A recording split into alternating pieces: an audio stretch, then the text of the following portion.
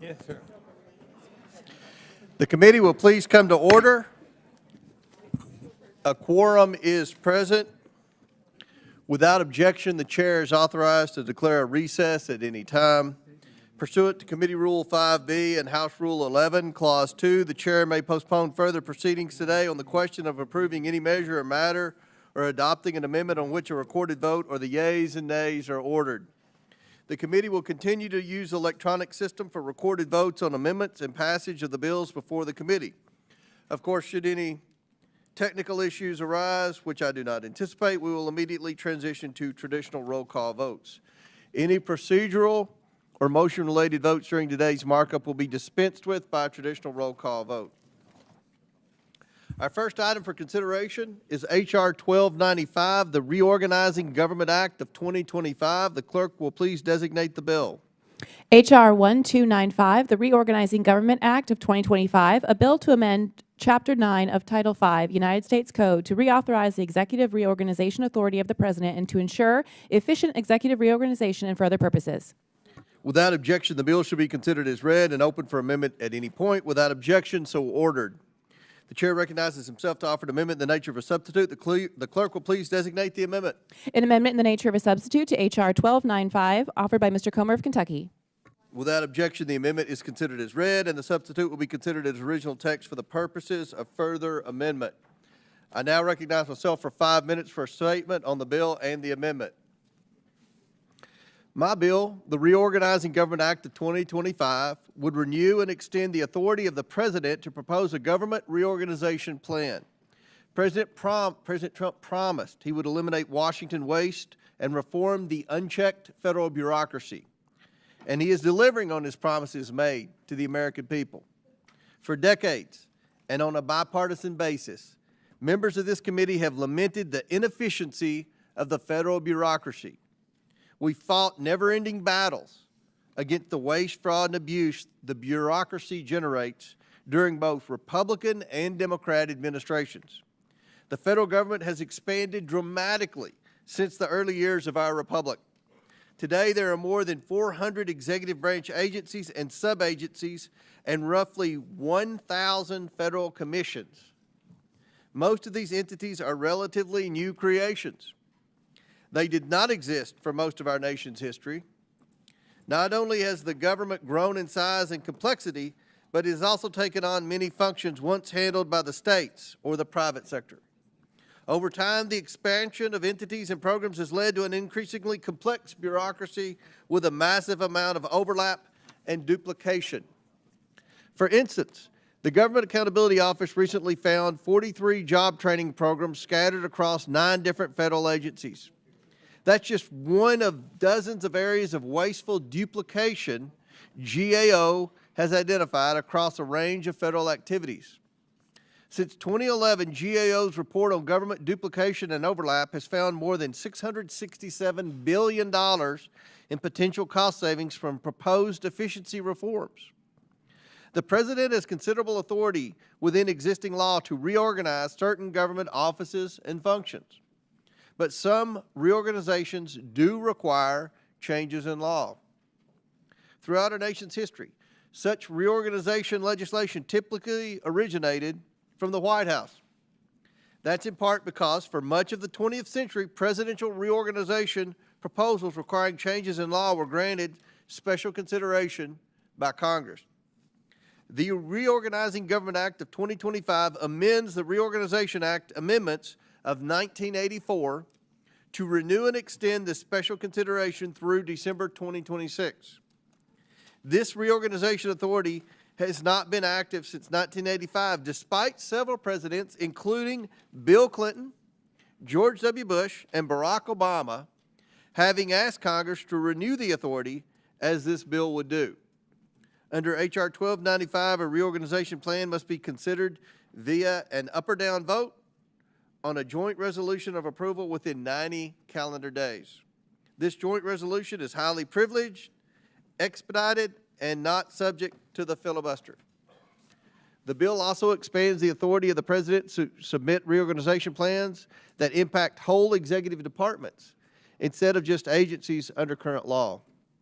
renewing the special reorganization authority, requiring Congress to take an up or down vote on reorganization proposals by the President, will help facilitate needed improvements in government operations. It will also allow Congress to have a say in how government reorganization is carried out. That should be what we want here. I urge my colleagues to support this legislation, and I now yield to the ranking member for his opening statement. Thank you, Mr. Chairman. Well, congressional Republicans have finally admitted with this bill that President Trump and Elon Musk do not have the legal authority to delete whole federal agencies. Nor do they have the legal authority to take a chainsaw to essential programs like Social Security and Medicaid or Medicare, or to purge the federal workers that care for veterans, keep our food supply safe, and fight cancer. Congressional Republicans also know these dangerous, deeply unpopular cuts would face a real challenge in congressional approval through regular order, as they have in the past, which you just pointed out. So now they've brought us H.R. 1295, the so-called Reorganizing Government Act, in a desperate attempt to circumvent normal congressional process. The bill isn't about reorganizing government, it's about dismantling it. H.R. 1295 would use the shell of a long dormant statute as a Trojan horse to give President Trump and Elon Musk unprecedented filibuster-proof authority to eliminate federal department and agencies, statutory programs, government services, and regular protections to promote the health and well-being of American families. This dormant authority was used in the past, between 1932 and 1984, to allow a president limited authority to present plans to reorganize limited portions of the government, which could then be fast-tracked to Congress. Congress has chosen not to renew that authority in over 4 decades, despite requests to do so, as you point out, from Presidents Clinton, Bush, and Barack Obama. In the past, presidential reorganization authority was used to respond to the needs of the American people, including creating the agencies of EPA, the National Oceanographic and Atmospheric Administration, and the Federal Emergency Management Agency. And it came with key limitations and guardrails. H.R. 1295 dramatically and recklessly expands the power it would give to President Trump and Elon Musk, and without these key limitations and guardrails that have always existed. In fact, the bill would include new presidential powers Congress explicitly prohibited the last time it granted this authority.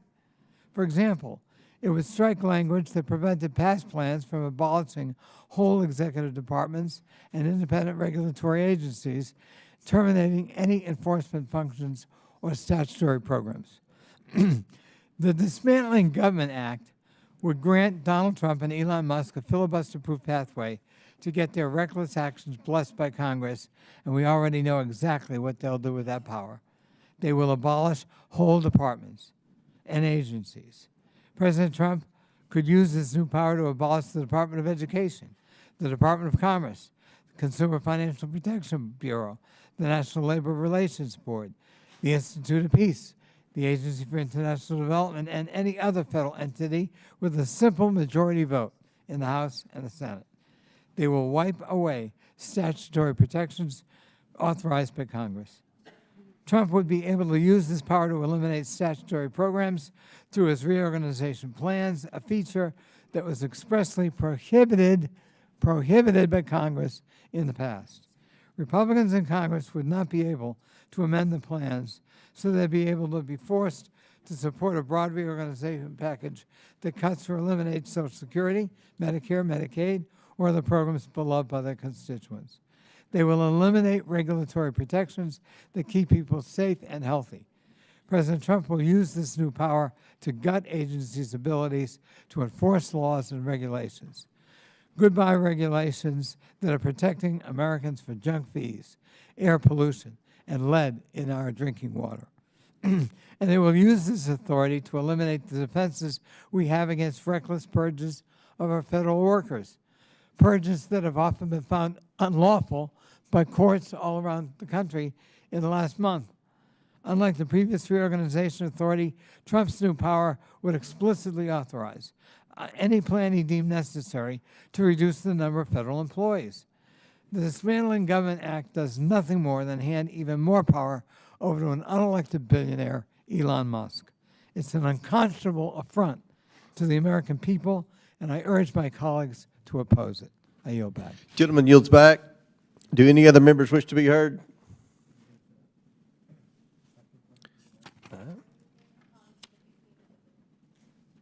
What? I don't know what you're asking. Yeah, we're in the bill. Yeah. Mr. Chairman, Chair recognizes Ms. Stansbury. thank you, Mr. Chairman. You know, I would like to raise my objections to H.R. 1295. As I review the bill, I think it's really important that the American people understand what this bill is and does, and the ways in which it really gives away the constitutional power of Congress to the executive branch. So, Mr. Chairman, I was wondering if I could just ask you a couple of questions about this bill, since this is your bill. So I'm trying to understand the purpose of this bill, and I know as you presented the bill, you said that this is really to empower the Trump administration, which you believe is using its authority to try to reform the government. But I see under pages 2 and 3 of your bill that it includes the discretion of the executive branch to eliminate the operations to be determined unnecessary for the execution of constitutional duties. So this means essentially, if I'm understanding it, Mr. Chairman, that if Donald Trump or Elon Musk decided that an agency and its operations was unnecessary, under your bill, they could just eliminate it. Is that correct? Yes, it requires a vote of Congress. Yeah, it requires Congress to vote on it. Mr. Chairman, as I read it, your bill is giving the congressional authority to the executive to do it without Congress. No, that's not true. Can you You're misinterpreting the bill. Can you please point us to the language in the bill that retains Congress's authority? It requires a privileged resolution in Congress. Can you please point us to the page and the line number that requires congressional consent for reorganization of the federal government?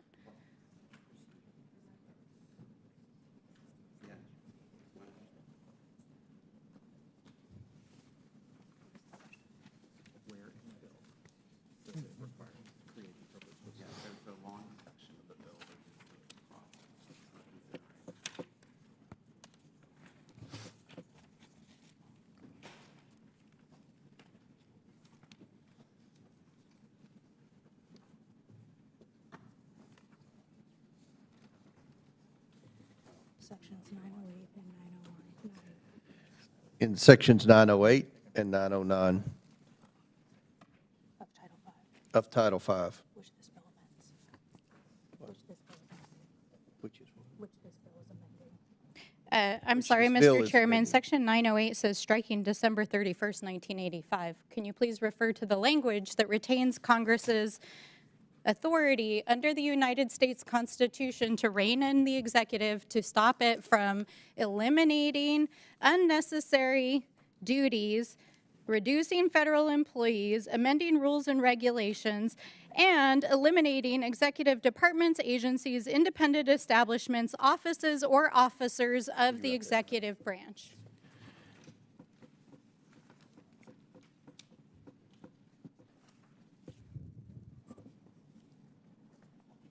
If my colleague would yield. Just let me answer that question. This bill amends Title V, Section 908 and 909.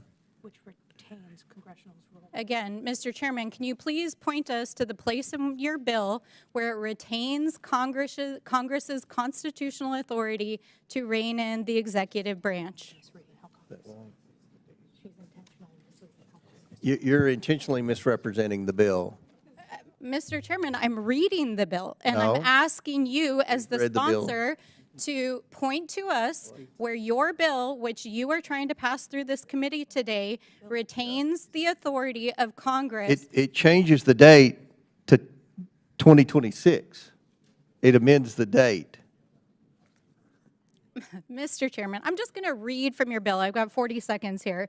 It allows The bill amends executive current branch- law. What you're Mr. looking Chairman, at, this what is you're my looking time. for already exists as law. Mr. Chairman, your bill, as introduced here, allows the executive to eliminate any executive department, agency, independent establishment, or corporation within the United States, an office or an officer, to essentially repeal, amend any regulation, and to eliminate anything that the executive branch determines to be unnecessary. And I strongly oppose this bill because this is a blank check to Donald Trump and Elon Musk to continue to dismantle the federal government.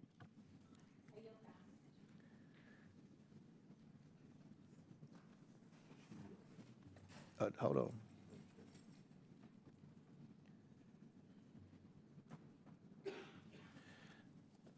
Just let me say for the final time, the bill amends current law to extend an authority where the president submits to Congress a reorganization plan. So this should be something that we all support. Now, does any other member seek recognition? Mr. Chairman, our amendments in order now. Mr. Chairman, Mr. Chairman. I don't even know where it came from.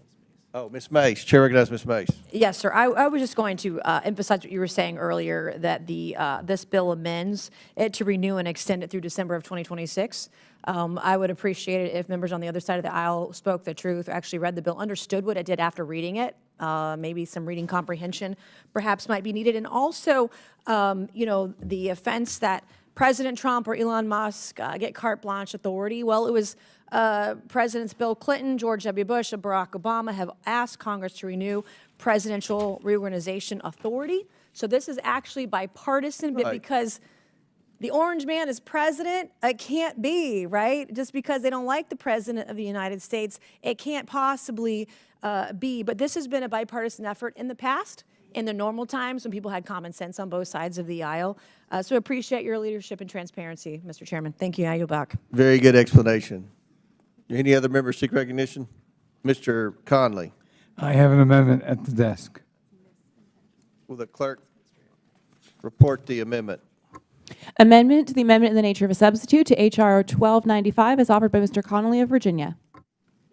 Okay.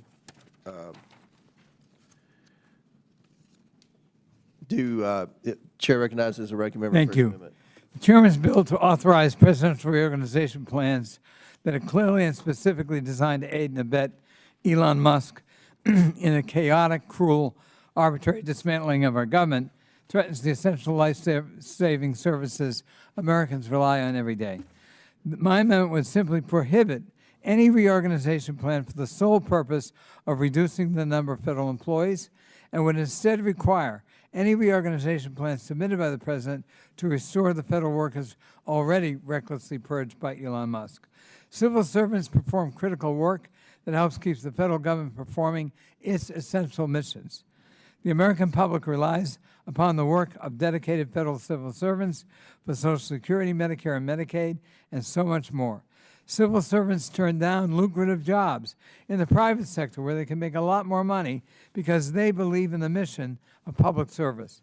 Nearly 1/3 of these public servants are veterans. The Trump-Musk administration is working overtime to purge these dedicated individuals from the federal government and federal service. Enough is enough.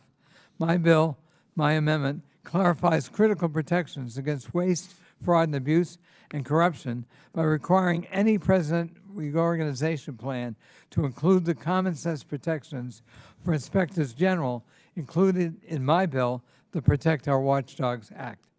IGs play a critical role in independently and objectively holding federal agencies accountable by rooting out fraud, waste, and abuse and mismanagement in government operations.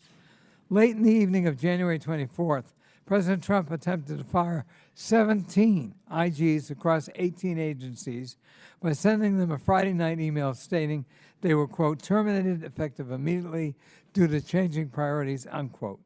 The email sent to those IGs attempting to terminate them immediately failed to provide the required notice or a legitimate rationale for termination as required by law. To date, 18 IGs across 19 agencies have been terminated by the President, and another 11 presidentially appointed IG positions are vacant. The amendment I offer would require that any attempt to terminate an IG must be done for cause, for instance, due to a neglect of duty malfeasance or gross mismanagement. It creates specific criteria for the substantive rationale, including detailed and case-specific reasons that the President is already required of providing to Congress as mandated by the Inspector General Act of 1978, amended in 2022, with broad bipartisan support. President Trump's contempt for lawful protections of IGs is unlawful, unwise, and un-American, and warrants this amendment's clarification so that independent IGs are protected and their independence preserved. I yield back. Gentleman yields back. I'll recognize myself for statement in opposition. This amendment is yet another attempt by committee Democrats to misconstrue what this bill does and use this markup to rant about the Trump administration's work to eliminate Washington waste and reform the unchecked federal bureaucracy. For decades, presidents have sent Congress reorganization plans for an up or down vote. For decades. This bill, the Reorganizing Government Act of 2025, renews this longstanding authority for the Trump administration, thus reestablishing a process for how Congress will review and consider reorganization plans from the administration. This authority is not some new, abusive, or unprecedented power, as the Democrats would like us all to believe. In fact, President Obama requested Congress revise and renew this same reorganization authority during his presidency. A reorganization plan will only go into effect if Congress approves it, thus preserving Congress's role in right-sizing the federal government on behalf of the American people. That should be what we all support, I believe. This amendment seeks to unprecedentedly limit the President's authority under the Reorganization Act by limiting the types of functions and employees that can be included in the plan. I urge my colleagues to oppose the Conley Amendment. Does any other member seek recognition? The question is now on the amendment offered by Mr. Conley. All those in favor signify by saying aye. Aye. All those opposed signify by saying no. No. In the opinion of the chair, the noes have it. I would request to record A recorded vote is ordered as previously announced. Further proceedings on the question will be postponed. Well, the question... Wait a minute, we've got to do the, is that? No, that's right, that's right. Yeah. Are there any other amendments? Chair Yes. recognizes Ms. Brown. Thank you, Mr. Chairman. I have an amendment at the desk. Okay, the clerk will distribute the amendment to all members. The clerk will designate the amendment. Amendment to the amendment in the nature of a substitute to H.R. 1295 is offered by Ms. Brown of Ohio. Without objection, the amendment is considered as read. I reserve a point of order. The gentlewoman from Ohio is recognized for 5 minutes to explain her amendment. Thank you, Mr. Chairman. Let's be clear about what this bill really does. It hands sweeping, unchecked power to the executive branch, allowing the president to dismantle our federal agencies with virtually no oversight from Congress.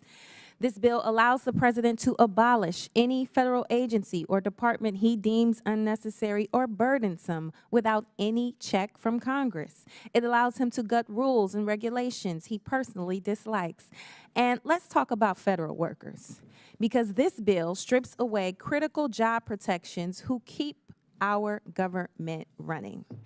Right now, federal employees can only be laid off for a valid reason, but this bill would let the president fire them at will for any reason he sees fit. That means career civil servants who serve the public, not a political party, could be dismissed for purely political reasons, silencing experts and weakening the very institutions that keep our government running. In other words, this bill would embolden and enable this president to continue his chaotic assault on our federal government. More indiscriminate firings, more funding freezes, and more attempts to shut down agencies that provide services to the American people. So make no mistake, This isn't just about streamlining government. This is about dismantling our system of checks and balances and consolidating absolute power in the hands of one man. America fought a revolution to free ourselves from kings. Now some of my colleagues are trying to crown one. The American people deserve better. That is why I'm offering a simple amendment to protect the American people's private and personal data from this power grab. My amendment will require the President's reorganization plan to include a list of executive databases that contain personal and private information of American citizens that DOJ has accessed, and prohibit any employees of DOJ or anyone partnering with DOJ from accessing this private information. I think we should all agree no president, no bureaucrat, and no unelected billionaire should have free reign over our American citizens' private information. Let's protect the American people, not strip them of their rights and safeguards. Would my friend yield? Yes, I'll yield to the ranking member. I want to endorse her amendment and thank her for this initiative. Privacy is key to our liberty. Privacy is a key value in America. We don't want people accessing our private data and using it for whatever purpose they may decide to use it for. And I think that yours is a common sense amendment that gives us a guardrail and requires a rationale for anyone, including Elon Musk and his DOJ team, to access private data bases. So I want to endorse the effort, and I thank my friend for her initiative, and I yield back to her.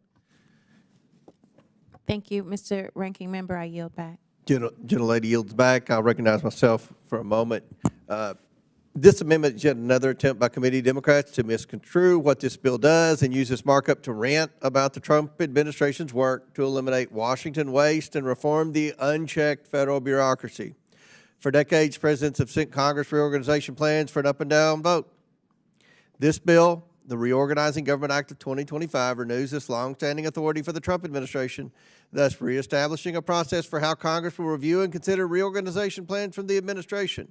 This authority is not, and let me repeat, is not some new abusive or unprecedented power, as the Democrats would like us all to believe. As I said earlier, President Obama requested Congress revise and renew this same reorganization authority during his presidency. A reorganization plan will only go into effect if Congress approves it, thus preserving our role in right-sizing the federal government on behalf of the American people. I urge my colleagues to oppose the Brown Amendment. Does any other member seek recognition on the Brown Amendment? Seeing none, do you ask Ms. Stansberry? Yes, thank you, Mr. Chairman. I wonder if I might ask the sponsor of the amendment a few questions and engage in a friendly conversation about the background on the amendment. So, Mr. Chairman, Representative Brown, can you tell us a little bit more about why you believe it's necessary to include a list and description of the data that's being accessed by the administration? In response to the American people and to what we've been hearing in the news, DOJ has been accessing private information, and we don't know to what degree or what length. And when we attempted to subpoena Mr. Musk to clarify the work that they've been doing in this newly created department, we were rejected by our Republican colleagues. I would imagine if they were proud of the work that they were doing, they would allow Mr. Musk to come before this committee to clarify the work that he's doing. So I'm just asking for clarification on behalf of the American people. Thank you, Mr. Chairman and Representative Brown. And to my knowledge, I don't believe that Mr. Musk or any member of the administration has actually been in front of this committee to even hear this bill. Is that your understanding, Representative Brown? That is my understanding. And yet here we are in a process to pass it without any clarification about why this authority is needed, why these expanded definitions are needed, why they want to have this put into statute, as there are literally over 160 lawsuits in the federal court system that are challenging the legality of what they're doing, including hacking private data of American citizens. And that's exactly what your amendment is about, identifying and protecting. And Representative Brown, as I understand it, just a couple of days ago, in fact, the courts found that the accessing of Social Security data by Elon Musk and Doge was illegal and unfounded. And we know that millions of Americans out there are frightened right now that their Social Security payments are going to be shut down by Elon Musk. Is that correct? You can tell from our town halls that is absolutely correct. Well, it'd be probably useful for our friends across the aisle to actually hold their town halls, because then they would hear from their own constituents about the millions of Americans that are upset about this. But in addition to that, there's been numerous other court orders around data, including one of the very first and highly identified breaches of federal data privacy and security, which was when Elon Musk sent his hackers into the Treasury Department to hack our Treasury payment systems, which, by the way, is not only a violation of privacy, but a violation of the law. But because the U.S. Department of Justice is not pursuing federal cases against administration officials who are breaking the law, the states and nonprofits and individuals are having to go to the courts in order to enforce these laws. So what I find very difficult to understand is how we can be sitting in this committee today hearing a bill that would actually expand the scope of what would be considered for government reorganization, including the wholesale, as Elon Musk likes to put it, deleting of agencies that they find unnecessary, that allows essentially a complete reworking of the federal government. And we still haven't even had the administration in front of this committee yet.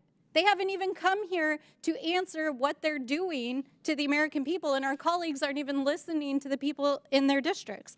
So I strongly support your amendment. I think that the breaches to data, and especially data privacy, and whatever they are doing with this data is one of the most egregious and abusive things that this administration is doing. And I'm grateful that you brought this amendment to defend the American people's rights. And with that, I yield back. Any other members seek recognition? The question is now on the Brown amendment. All those in favor signify by saying aye. Aye. All those opposed signify by saying no. No. I'd like In the to opinion request of the chair, Ms. Brown. Recorded vote. Recorded vote is ordered as previously announced. Further proceedings on the question will be postponed. Do any other member? Okay, Chair recognizes Ms. Randall. Thank you, Mr. Chairman. I have But an no, amendment. you have an amendment at the desk, have an right? amendment. Okay. Will the clerk distribute and report the amendment?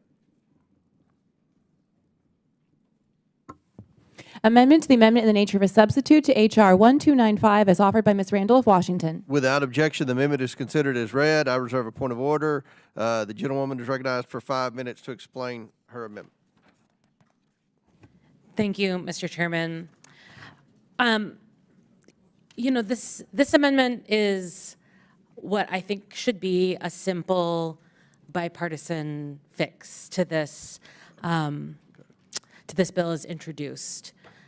I have heard over and over and over this administration say that one of their goals is to lower prices for regular people. We hear a lot about the cost of eggs, about the cost of healthcare, about the cost of housing, about the costs that working and middle-class families are facing every day. And, you know, this administration has promised to work on lowering those costs for people. And I've heard from my constituents, nearly 20,000 of them at town halls over the last month, who are really struggling under high costs of living. Those folks are especially struggling who have been laid off or fired from their federal work, or contractors who have lost their jobs because their federal contracts have been canceled. I think we can all agree that prices are high and it is hard out there for working families. What this simple amendment does is says that a reorganization plan may not provide for or have the effect of increasing consumer prices or eliminating or otherwise diminishing existing consumer protection actions by an executive department. So what this does is says that we want to safeguard the consumer protections that exist and ensure that no plan that is submitted for congressional approval would increase prices. I don't know anyone out there who is hoping for this administration to raise the prices of the goods that they are struggling to purchase every day. So, you know, as we work to ensure that, you know, working families can have good jobs, make a good living, you know, protect the promise of an American dream, I think working to make certain that no plans introduced to Congress would increase prices is a common sense solution. And, you know, speaking to the consumer protection piece, you know, last month, accidentally somehow, staff at the USDA who are responsible for managing our bird flu response were fired. And because of bird flu, we've seen the largest ever price jump for eggs since 1980. But indiscriminate firings of federal workers are leading to higher prices. And so I think we should do everything we can to make sure that we keep prices as low as possible for folks out there who are just trying to live their lives and build a strong future. Thank you, Mr. Chairman. Friend, yield to the ranking member. Yes, I I yield. thank Ms. Randall, and I thank her for this amendment. Nothing being done by DOGE ought to increase consumer prices. Nothing done by DOGE should threaten public safety, food and medical safety especially. There have been a number of recalls already on foodstuffs around the country. That comes from FDA, the Federal Drug Administration. We must protect the American consumer. I applaud my colleagues' initiative and urge my colleagues to support her amendment. I yield back to her. Does the lady yield back? Thank you. Yes, I yield. All right, I'll recognize myself. I obviously oppose the amendment for the same reason I opposed the two previous amendments, and all I'm going to do is ask for a unanimous consent to enter into the record a press release dated January 13th, 2012, when Nancy Pelosi issued a statement on Obama's administration's government reorganization proposal. Nancy Pelosi supported this exact same piece of legislation in 2012. I'd like to enter that into the record without objection, so ordered. Do any other members seek recognition? Mr. Chairman, a question? Yes. With respect to that, I don't object, but I think Nancy Pelosi was responding to Barack Obama's request to simply reauthorize the underlying bill. Barack Obama did not ask for the kind of bill you're proposing here today. Is that not correct? Pretty sure he did.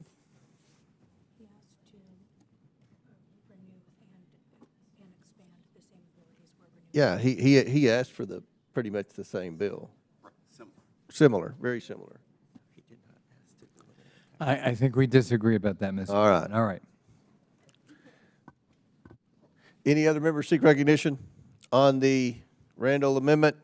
Seeing none, the question is now on the amendment offered by Ms. Randall. All those in favor signify by saying aye. Aye. All those opposed signify by saying no. No. In the opinion of the chair, Ms. Randall asks for a recorded vote. As previously announced, further proceedings on the question will be postponed. Do any other members seek recognition? Mr. Chairman? And Ms. Ansari, who? They told me he wants to wait. They told you to go. Who's next? Yeah, right? Yeah. Ms. Thank you, Mr. Ansari, Chairman. I have yes. an amendment on the table as well. Would the clerk please distribute and report the Ansari amendment? Amendment to the amendment in the nature of a substitute to H.R. 1295 is offered by Ms. Ansari of Arizona. Without objection, the amendment is considered as read. I reserve a point of order. The gentlewoman from Nevada is recognized for 5 minutes to explain amendment. Arizona. I said, I'm sorry, Arizona. Apologize. Thank you, Mr. I was Chairman. close.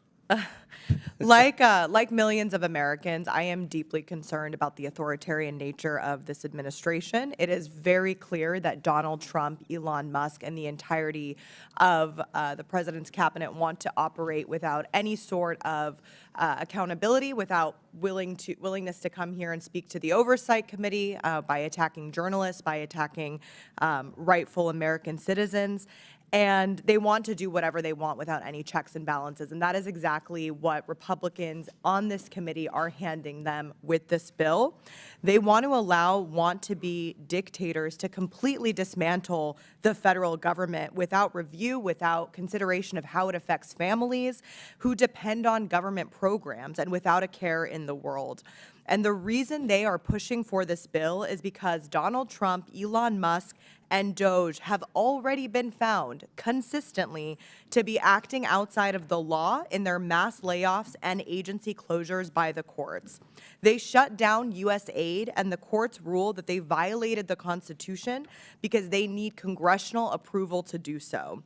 Now, instead of defending their own powers, congressional Republicans are pushing forward this bill to hand over their powers to the president.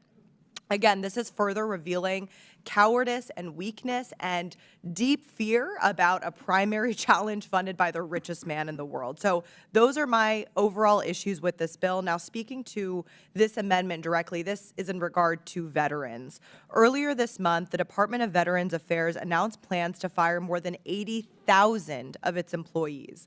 This is a department that we all know is already woefully understaffed. They desperately need more nurses, more doctors, and more administrators to provide the care and benefits that Americans need.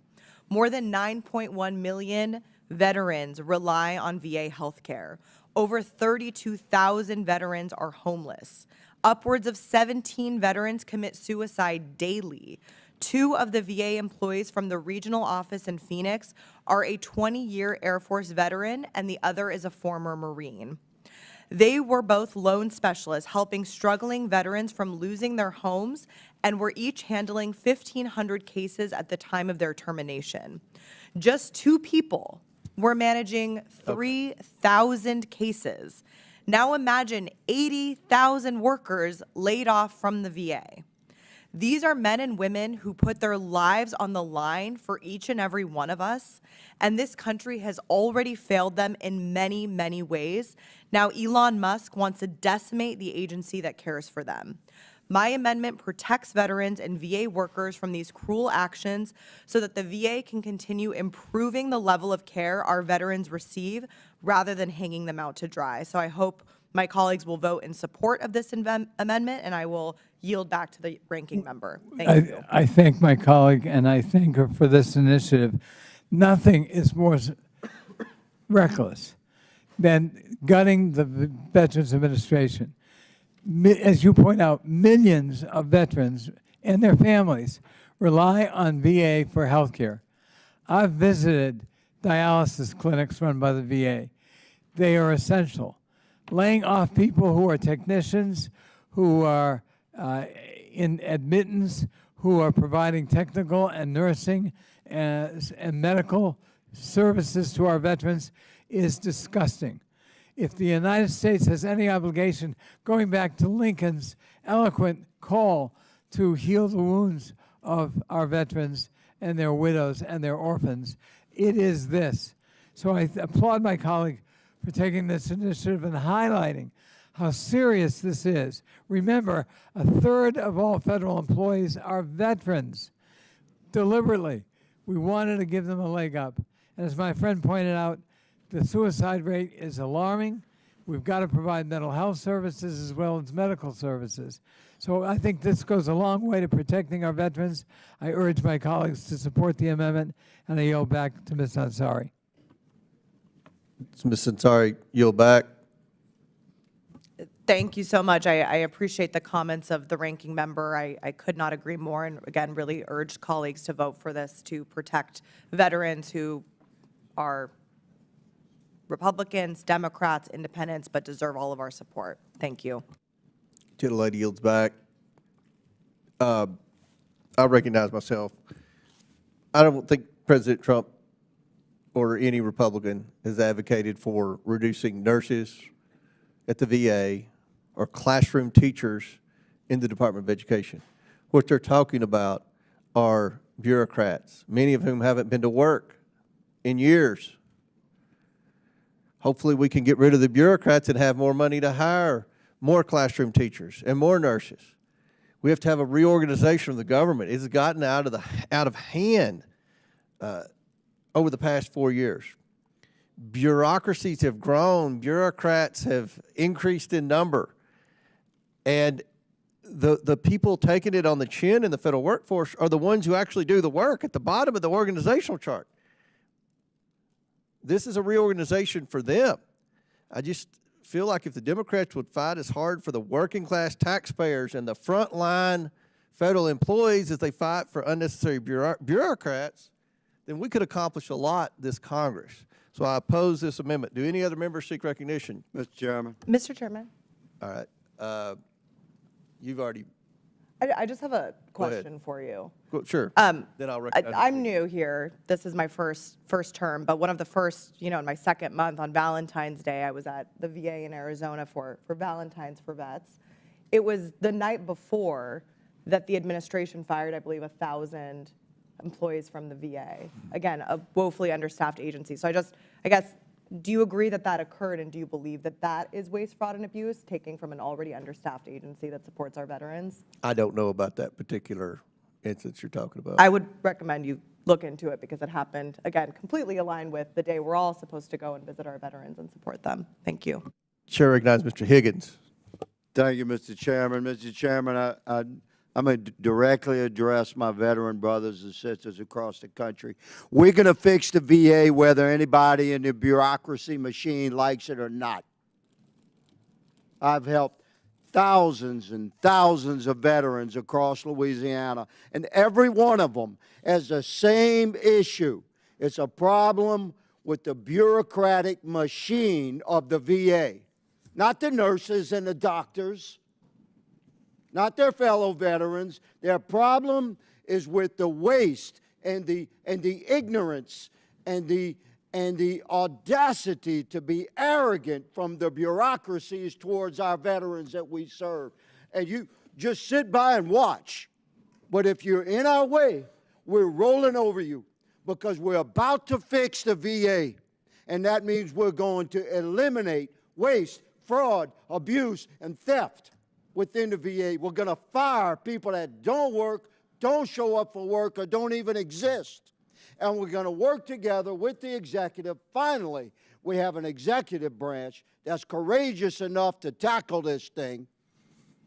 And that executive branch has advocates for the America First agenda and a Veteran First agenda within this Congress, and I'm one of those advocates. Mr. Chairman, I oppose any amendment that restricts Congress's obligation and legislative effort through this Oversight Committee to assist the executive branch in its focused intent to fix the bureaucracies of our country by eliminating waste, fraud, abuse, and theft. I oppose this amendment, Mr. Chairman. I yield to my colleague, Mr. Biggs from Arizona. Thank you, Mr. Chairman. I also oppose this amendment. And I want to give you an example of how the bureaucracy has prevented good health care practices for our veterans. TBI, traumatic brain injury, PTSD, post-traumatic stress disorder. One of the very best ways to deal, combat, and help heal is hyperbaric oxygen treatment. I have been trying since I got here, but the bureaucracy has consistently stood in the way. We need to provide that type of treatment. And when the bureaucrats say, oh, well, you know, there's no studies that show this, they're wrong.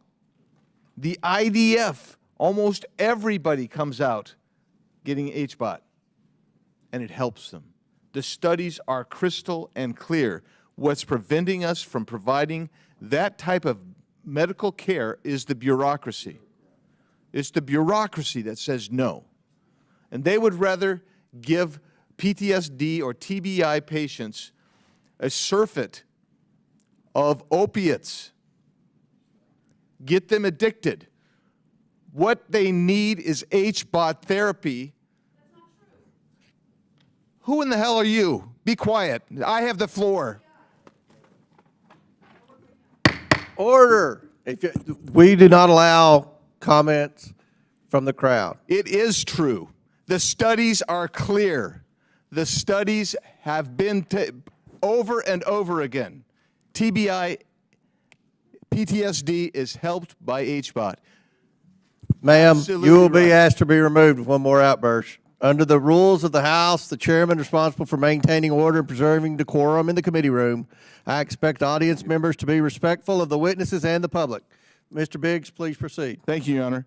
It is true. There is study after study that show it and demonstrate it. You can shake your head till the rocks fall out, but the reality is it is true. That's the studies. I'll yield back to the gentleman from Louisiana. The gentleman yields back to me, Mr. Chairman. And let me say that we admire the young lady's passion.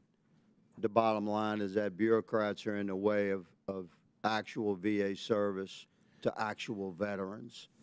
And whatever the manifestation of that interference may be, we certainly subject to legitimate debate, but we're going to oppose bureaucrats standing in the way of actual service to our veterans. I yield, Mr. Chairman. Gentleman's time's expired. Mr. Chairman, Chair recognizes the ranking member. I thank you. You know, that would be great.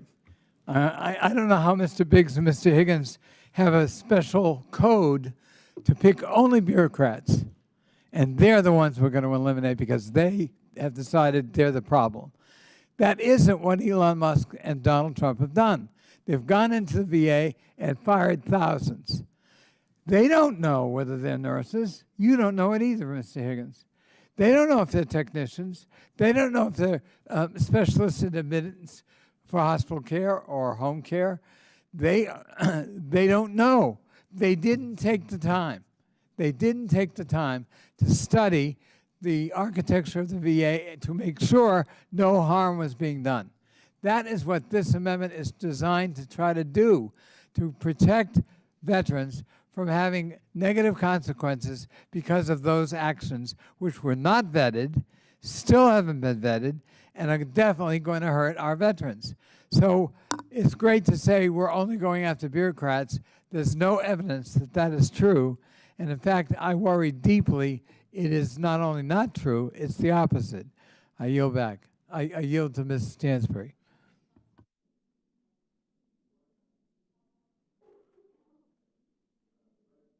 Member yields back. Do any other members seek recognition? Chair recognizes Ms. Stansbury. I got you. Thank you, Mr. Chairman. Wow.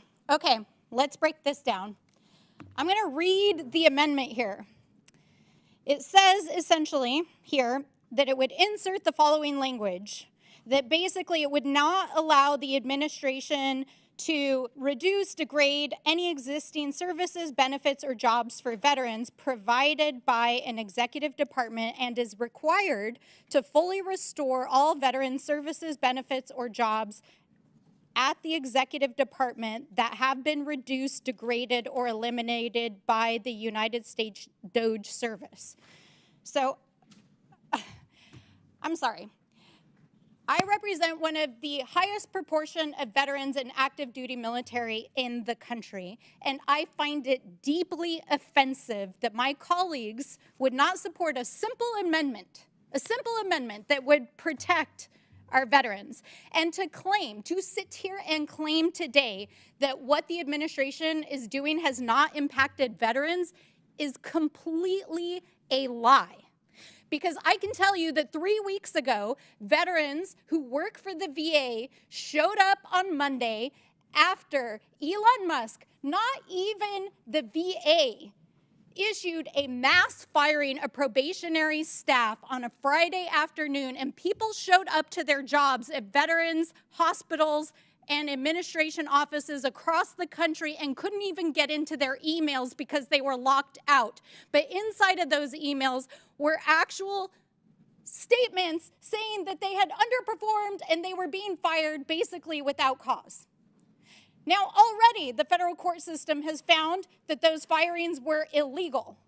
So you can't sit here today and pretend like the actions of the administration have not impacted our veterans and the VA system, because that is a lie. That is a bold-faced lie. Secondly, last week, before we went home, the Republicans passed a CR that underfunded the PACT Act. We passed the PACT Act a couple of years ago to expand health care to the VA system to 3 million veterans who were impacted by burn pits, Agent Orange, and other toxins over the course of their service. This was the largest expansion of VA benefits since World War II. And you underfunded it in your own continuing resolution. And I'm sorry, if you were actually holding town halls and actually listening to your constituents, you would know that our veterans across the country are pissed as hell. You are not representing the interests of our veterans. Third, under the auspices of your DEI order, thousands of veterans who have proudly served this country had their history erased from DoD websites. Last week, New Mexico's Navajo code talkers who helped us win World War II were erased from the DoD website. Tuskegee Airmen, thousands of instances of people of color, women, LGBT service members who proudly gave their lives and served this country were erased from the DoD website. And finally, you want to talk about impacts to veterans? You know what we should be actually doing oversight over today? How about the fact that the DoD secretary leaked a Yemeni war plan yesterday to a non-classified journalist on an unsecured text chain? Let's do real oversight here. You want to talk about risks to our veterans? These are the same people that accidentally fired nuclear scientists and engineers who literally maintain our stockpile. These are the same people who leaked classified documents to a journalist. And this is the same DoD who on Friday almost gave our classified war plans for China to Elon Musk. So don't sit here and pretend like you're actually protecting our veterans and you're not even doing your most basic oversight. I yield back. Gentlelady yields back. Chair recognizes Mr. Biggs for a unanimous consent request. Thank you, thank you, Mr. Chairman. I put this is an original research published in Journal of Clinical Psychiatry, November 11th, 2024, dedicated to HBOT protocols can improve PTSD symptoms. 68% of participants showed at least a 30% reduction in symptoms, and then upon revision, 39%. Thank you, Mr. Chairman. Yield back. Without objection, so ordered. Do any other members seek recognition? Mr. Suba Marian. Thank you, Mr. Chair. I just want to make clear that many of these so-called bureaucrats are actually veterans. In fact, many of them served their country well. Many of them had exemplary work records. Many of them did a lot of work. In fact, they wanted nothing more than to serve their fellow veterans. And the real problem with the system was that they were using antiquated technology. They were constantly underfunded, and all these rules were in place to make their job 10 times harder. And many of those people live in my district, and I hear from them all the time that all they want to do is the best that they possibly can for our veterans. And yet we have failed them. We in Washington have failed them. And so they will continue to serve, but many of them are now being fired. And what's going to happen when you decrease resources again and again and again? Our veterans will suffer again and again and again. We are breaking our promise to our veterans. And all this amendment does is say that let's actually fulfill that promise to our veterans. And so I support this amendment. I'm actually going to yield over to Ms. Ansari to continue her remarks. Thank you. Thank you, Congressman. Mr. Chairman, I'd like to ask unanimous consent to enter 2 items into the record. One is, you said you don't recall from an article from February 13th, 2025, VA dismisses more than 1,000 employees. And then Without objection, so ordered. the second article, this is a crucial job. Valley veteran working for Phoenix VA unexpectedly loses job in widespread layoff. So as my colleague said, the people being fired from the VA are largely veterans.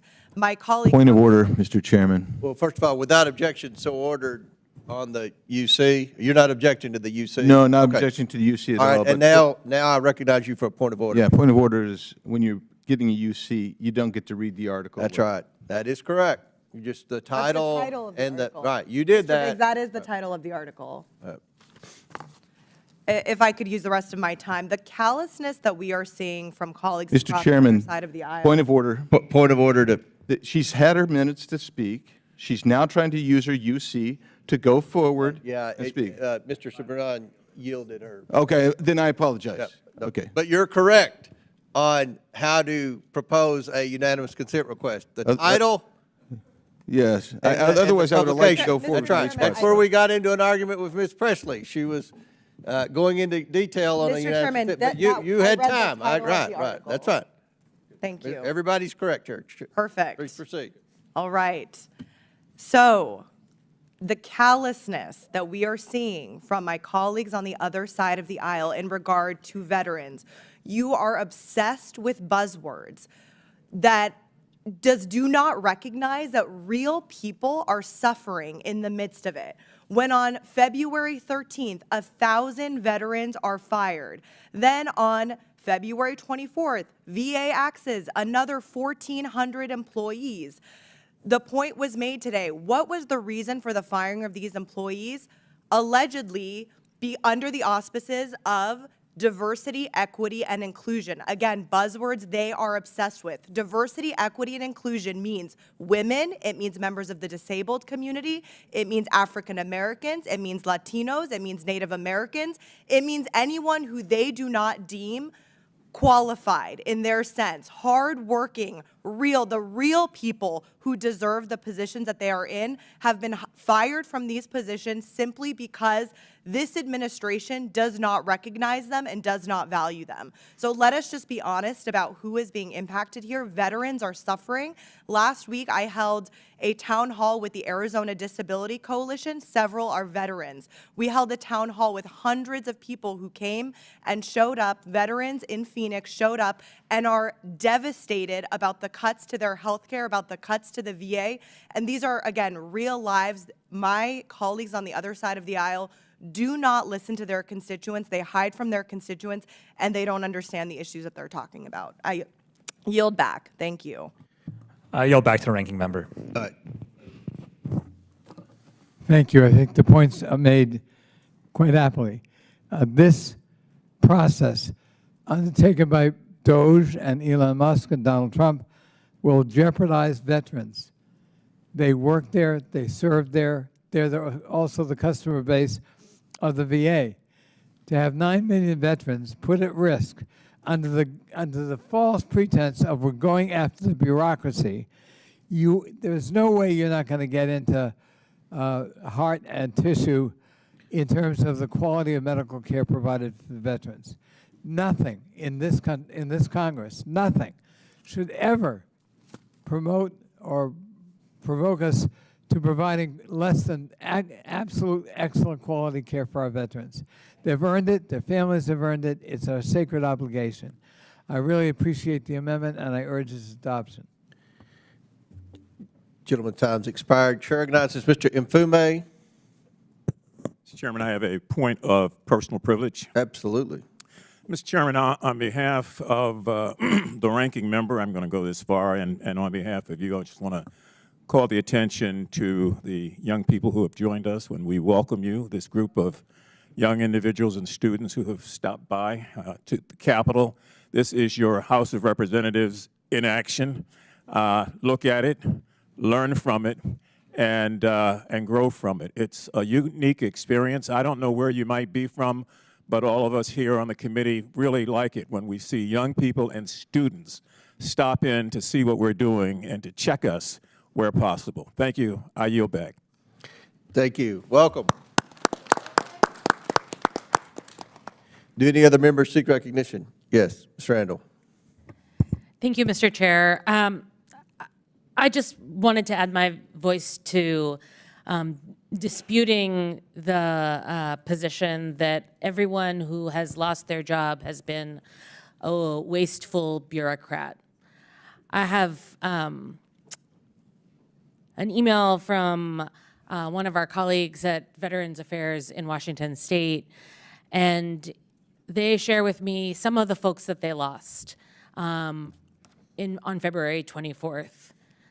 6 from supply chain management, which includes an inventory specialist, a position that is in such critical short supply that they can no longer staff the night shift. Those are the folks who ensure that the hospital is supplied with medical supplies and equipment. This inventory specialist was hired on a veteran's preference, and her position was so necessary that she was hired during the budgetary hiring pause. But she lost her job on February 24th. They lost 2 program support assistants who go out in the community to help house homeless veterans, folks who are living on the street. One of them was a disabled Iraq War veteran and a cancer survivor who was so happy to be back at the VA supporting the organization that supported him through his bone marrow transplant and other procedures. Another program support specialist worked in geriatrics and extended care, where he was working in the home-based primary care program, traveling and supporting nurses who were visiting patients who were unable to leave their homes to come to the hospital to get the care that they needed. Another in radiology, a similar program where we have had extreme shortages.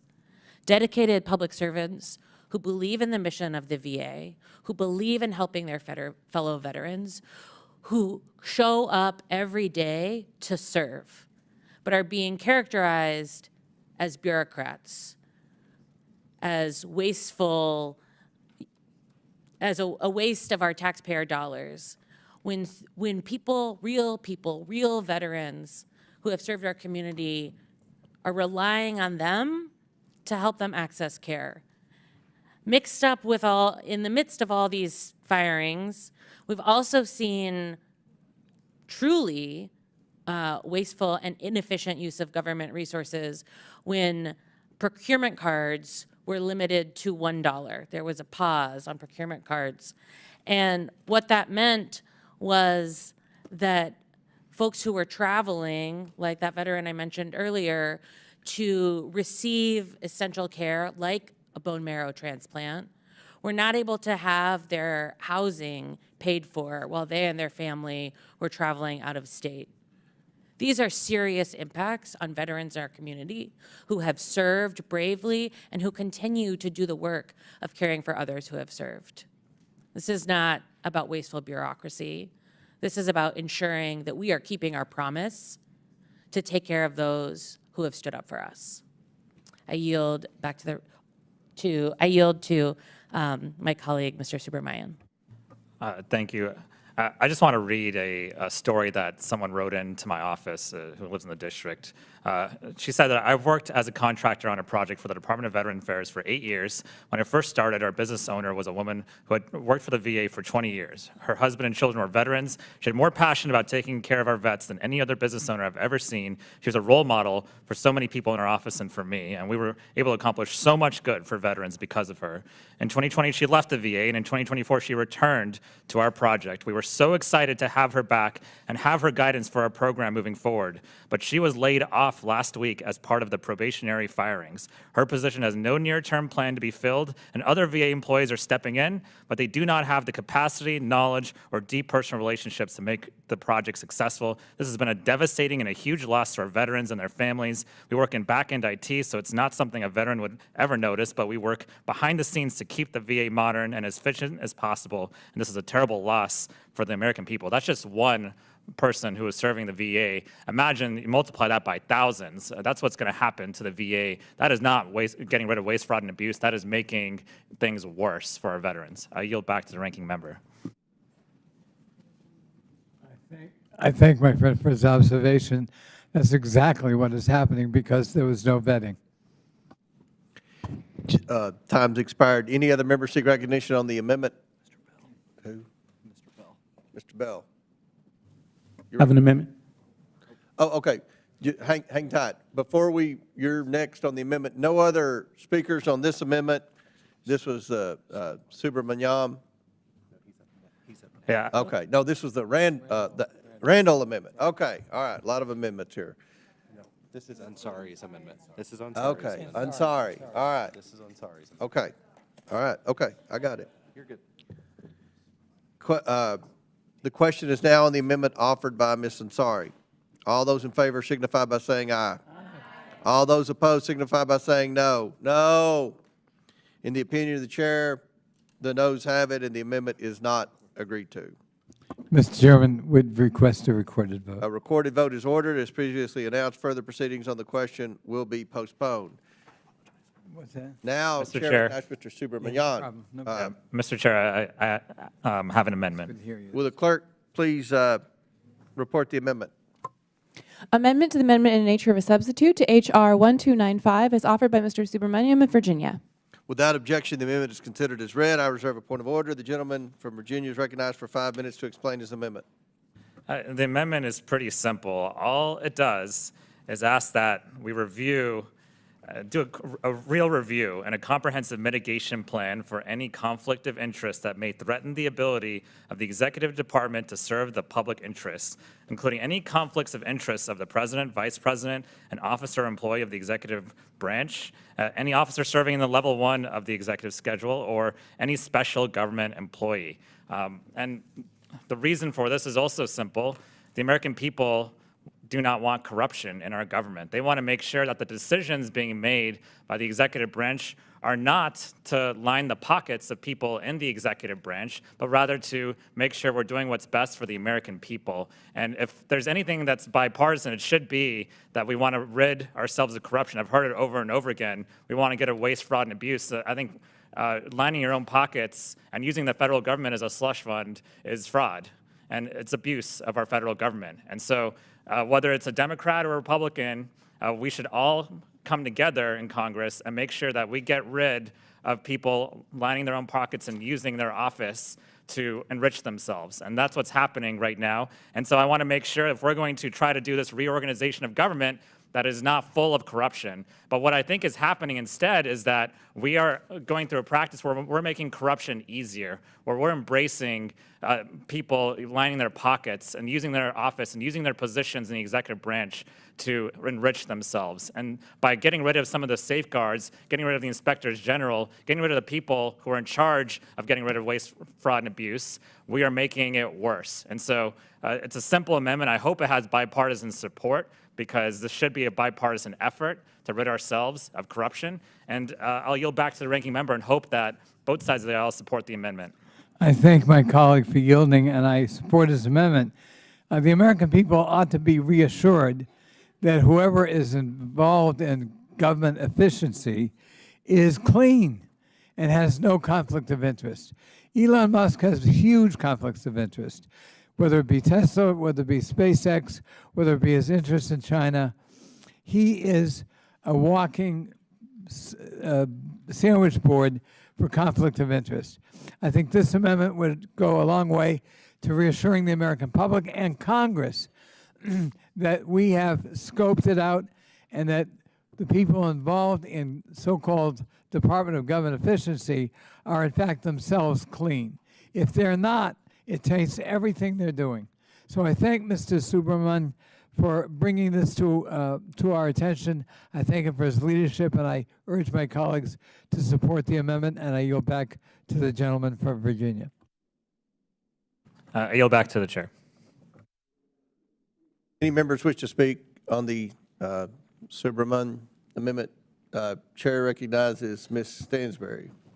Thank you, Mr. Chairman. I would love to ask the sponsor of this amendment a few questions just to clarify why it's necessary.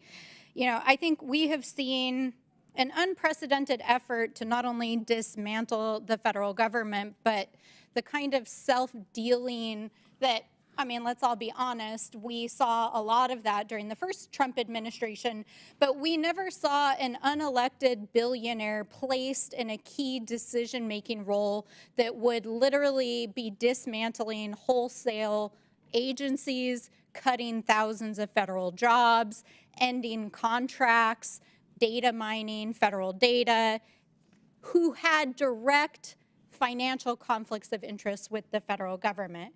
And so I want to ask the sponsor of the bill, you know, we've seen, for example, just a couple of weeks ago, as the FAA was infiltrated by Doge and by Elon Musk, it's my understanding that he replaced the communications contract for the FAA with his own Starlink program. Is that correct? That is correct.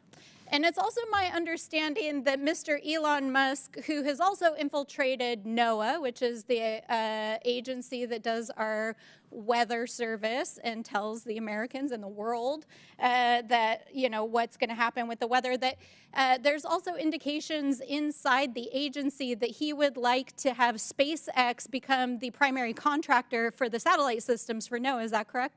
That is correct. And we've also heard that Mr. Elon Musk, who the DOD secretary almost gave access to secret war plans for China last week, is also angling to get billions of dollars in new contracts under the Department of Defense. Is that correct? That is correct. So I don't know about all of you guys, but this sure looks like a scam to me. I mean, right, they're calling it waste, fraud, and abuse, but really what we see is a special government employee who's a private businessman. He's the wealthiest man in the world, and he is literally infiltrating these federal agencies that he has a personal financial interest in. He's cutting the programs, he's eliminating staff, and then he is essentially positioning himself to put into place private contracts. Now, I also want to take a minute to talk about some of the social programs that we're also highly concerned about, because as we know, our colleagues across the aisle passed a resolution, a budget framework a couple of weeks ago here in the House that is setting the stage for one of the largest tax breaks in American history to go to billionaires. So they're robbing the federal government. They're getting ready to give themselves massive multi-billion-dollar contracts, and then they're going to rob our most vulnerable members of our communities, low-income families. They're going to dismantle the Medicaid system. Now they're talking openly about dismantling Social Security, and then they're going to take those so-called savings, which are you, the American people, and give permanent tax breaks to the same guy that is dismantling the federal government and giving himself private contracts. This is a total scam, a total scam. Like, folks need to wake up. This is not about waste, fraud, and abuse. This is a scam. They are running a scam on the American people and on the federal government. And what this bill does, because we had a little bit of debate about this earlier, you know, they're saying, oh, this just preserves congressional authority. This doesn't actually expand any authority. If that was true, then why the hell would you want to try to pass this bill? And if you read the underlying statute, since my colleague across the aisle alleged that I don't have good reading comprehension, we downloaded the original statute with the amendments that the underlying bill that is being heard here today would do to the underlying statute. And what it does is it eliminates Senate authority to stop this bad stuff from happening, because it essentially only requires a simple majority resolution in the Senate to gut hundreds of years of federal statutes creating agencies that help the American people so that Elon Musk can make more money. And that is what this bill is all about. I yield back. Time's expired. Any other members seek recognition? Seeing none, the question is now on the amendment offered by Mr. Superman from Virginia. All those in favor signify by saying aye. Aye. All those opposed signify by saying no. No. In the opinion of the chair, the noes have it. The amendment is Mr. not Chairman. agreed to. Mr. Ranking Member? I would request a recorded vote. Recorded vote is requested by Mr. Conley. As previously announced, further proceedings on the question will be postponed. Now, Chair recognizes Mr. Bell. Okay. Thank you, Mr. Chair. As a former Amendment at the prosecutor, desk, right? We have to do that first. You have an amendment at the desk? I have an amendment. Would Yes. the clerk please report the amendment? Then we'll get you started. Amendment to the amendment in the nature of a substitute to H.R. 1295 is offered by Mr. Bell of Missouri. Without objection, the amendment is considered as read. I reserve a point of order. The gentleman, Mr. Bell, is recognized for 5 minutes to explain his amendment. Thank you, Mr. Chair. As a former prosecutor, I know about scams, and in the past, Congress has granted presidents limited authority to propose structural changes to the federal government under expedited procedures, as we've talked about. This authority, used responsibly by past administrations, allowed for reorganizations aimed at improving government efficiency. But what we've seen with this administration has been amateurish and sloppy, just like releasing government or war plans on a signal chat. Critically, that authority has always come with guardrails, a prohibition on eliminating entire executive departments or independent agencies, and a prohibition on terminating congressionally mandated enforcement functions and statutory programs. These safeguards ensured that reorganization efforts could not be used as a backdoor to dismantle essential government services or weaken protections for the American people. Unfortunately, H.R. 1295 represents a dangerous and unprecedented expansion of that authority. It seeks to hijack this long-dormant statute, stripping away the limitations that previously ensured congressional oversight and balance. If enacted, it would give the president and Elon Musk filibuster-proof power to eliminate entire federal departments and agencies, abolish statutory programs, and roll back essential regulatory and enforcement functions that protect public health, economic stability, and the rights of working Americans. Among other vulnerable targets under this expanded authority are the U.S. Postal Service and the Postal Regulatory Commission, two independent institutions that provide vital services and public accountability. The now former Postmaster General's perilous agreement with DOJ representatives signals an effort by the president to insert itself in that statutorily independent postal service, one of America's most cherished institutions. The president's threat to strip and sell off the Postal Service is very real, and it will devastate service for rural and hard-to-reach areas that are not profitable for the Postal Service. This amendment is essential to preserving the Postal Service's integrity as a public institution that serves millions of Americans, no matter where they live or how much it costs to deliver mail to them. It will prohibit any effort by the president to reduce or degrade postal performance standards or eliminate any component of the PRC, particularly if such actions are taken in coordination with external actors like the so-called United States DOJ Service, who would appear to be operating with the support or encouragement of this administration. So let me be clear, the USPS is not a tool of private interest. It's an independent agency enshrined in law that millions of Americans depend on. Undermining it, either directly or through regulatory manipulation, would have sweeping consequences for service delivery, federal workers, and the American public. This amendment ensures that even as we debate executive reorganization powers, we do not allow political or corporate interests to dismantle the institutions that hold our democracy together. I urge my colleagues to support the amendment and stand up for the independence of the Postal Service and the rule of law.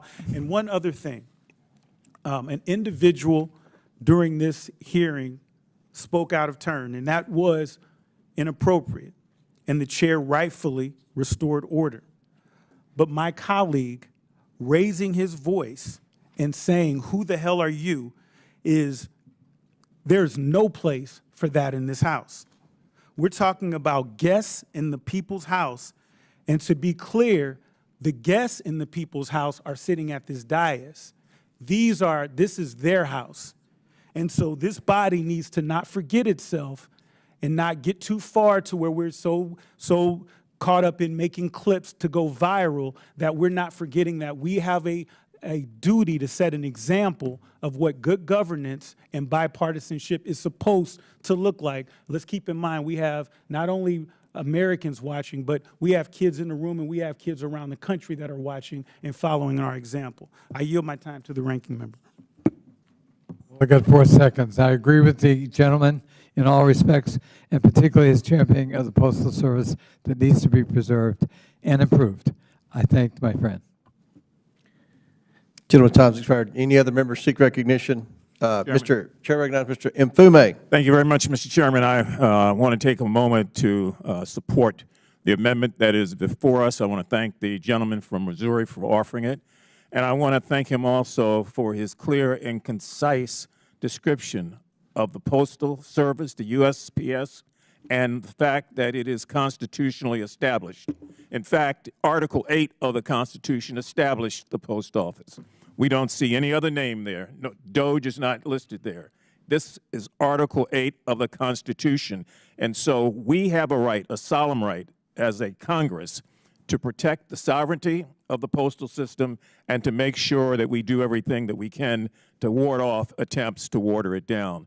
I was in a protest picket line 2 days ago with rural letter carriers, urban air letter carriers, and others who are worried like hell that there is a move afoot to privatize the United States Postal Service. And those men and women from all walks of life, all races and religions, stood out and are standing out every day now to make that clear. Many of them are on the Hill today and will be visiting some of the offices that we represent. This is not a partisan issue. This is a protection of what is constitutionally guaranteed and protected in Article 8 of the Constitution. I want to thank the gentleman for offering it, and I also want to thank him for his very specific call back to order. I yield back. Would my friend yield for some questions? Yes, I would. Is it true that the Postal Service is created by the Constitution, in fact, the only service mandated in the Constitution, and the original Postmaster General actually preceded the Constitution, and his name was Benjamin Franklin? That's correct. Article 1, Section 8. Is it true that the Postal Service represents 635,000 employees? That is true. Is it true that the Postal Service represents the second largest fleet in America, 235,000 vehicles? That is true. Is it true that the Postal Service hits every business and every home, 169 million every day? That is true. And is it true that it takes the last mile, that it eats the loss leader that UPS and FedEx are not willing to take? That is true. Would it be also fair to speculate that were we to damage, privatize, or disrupt the Postal Service, the people most affected immediately would ironically be in red rural parts of America? That is true. I thank my friend for yielding. I yield to the gentlewoman from Ohio. Thank you. I too stood with national letter carriers on Sunday as they stood firmly in their conviction of the great work that they do. I want to remind folks that the consequences would be devastating, jeopardizing the jobs of 7.9 million people who are employed by the $1.9 trillion mailing industry. It would reduce those services that the ranking member talked about of 51.5 million households and businesses in rural communities where private carriers do not deliver. And it would raise shipping costs, driving inflation higher for businesses and consumers. As we pointed out, these proposals would be illegal and unconstitutional. The Postal Service itself is older than the nation itself, enshrined in the Constitution, giving Congress, not the president, a key role in setting postal policy. Mandated by federal law, USPS has been an independent, self-sufficient agency for 55 years. So we want to ensure that we continue to protect this agency that delivers and helps to save lives, not only for those in urban America, but across America, all over the country. So with that, I yield back. Thank you. Gentleman yields back. Any other members seek recognition? Yield to the ranking member if there's any time remaining. I'm sorry. Yield. I would yield to the ranking member if there's any time remaining. Oh, sorry. My bad. I think I really had to say what I said in my question to Mr. Mifumi. Postal Service is a vital service, one of the most popular services presented by government or quasi-government, and was a vital link during the pandemic. It saved lives by delivering foodstuffs, medicine, testing kits for coronavirus. So I think it's really important that we reinstate our support for the Postal Service. I know you, Mr. Chairman, have been a champion of postal reform, as have I. We should work together to make sure the Postal Service is viable and stable and financially tenable. Thank you. Till time's expired. Do any other members seek recognition? Seeing none, the question is on the amendment offered by Mr. Bell from Missouri. All those in favor signify by saying aye. Aye. All those opposed signify by saying no. No. In the opinion of the chair, the noes have it, and the amendment is not. Mr. Chairman, Mr. Ranking Member. I would ask for a recorded A vote. recorded vote is ordered by Mr. Conley. As previously announced, further proceedings on the question will be postponed. Does any member seek recognition? Ms. Simon. Thank you. I have an amendment at the desk. Will the clerk please report? Amendment to the amendment in the nature of a substitute to H.R. 1295 is offered by Ms. Simon of California. Thank you so much. Okay, well, I'm sorry. Without objection, the amendment is considered as read. I reserve a point of order. Ms. Simon is now recognized for 5 minutes to explain her amendment. Thank you, Chair. Thank you, Ranking Member. Before I get into my remarks, I would like to acknowledge the young people from Fremont High, from Oakland, California. You all are amazing, and you are here. I want to just say that Ella Baker, one of the mothers of the civil rights movement, said, young people come first. They have the courage where we fail. Today, you get to look in the faces of folks who have made clear decisions to gut support services for you to live your dreams, specifically to the HBCU ecosystem. I want you to know that my daughter graduated from Howard University School of Law and is a prosecutor serving the government. I want everything and all things for you. The HBCUs are not just universities, they are sacred ground where blood was spilled so folks who look like you could have a chance in this country. Today, as I offer this amendment, I offer it with love to you. As folks try to gut Social Security and Medicaid and Medicare, I know what you are worthy of. A government that loves you and supports every single ounce of you and your grandmother and your father and the children that you will have. So today I am offering a common sense amendment, a simple guarantee to protect Americans' access to critical health care, food assistance, Social Security benefits, and any future plan, listen to me, any future plan to reduce or eliminate federal departments in this administration. Simply put, this amendment would prohibit this administration from reducing any existing benefit provided or administered by the Social Security Administration, the Center for Medicaid and Medicare, the Food and Nutrition Service at the Department of Agriculture, the Affordable Care Act. Mr. Chair, I have mentioned in this committee time after time in my few short months here that I am a widow, and I've waited at the Social Security office for hours to receive a very small survivor benefit for my daughter and I after my husband tragically died of a very, very rare cancer. I have been that single mother in college who received a small bit, it was actually $27 a month of SNAP, and I had to put food back routinely at the counter because I didn't have enough. Even with that support, no one, I don't care how you vote, where you live, deserves to be left behind because this administration is hell-bent on destroying our federal government and gutting the core social safety net that we collectively have built to support the fatherless, the widow, and the sick, and the elderly. Any reduction in benefits or services provided by SSA, by SNAP, by CMS, or the ACA could be the very difference of life or death. Folks living on the streets, or for so many vulnerable population in this great country. According to the California Department on Public Health, there are over 260,000 hardworking constituents, both young and elderly, working in middle class and low income in my district who are eligible for Medi-Cal. This includes 13,000 children, some in this room. Look at their faces.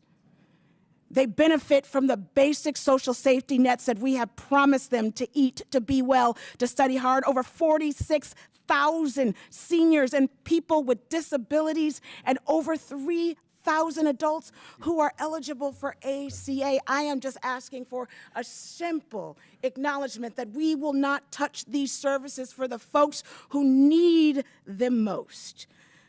At UCSF Benioff Hospital, last week I toured. Over 70% of the people that this children's hospital in my district serves rely on Medicaid for the state-of-the-art care that they deserve, including children with cancer and congenital heart defects. No one should have to worry that the Trump administration is going to end their health care. No one should have to worry that this administration is going to gut their retirement. No young person in this room and in this nation should have to worry that an administration would touch their rights and their ability to go on to secondary educations. And in closing, I am voting and asking you all to vote for this amendment. It's easy. It's an easy way to demonstrate to my constituents, these young people, their parents, their neighbors, that we need and trust that they will grow to be strong human beings that will benefit this country.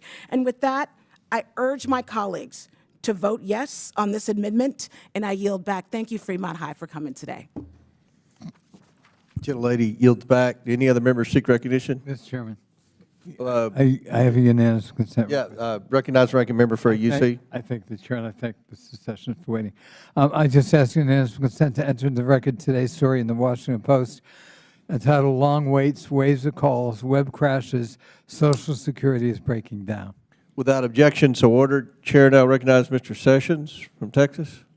Mr. Chairman, thank you very much. I want to welcome the new member and delighted that she is here to offer amendments and to have her voice be heard. But I would offer to remind her that this country, as testimony before this committee and subcommittees, we have a $300 to $500 billion a year misdirected payments that have contributed over the last few years to $1.5 trillion worth of misdirected payments. I think it would be fair for her to articulate what she would like to, but I would say to her that an audit is going to take place. That audit is necessary. And some of the things the gentlewoman spoke about are not to destroy, but to enhance those very systems that we and she have spoken about. ACA, Social Security, and a lot of these other government programs that are important, the integrity of them. As a matter of fact, I'm sure the gentlewoman said, don't touch anything. Well, if you touch nothing, that means you fail to do an audit. That means you fail to take people out who have created either an inducement for them that was unlawful or something that might have happened along the way with fraud, waste, fraud, and abuse. But I would tell the gentlewoman that if we, evidently she understands how Social Security works, I really don't. But one thing I do know is that if you turn 65 or Medicare eligible and you have an 18-year-old or less than 18-year-old in your household, that person qualifies for Social Security, up to $1,500 a month, and there is no dollar limit about that. A family could make $300, $400, $500, $600,000 to provide money to that person that is underage. Now, I don't want to beat up the system. I have a Down syndrome son. If I had not made it to where I am now, Social Security would have gone to help my Down syndrome son. I'm not saying we have to delete anything, but a review of these processes is important. An audit, so to speak, is not only proper, it's legitimate for the government to be able to come in and look at the money that is being spent. There will be things that are touched, but it, I think, is, from my perspective, less than a fair argument to say they're going to gut all these things. They're not going to gut them.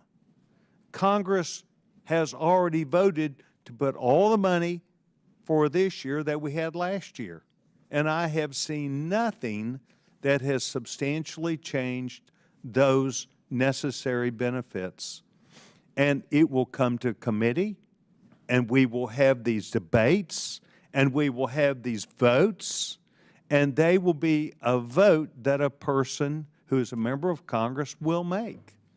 But for us to say that we should touch nothing simply means that our country moves further and further and further into not only debt, but literally a debt that becomes so crushing that we can never turn it around. And so those people that are in our future, not just today, that are in our immediate future, will find the diminishment of goods and services and opportunities in the future.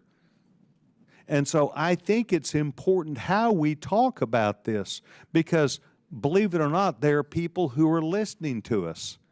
And so I would offer some bit of compromise about the fervency that we take this debate to, with some balance of reality.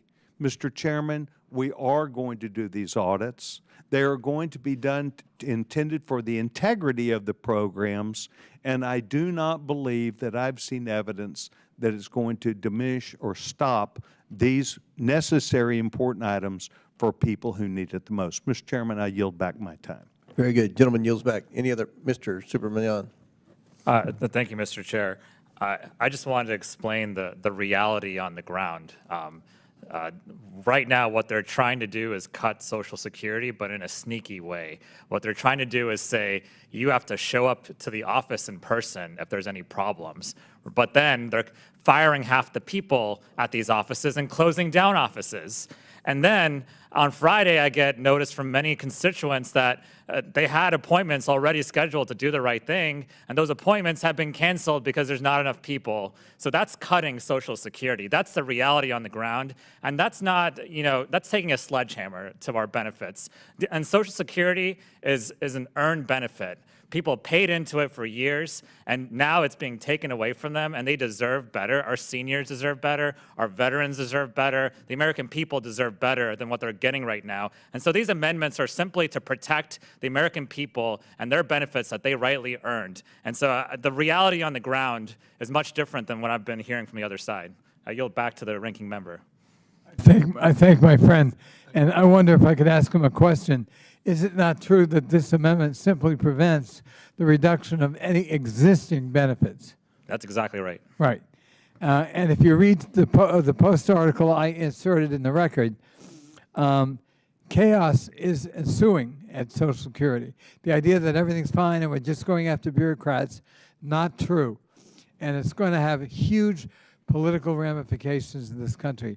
But more importantly, it's going to affect our constituents and the quality of their lives.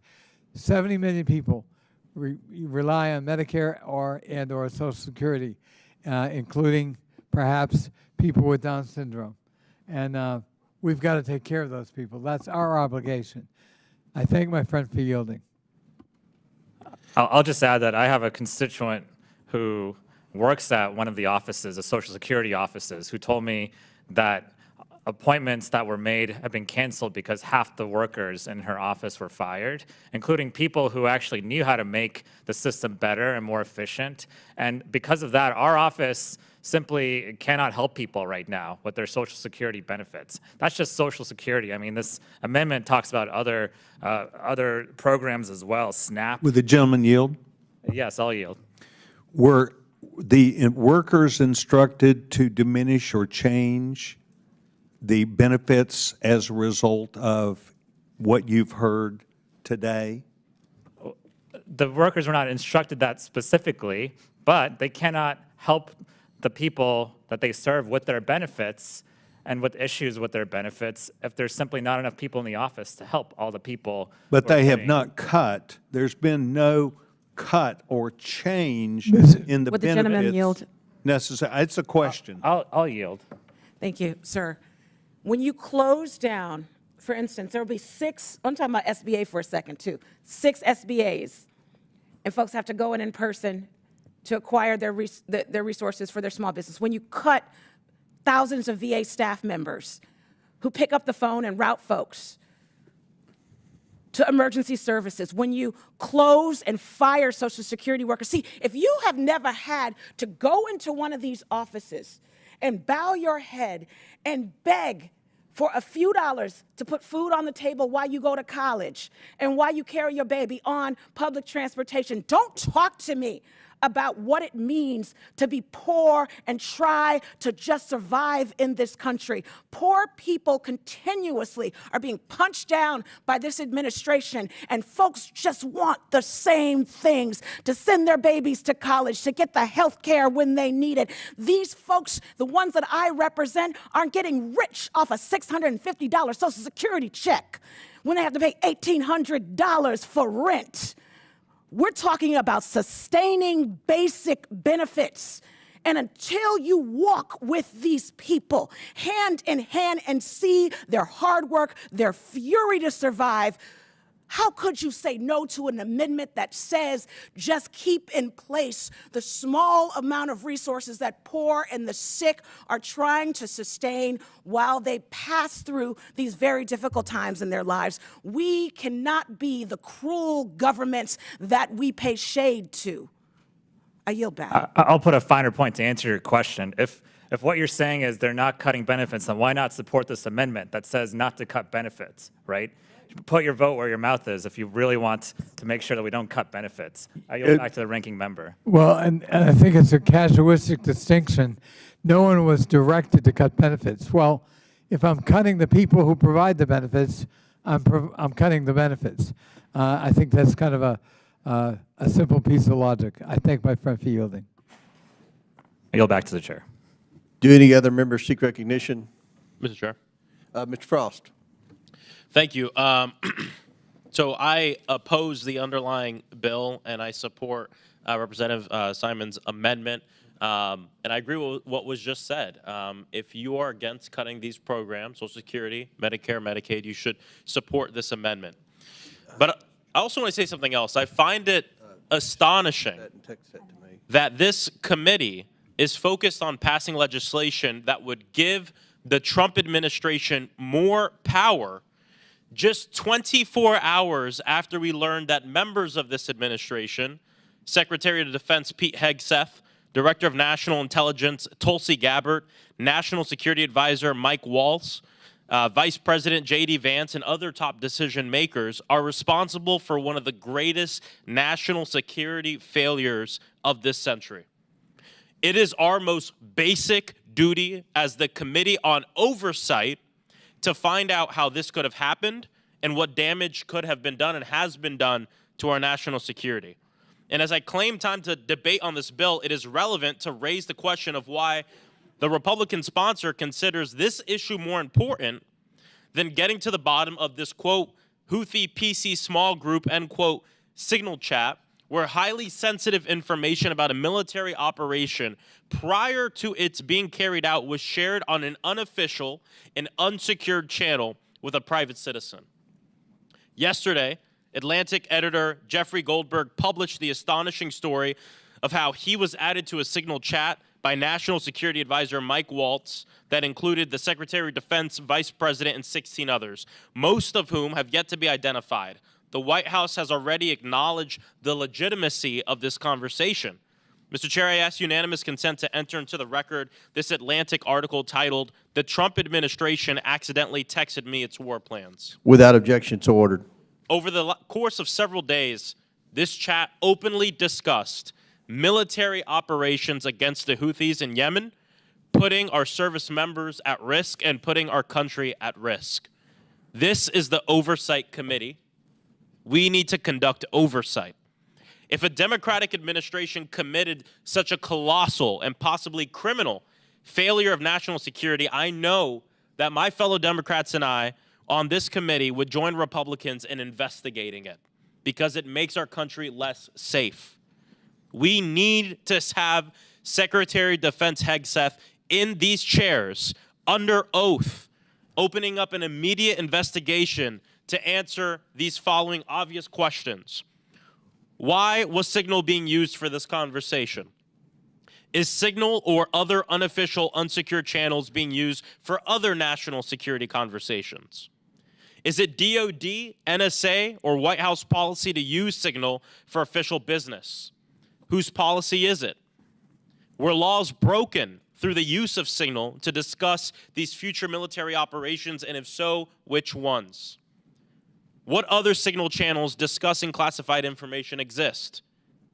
The 18 names in this chat mostly appear as just initials. Who are these people, and do they all have proper security clearance to discuss this information? It was reported that the messages in this group were set to an auto-delete after 8 days. Was that a Department of Defense policy? Did someone in the Signal group make that decision on their own? What operational details were discussed? And could operational security be compromised if an enemy actor has accessed this Signal chat? Secretary of Defense Hegseth was asked if he participated in the Signal group chat, and instead of giving a straight answer, he verbally attacked the journalist asking the question. He should be answering those questions here today under oath.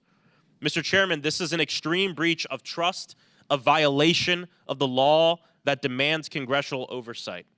Later this afternoon, Ranking Member Connolly and I will be sending a letter that demands that all departments implicated in this confounding episode preserve all related documents and communications, including the Signal chats. I invite all my colleagues on this committee, Democrats and Republicans, to join us in this effort.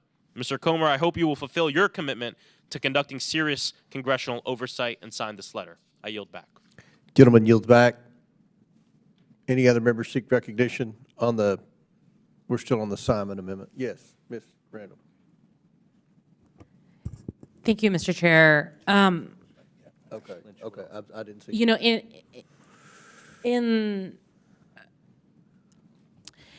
in response to, you know, the arguments that this amendment is going to diminish the ability for us to audit government programs, recipients of folks of Social Security, of Medicare and Medicaid services, of SNAP, I'd say that this does nothing like that. It just says that this plan cannot diminish the actual benefits that folks are receiving. And I've heard a lot of conversation in this committee and at the Capitol about waste, fraud, and abuse. And, you know, I would argue that Mr. Frost's comments about an abuse of power and misuse of resources are much greater than the 0.0002% of Medicaid claims in Washington state that have been found to be fraudulent. Of 2 million a year, 2 million, there have been between 30 and 40 fraudulent payments discovered. And I, you know, use the 40, the higher level, when I determine the percentage of fraudulent claims. These are families with children with Down syndrome, like Mr. Sessions, with children with microcephaly, like my family, parents who have just given birth and are trying to stay healthy to care for their new baby. Kids and low-income families, seniors who deserve health care. Everyone deserves health care. But outside of the underlying bill, Republicans and this administration have asked for, have submitted and passed a budget resolution that looks to eliminate $880 billion from energy and commerce, which is impossible without significantly cutting Medicaid. So we can stand here and say, we're not trying to cut Medicaid, we're just trying to make government more efficient, but in the meantime, we're trying to pass a budget that will significantly eliminate Medicaid funds. So, you know, respectfully, regardless of what this underlying bill seeks to do, the efforts are there to tear away benefits from individuals who need Medicaid to survive, who need Medicaid to thrive, who are just trying to live their lives. While we are, we have been voting on budget policy that would defund those programs in order to give tax breaks to people who are in a position to make a lot of money off some of the decisions that this Congress is making. I think it is the bare minimum to say we will not reduce these existing benefits in any plans that we submit to this Congress. I yield back to the ranking member. I thank the gentlelady, and I think her observations are quite correct and quite apt. We forget in cloaking ourselves around a fight against bureaucrats that there are real people who have real needs. Social Security, the Veterans Administration, other programs of the federal government provide those needs. They service those people. They are vital links for a huge population of Americans. And when we tamper with that, when we jeopardize that, we are jeopardizing their security, their health, their safety. I think that's really important. These are not faceless bureaucrats who are going to be victims. These are our constituents. And I thank the gentlelady for pointing that out. I yield back. Time's expired. Any other members seek recognition on the assignment? Mr. Mfume is recognized. Thank you, Mr. Chairman. I just want to take a minute to thank the gentleman. Beg your pardon? Am I still recognized, Mr. Chairman? Yes, I'm sorry. Then I'll recognize Mr. Lynch next, so I don't forget. I apologize. Thank you. I want to salute and rise in support of the gentlewoman from California who succinctly put this in human terms. Someone once said, your passion is where your pain is. And for those who pain at the suffering that's going on, their passion is something that we should welcome. And I just can't underscore enough what it's like to be in this committee and what it's like to be out on the ground, where you are in a line, if you are able to get in it, where you wonder, are things going to be cut, where you see jobs being eliminated, where you see people being eliminated, and where you understand the need has not left us at all. I want to ask unanimous consent, Mr. Chairman, that the Washington Post story, which went online just 7 hours ago, entitled Long Waits, Waves of Calls, Website Crashes, and the like, Social Security, quote, is breaking down. And if I can just, from that article, offer a few things to this committee that was reported. The Social Security Administration website crashed 4 times in 10 days this month, blocking millions of retirees all over the country and disabled Americans all over the country from logging into their online accounts because the servers are overloaded.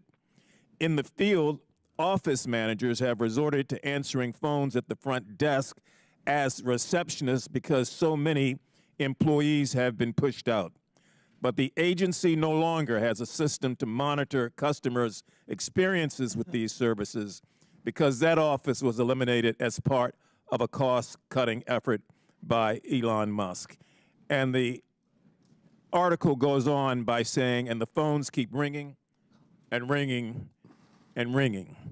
So there is a need here to preserve, and that is what the gentlewoman has asked for, to preserve the very basics provided by this government.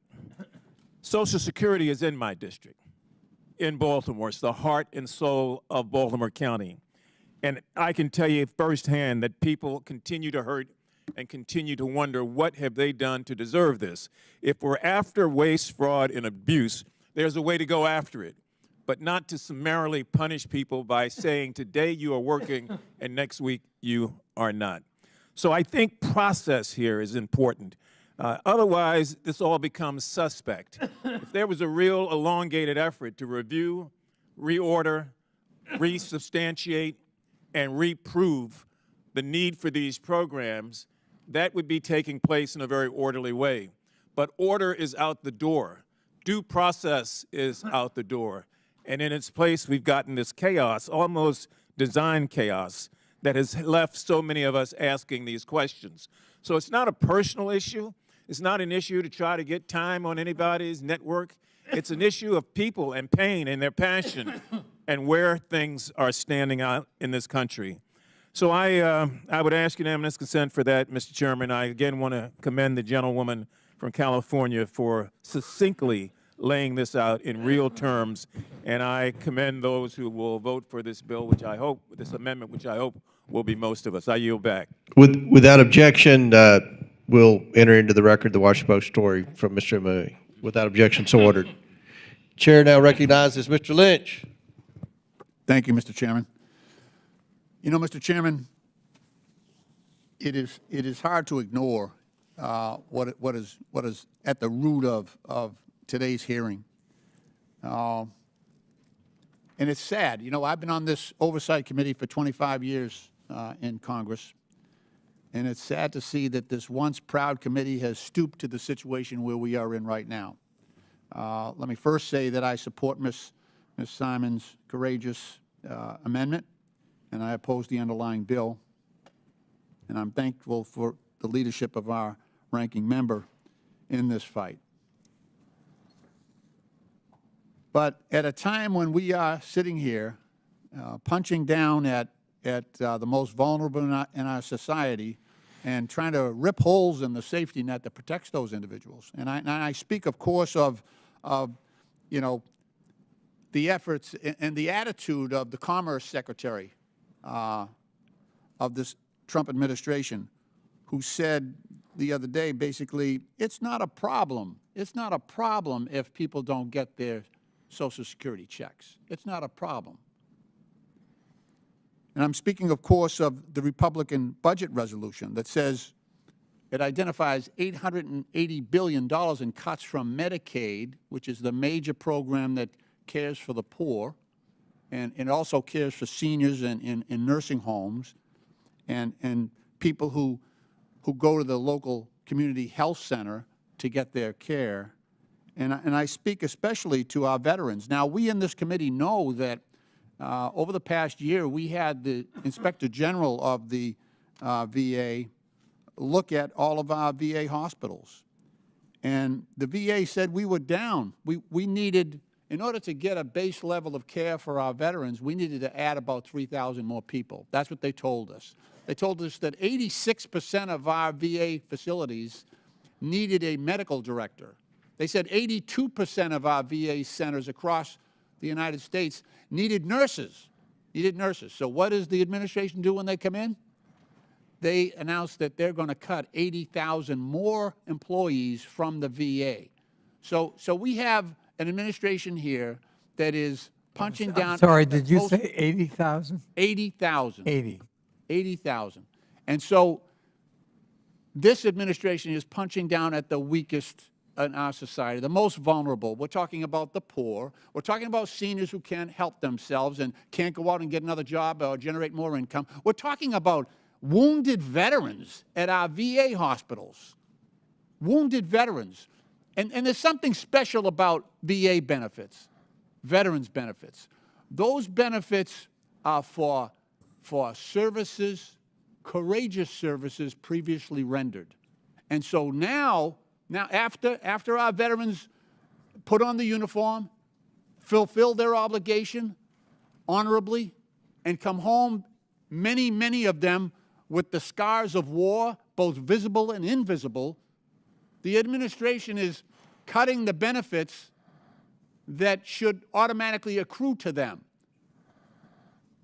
It's unthinkable. That has never been a tradition in this country, to ignore the valiant service of our veterans. But it is today, unfortunately.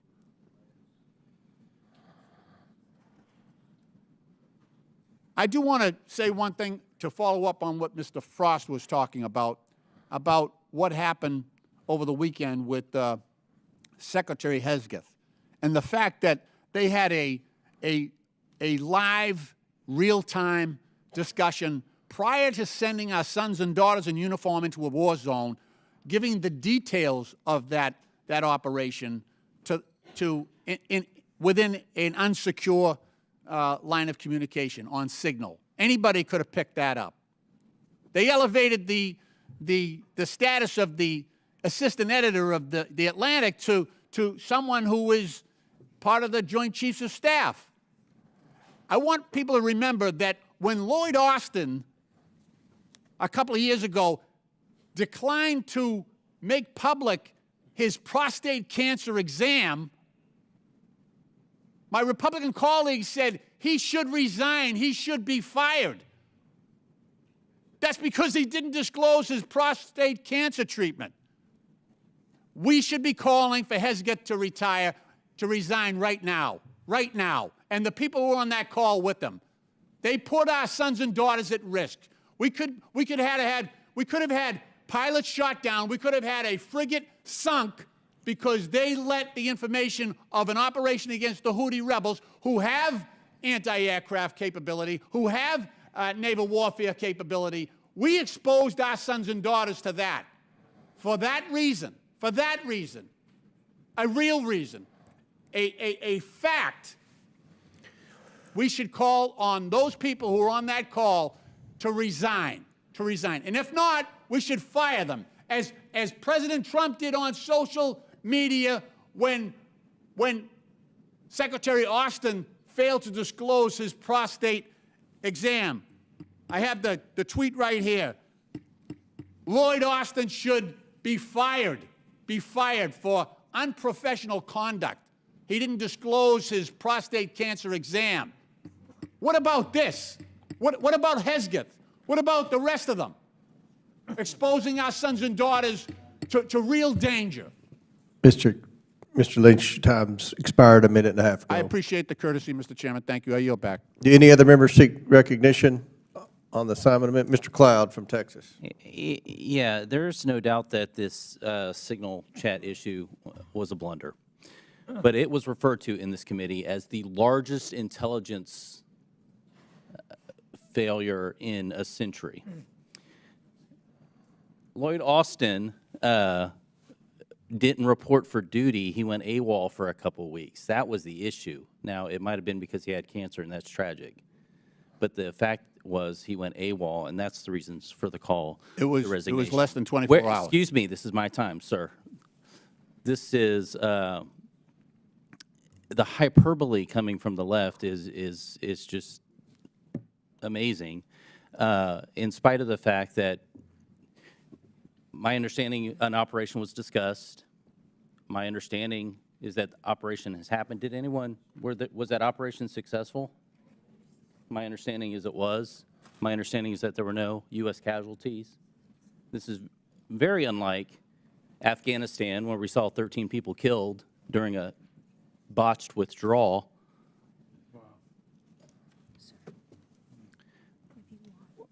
Let's try to get back to some sensible sort of conversation, please. Chairman, I yield back.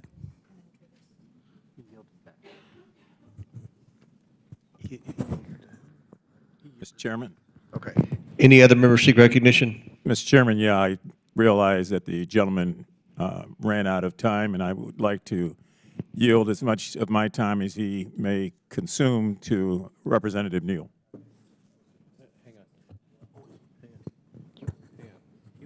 I thank the gentleman. I thank the gentleman. Look, okay. But it's fine. I recognize Mr. Mfume, and he yielded. Go ahead. No, I thank the gentleman. I just think that, look, over my 25 years on this committee, we have proudly worked side by side on issues where Mr. we Chairman, felt. excuse me for interrupting. I just would ask the courtesy of attention. The gentleman is speaking. Lynch is recognized. Please have order. Okay, thank you. Thank you, Mr. Chairman. I've had the opportunity, the honor really, to serve on this committee for 25 years. And there have been moments. I was elected on September 11th, the day of the attacks. And so when I got here, there was a real sense of unity, a real sense of being Americans, and identifying the real threats to this country and coming together, Republican and Democrat, working on that together. And frankly, I miss that. I miss that. Here's a situation where clearly, I mean, there's no way to, you can't put lipstick on this pig. We had a real-time conversation with rich details about a real-time attack on an adversary. And we allowed that to occur with a whole host of defense and intelligence personnel in the Trump administration on an unsecure line. So it wasn't an error on one person's part. It was a tawdry example of the Keystone Cops here, where all of them on an unsecure line discussed the details of a military operation that was happening imminently. If the Houthis, first of all, that signal system is, as we know on this committee, and we are warned not to go on that in our official capacity, we are warned, so we know how vulnerable that is, and they knew, the officials knew. They went on and discussed the details. Now, we know we've all received those warnings here from our intelligence personnel about the vulnerability we might present if we have important discussions on that network, on Signal. We're told that the Russians and the Chinese, the Iranians, the North Koreans are watching that and watching us. And we're told not to go on that network, okay? That's a fact. We all know that. They went on that network and discussed the plans of an imminent attack, an imminent operation against the Houthis, who have anti-aircraft capacity, anti-naval capacity, and could have killed a whole lot of Americans because of the carelessness of this group. Will the gentleman yield for a question? That used to be, not yet, that used to be the type of thing that brought us together when we recognized that danger, when we recognized that vulnerability. And we would hold people accountable back in the day. And we're not doing that. Right now, we're giving it a good leaving alone. And I'm just saying that this goes to the very heart of this committee. We were built for this. This committee, we were built for this. We were made for this. And I'm just saying we're missing an opportunity. You know, there's politics. I get that. But then there's also the safety. Look, there's the responsibility for us. When I nominate a kid to the Naval Academy or to West Point, that comes with responsibility. And those are the kids we're sending in here, putting them at risk because we're allowing this inept group of people who shouldn't be in the positions they are in the first place. They were totally unqualified. But this is exactly what happens when you put accountability in your back pocket and you refuse to stand up to the President of the United States. Mr. Chairman, my time has expired, and I'll yield back.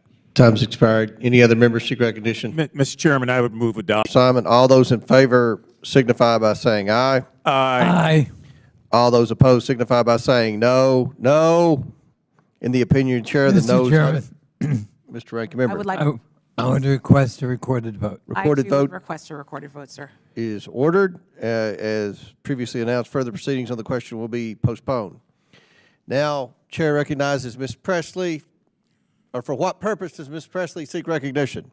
Mr. Chairman, I have an amendment at the desk. Would the clerk please report the amendment? Amendment to the amendment in the nature of a substitute to H.R. 1295 is offered by Ms. Presley of Massachusetts. Without objection, the amendment is considered as read. I reserve a point of order. The gentlewoman from Massachusetts is recognized for 5 minutes to explain her amendment. This should be a simple and unanimous addition to this bill. It reads, quote, "Rule of construction. Nothing in this act may be construed to allow an executive department to enact a policy that supports racial segregation," end quote. There should be no debate about whether our government should be able to implement segregationist policies, but without this amendment, nothing stops an administration from using reorganization powers to roll back civil rights. Now, I represent a diverse and beautiful district, the Massachusetts 7th Congressional District, where people at town halls in my district, this last in-district work period, genuinely expressed concern that our country is moving backwards. Trump's slogan, "Make America Great Again," begs the question, when exactly is he talking about? What year does Donald Trump want to return to? I'd like to know. I can venture a guess based on many actions, which I'll enumerate shortly. But let's take a moment to revisit Donald Trump's origins and his track record. Donald Trump was born in the 1940s and raised under Jim Crow, a time when laws were codified to give him an advantage with the segregation of schools, businesses, and public spaces. And when he started taking control of his dad's real estate businesses a few years after the passage of the Civil Rights Act of 1964, Trump made front-page news when he was sued for discriminating against black families who applied for housing. 60 years later, he is still making front-page news for racial discrimination. Just last week, the Trump administration revoked a decades-old policy that prohibited federal contractors from having segregated facilities. Mr. Chair, I ask unanimous consent to enter into the record this New York Times article from March 21st, 2025, titled, "Trump Administration Dropped Policy Prohibiting Contractors from Having Segregated Facilities." Without objection, so ordered. All right, y'all, now let that sink in. This administration just made it easier for businesses to reintroduce white-only waiting rooms, white-only bathrooms, and white-only water fountains in the year 2025. But this isn't just about one policy change. It's about a broader, coordinated assault on civil rights to take America back to Jim Crow. Trump has appointed judges that don't support the Brown versus Board of Education decision, an obvious opening for a return to segregated schools. Trump is dismantling the Department of Education as we speak to prevent access to equal education and upend more than 300 active civil rights cases in my district alone. Trump has overturned executive orders from the 1960s, including one signed in 1965 that mandated equal opportunity for people of color in the recruitment, hiring, and training of federal contractors. Trump has even removed Black history from government websites, including the Department of Defense. He is literally trying to prevent people from learning about Black veterans and their contributions and sacrifices in this country. I could go on, but we would be here until tomorrow. And listen, I will be the first to acknowledge Democrats and Republicans alike have a bad history on this issue. But today, only one party is acknowledging that shameful legacy, while the Republicans remain silent, deafeningly so. So I will give everyone here a chance to clarify. This vote is simple. Are you against racial segregation? This is your chance to go on the record if you are in fact opposed to racial segregation. Let's ensure that no administration, present or future, can support policies of segregation. Clearly, Donald Trump, your president, or perhaps your king, does support segregation because Donald Trump was born in, benefited from, and wants to return to a segregated society. I urge passage of my amendment. Gentlelady yields back. Before we close debate on what I hope is the last amendment to this bill, I want to reiterate that between 1932 and 1984, presidents submitted more than 100 reorganization plans. Presidents from Roosevelt to Reagan used this authority to create or dismantle federal agencies. Presidents Clinton, Bush, and Obama requested renewed and expand authority. This bill does just that for President Trump. I ask unanimous consent to enter into the record a CRS report titled Presidential Authority, History, Recent Initiatives, and Options for Congress, which details what I just mentioned. Without objection, so ordered. Do any other members seek recognition on the Presley Amendment? Ms. Simon. Thank you, Chair and Ranking Member. I want to thank my esteemed colleague for this amendment. And we have seen just in the last couple of months a very clear attack on the beauty of inclusion, the fabric that we have weaved together as a nation, saying that we all have culture and history that makes up these great states. I'll yield my time to Congresswoman Presley. Thank you to my esteemed colleague from California. Look, I don't want us to lose sight of what is actually happening here. Let's not revise what's happening. The Trump cabinet is on track to be one of the whitest cabinets in modern history. And when the government is given unchecked authority, civil rights are often the first to be sacrificed. Without this amendment, nothing in this bill stops an administration from using its reorganization powers to weaken the enforcement of civil rights and anti-discrimination protections. So I don't know why anyone here would be either deafeningly quiet or be opposed to a guarantee that government cannot support segregation. This bill grants the president and executive departments new powers, and it is essential that we explicitly limit these powers from rolling back civil rights and supporting segregation. Now listen, I'm somebody who believes, in the power of data. So let me offer some data points here. The Department of Housing at HUD, Trump is firing HUD workers in my district, including those that oversee anti-discrimination work. If we do not pass this amendment, he could try to allow for segregated housing like he did with his real estate properties in New York. Department of Labor, Trump has fired members of the Equal Employment Opportunity Commission, an independent agency leading to power being concentrated in the Department of Labor. If we do not pass this amendment, we could see the erasure of all progress made for equal employment and equal pay, regardless of race. And finally, the Department of Veterans. The erasure of the contributions of Black veterans is already happening under the Trump administration. Without this amendment, Trump would go further than websites. He will deny Black people care at local VA hospitals throughout the country. So I don't understand why anyone would be opposed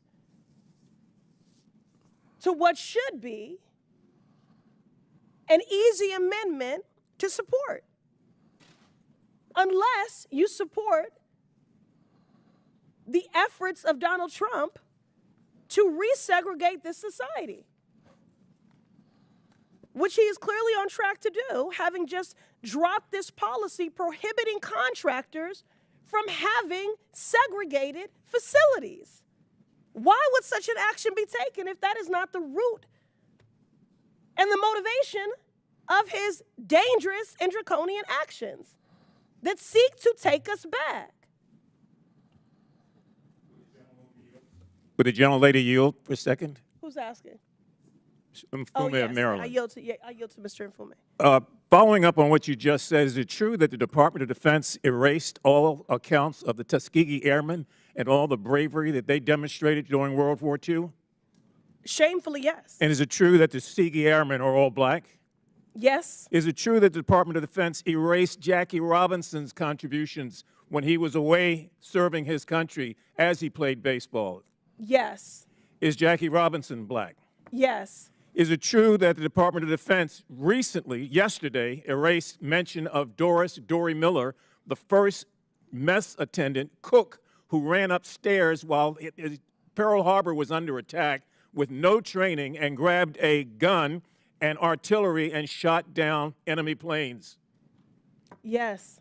And was Dory Miller black? Yes. So your point about erasure here is very well taken. And these are not things that I made up. These are things that have been reported in the last 10, 15 days that have taken back. I yield back, I thank the gentlelady for her time. Mr. Chair, I ask unanimous consent. Proceed. I want to enter into the record this article from the Grio from March 21st, 2025, titled Trump's Move to Dismantle Department of Education Sparks Fears of Racial Segregation. Quote, an attack on black children, unquote. Now, I'm sorry. Without objection to order. Thank you. And Now, your time's expired, but I'll give you a few more seconds. Oh, thank I don't want to get into a TikTok battle with you here. well, All right. I'm fine with us making news to expose what's actually happening here in this country with this government. Is there someone who would yield me time? Any of my colleagues, please? Yeah, let's do that. Ms. Stansberry, you're recognized. Mr. Chairman, I just want to read this amendment really quick. It says, nothing in this act may be construed to allow an executive department to enact a policy that supports racial segregation. If you guys vote against this, you're voting against a sentence that says that nothing in this bill should allow or support racial segregation. I want that to be on the record. So when we have a recorded vote on this, if you vote no to this amendment, you are voting to racially resegregate the United States. Let's be clear about that. I yield my time to the gentlelady. Thank you very much, Congresswoman Stansbury. You know, again, I don't want us to get distracted here. When I'm in district and my constituents are expressing their fears about ongoing, unrelenting, coordinated efforts to resegregate society, the reason the public is talking about segregation is because Trump is talking about segregation. Trump is repealing policies from the 1960s, not me or other Democrats. Trump is allowing businesses to discriminate against black people, not me or other Democrats. In fact, immediately after Trump issued his executive order targeting the Department of Education, Google searches for the term segregation surged to their highest recorded level, skyrocketing to more than 5 times the volume of searches from just week prior. Why?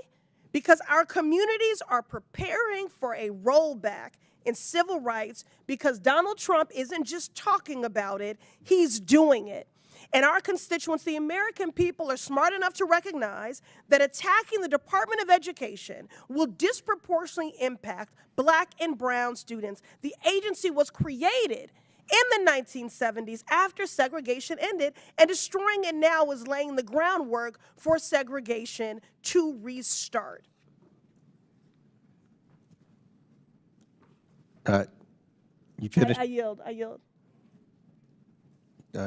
Gentlelady We go back to yields back. Stansbury. Any other members seek recognition? The question is now on the amendment offered by Ms. Presley. All those in favor signify by saying aye. Aye. All those opposed signify by saying no. No. In the opinion of the chair. Mr. Chairman. Mr. Conley. I request a recorded vote. Recorded vote is ordered as previously announced. Further proceedings on the question will be postponed. The question is now on the amendment in the nature of a substitute. Mr. Chairman, point of order. Yes. Mr. Chairman, I just want to clarify that there was a recorded vote requested because all of the Republicans just voted orally against an amendment. That's Point not of order. a point of order. That's not a point of Basically order. allow We'll- the administration to Ms. racially Stansbury, resegregate you'll get on the United MSNBC States. tonight some other way. All right. No point of No, order. I'm You're just out of making order. a point. That's- so that Mr. the Chairman, American this is people point of who are order. She's out of watching order. Gentlelady's understand out of what order. just occurred. You are on the record. Ms. Stansbury, you know what the parliamentary procedure is on a point of order. No, Mr. Chairman, You're that is gonna have true, to- but you all are stop going that. to have to answer to Oh, the yeah. American people. All right, you go. Eliminating the Department of Education bureaucrats is going to lead to white-only water fountains. That's what you all have just said.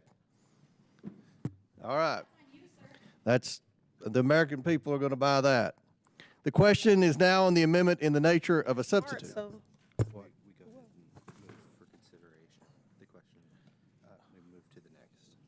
Okay, we go to the next bill. All right, our next item for consideration is H.R. 1210, the Protecting Taxpayers Wallet Act of 2025. The clerk will please designate the bill. H.R. 1210, the Protecting Taxpayers Wallets Act of 2025, a bill to amend Chapter 71 of Title V, United States Code, to charge labor organizations for the agency resources and employee time used by such labor organizations and for other purposes. Without objection, the bill shall be considered as read and open for amendment at any point. Without objection, so ordered. The chair recognizes himself to offer an amendment in the nature of a substitute. The clerk please designate the amendment. An amendment in the nature of a substitute to H.R. 1210 is offered by Mr. Comer of Kentucky. Without objection, the amendment is considered as read and substitute will be considered as original text for the purposes of further amendment. I now recognize myself for 5 minutes for a statement on the bill and the amendment. H.R. 1210, the Protecting Taxpayers Wallets Act, would charge federal employee unions a fee to compensate federal agencies and the nation's taxpayers for resources used to support union activities. Under federal law, certain federal employees are authorized official time for collective bargaining purposes during the time the employee otherwise would be in a duty status. In other words, federal agency employees who also serve as employees of a federal employee union may conduct and be paid to conduct official union activities during work hours instead of performing their regular job duties.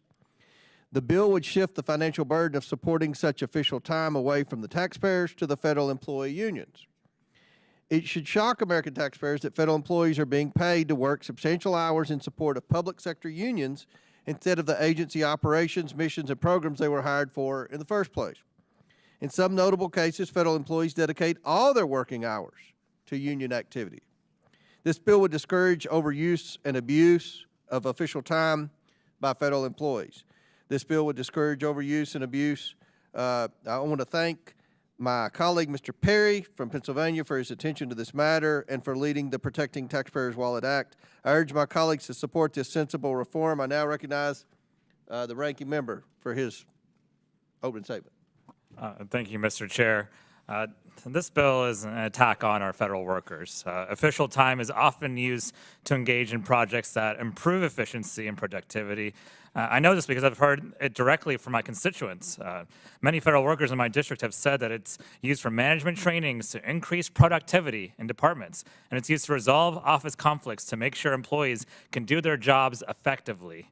If we continue to attack the workplace of the federal government, how can we expect to retain any talent and compete with the private sector? How can we expect to get rid of waste, fraud, and abuse? And what's going to happen is there's going to be a brain drain in our federal government. We need these workers to keep our air travel safe, food supply secure, and public health protected. So this isn't about government efficiency. This is yet another example of targeting our federal workers. I yield back. Chair now recognizes the sponsor of the bill, Mr. Perry. Well, thank you, Mr. Chairman. The Protecting Taxpayers Wallet Act requires federal employee unions to reimburse federal agencies for the use of agency resources and official time spent each quarter. Now, federal agencies will assess public sector unions a fee to utilize resources such as office space, equipment, expenses incurred while on union time, and any official union time used by labor representatives affiliated with these organizations. American taxpayers would be shocked to learn that federal employees are paid for work hours while supporting public sector unions rather than the agency operations, missions, and programs they were hired to support in the first place. So let me make it plain. If you go to the VA, and we've hired somebody there to be a nurse, maybe a physician, any position really, well, they might be doing that work, but they just might as well be doing work for the union, making the same pay, but not doing the work that we're paying them to do. And so you might be being held up at the VA because the person that your practitioner, instead of dealing with you, is dealing with these other programs instead.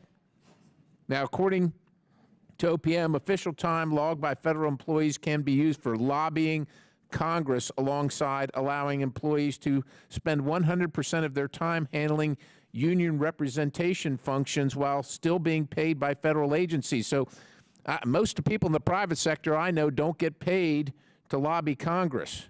They go vote. In 2019, before President Biden halted the OPM tracking reporting of official time, it was reported that employees across the federal government were paid $135 million to do 2.6 million hours of union work while on the clock at their government jobs, which they weren't doing. Additionally, federal government unions are heavily involved in party politics, staging massive political protests and contributing lump sums of money and manpower into influencing key elections, which, look, that's fine if you want to do that on your own time with your own money, but it's not fine with taxpayer money and time. Forcing the American taxpayer to foot the bill for federal union organization is outrageous and absurd. Even FDR, President Roosevelt, agreed with that. It's quite simple. If federal employees and resources are going to be used for union tasks, the union should quite clearly have to foot the bill. It'd be like having an NRA convention or something in your federal government office. Most of the people here wouldn't agree with that, but somehow they agree with this. American taxpayers are paying government employees to do a job, not the bidding and strategizing of organized union bosses. The Protecting Taxpayer Wallet Act addresses these priorities by implementing robust oversight mechanisms and enhancing the transparency of expenditures on the federal workforce. We want to know what this is costing. These measures are essential for preventing waste, fraud, and abuse, and for restoring public trust in the government's management and that people are actually doing the job they were hired to do. Additionally, this legislation will benefit all Americans by ensuring that taxpayer money is spent wisely and that any misuse is swiftly identified and rectified and be identified because it was reported and we could see it, which didn't happen under the Biden administration at all. Now, this should be a reminder that hard-earned taxpayer dollars are not to be taken advantage of. They're meant for a purpose, and they are scarce, and they are precious. This legislation has been endorsed by both the National Right to Work Committee and Americans for Tax Reform. At this time, I'd like to enter into the record the Americans for Tax Reform endorsement letter, Mr. Chairman, and with that, I yield the balance of. Without objection, so ordered. Mr. Chairman. Gentleman yields back. Chair recognizes Mr. Garcia. Thank you very much, Mr. Chairman. I want to also just comment on this discussion. I think that what's happening today is we're seeing House Republicans working with Elon Musk to cripple not just our federal agencies, but also our unions and our public workers. And this is not about efficiency or about services. Now, we know why Elon Musk and this committee are working together to destroy federal unions. It's because federal unions are working to defend their workers, but they're also working to defend us from Elon Musk's looting of the federal government. They're suing to protect your private financial data from DOJ at the Treasury Department. They're suing to make sure that Trump can't purge the bureaucracy and replace them with his personal loyalists. Okay. And they're suing to make sure that critical programs can go forward. Now, the American Federation of Government Employees Union alone has 9 ongoing lawsuits, and they have secured several real wins already. If they can destroy federal unions, it's easier for the DOJ agenda to steal resources, gut federal agencies, gut health care, cut education, and fund giveaways to Elon Musk and his billionaire friends. We should not forget this is not just about federal unions.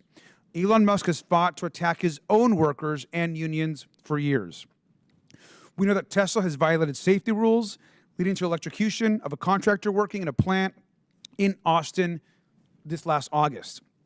Tesla has violated national labor laws by suppressing employees from discussing pay and bringing up grievances on working conditions.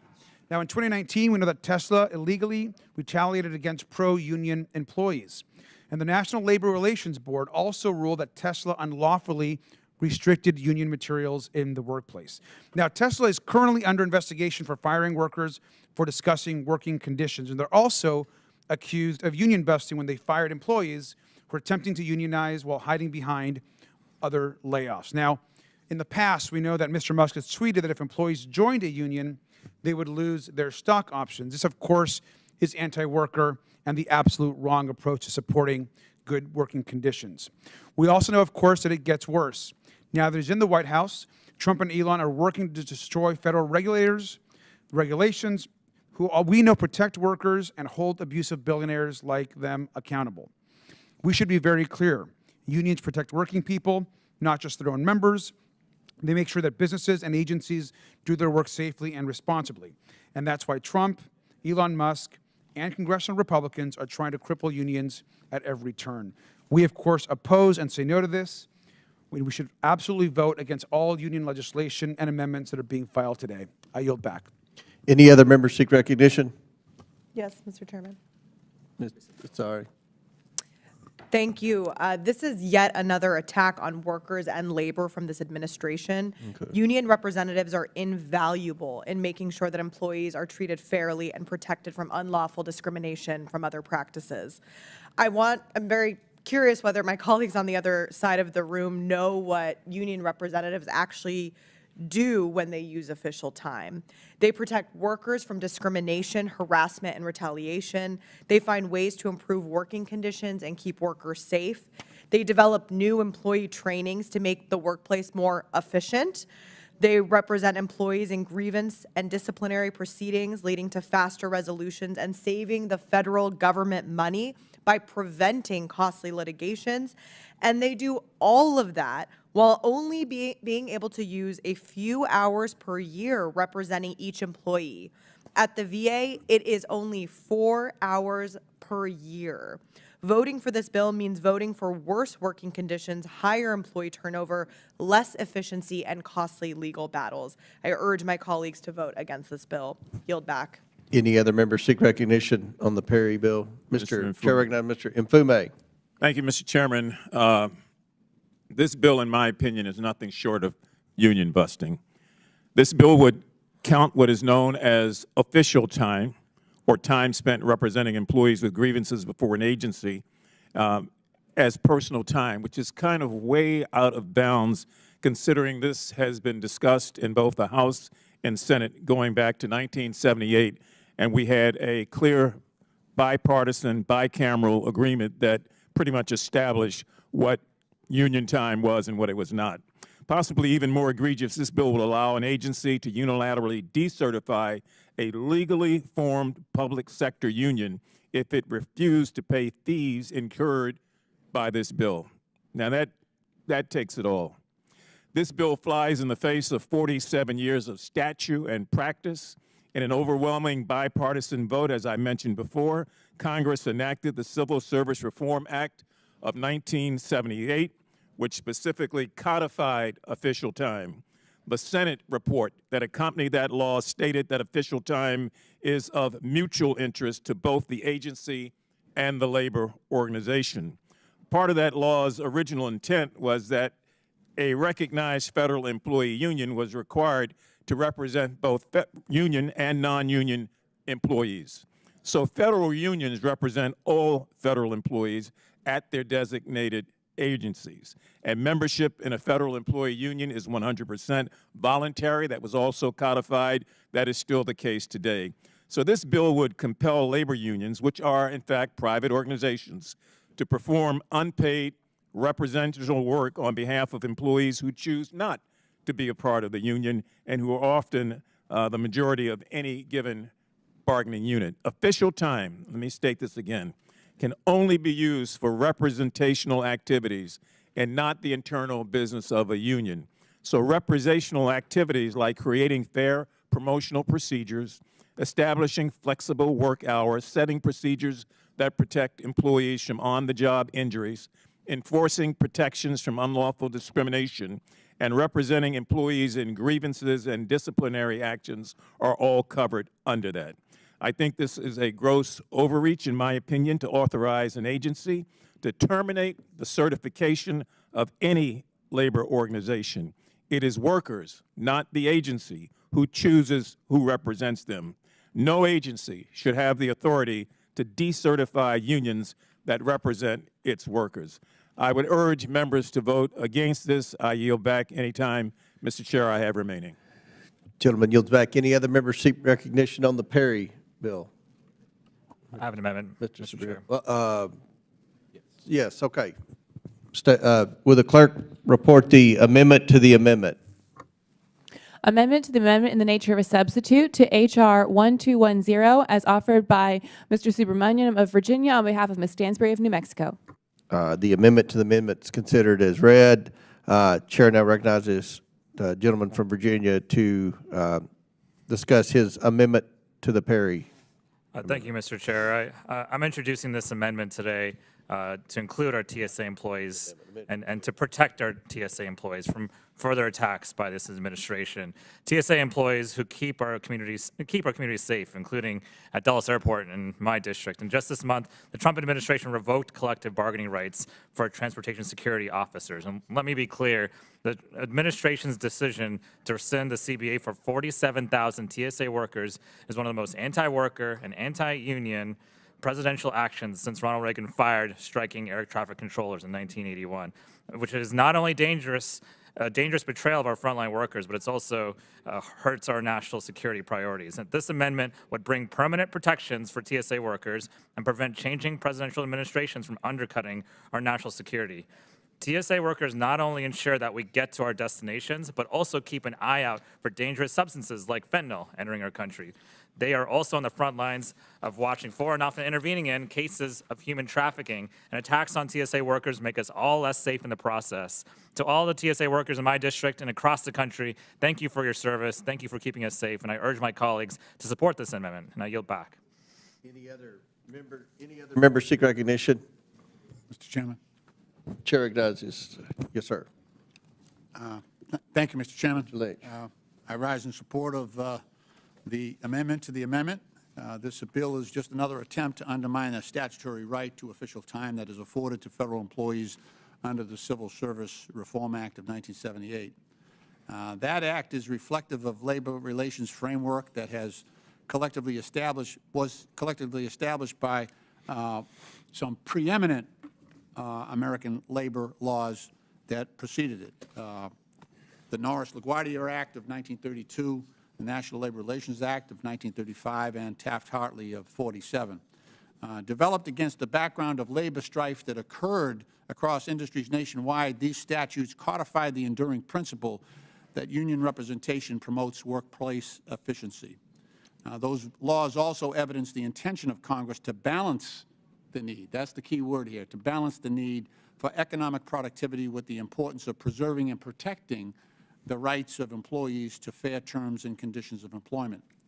The Civil Service Reform Act recognizes the right of federal employees to form and join a labor organization and engage in collective bargaining over the conditions of their employment through their elected representatives. And it authorizes federal employees to use official time that is granted by management based on the consent of management and labor, that time is reasonable, it is necessary, and it serves the public interest. Those are the standards upon which the agency time is measured. And those activities must be in the joint interest of labor and management. At the same time, the Civil Service Reform Act includes an express prohibition on striking and expressly provides that while federal employees may request official time, federal managers and supervisors retain exclusive authority over whether or not to approve official time requests. So that's really, really important. People seem to forget that we in government made an agreement with our federal employees. We said, your work is so important to the country that we're going to take away your right to strike. So whatever you think about the way you're being treated as a federal employees, you were stripped of that right by Congress. But as part of that part of that contract, that agreement, was that we would preserve in every respect your ability to grieve, to use a certain amount of time as federal employees, and that would be your recourse. That would be your recourse because government thought your job was so important that we had to strip your right to strike. You can't put your tools down and walk away, which is, that's what the private sector does. Private sector workers, they can just say, hey, this job is unsafe and I'm not doing it anymore. They can lay their tools down and walk off the job. Federal employees don't have that. They don't have that right. They've got to keep working, even if they feel it's unsafe, but they can grieve it. They can file a grievance, and they can take the time necessary, official time, if it's granted by management, to protest the way they're being treated. So that's the balance here that was struck in the Civil Service Reform Act. So we're trying to maintain that. And the underlying bill by Mr. Perry is trying to strip that away. And I guess if you want to go back to the point where we didn't provide decency and an opportunity for federal workers, you could also say, okay, let's give them back the right to strike, because that's where we started. They had the right to strike, and we had the right to strip away whatever we could. That was the original fight, and that was resolved by the Civil Service Reform Act. So I just call on my colleagues, you know, official time by federal employees is a statutory right, and it's designed to promote agency cost-saving, productivity, and workplace safety. Federal employees use official time to participate in labor management meetings, and they seek to identify ways to improve agency efficiency and workplace safety. That's really, really important. And official time can also be used to address potential employee grievances that could grow into something larger and could negatively affect morale in the workplace. Official time can be used to participate in health and safety programs led by OSHA, which is really important to keep workplaces safe. Official time may not be used to solicit union membership or conduct union activity or meetings or elections or any partisan political activity, and that is right. That is right. So I just think that this is a wrong-headed bill, and I support the further amendment. I yield back. Thank you, Mr. Chairman. Any other members seek recognition on the Superintendent amendment? Seeing none. I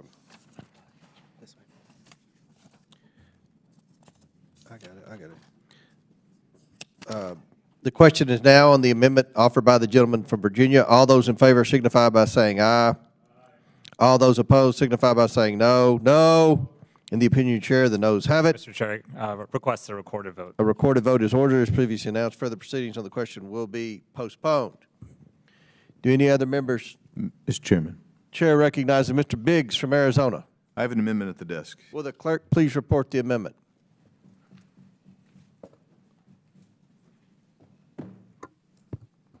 Amendment to the amendment in the nature of a substitute to H.R. 1210 as offered by Mr. Biggs of Arizona. The amendment has been considered as read. Chair now recognizes Mr. Biggs from Arizona. Thank you, Mr. Chairman. I thank the sponsor of this bill, Mr. Perry, for his leadership on this issue. My amendment is simple. It would exempt the Border Patrol Association from the requirements under this legislation. And here's why.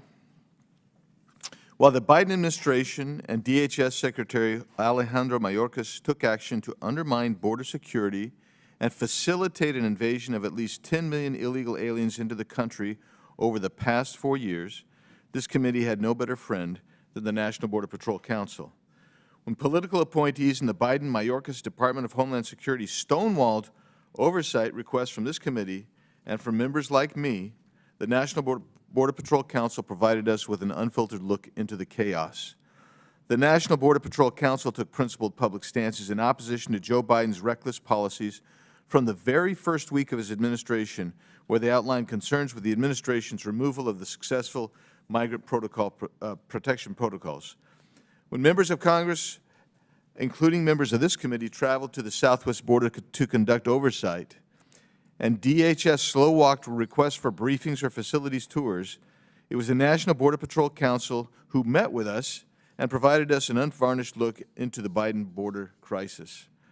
If you've traveled to the border with me over the past 4 years, and there's been more than 6 members of Congress who have, you have met past and present leaders of the National Border Patrol Council who were instrumental in ensuring that we could see the impact of the Biden border crisis, and they could hear how the decisions of President Biden and Secretary Mayorkas created that crisis.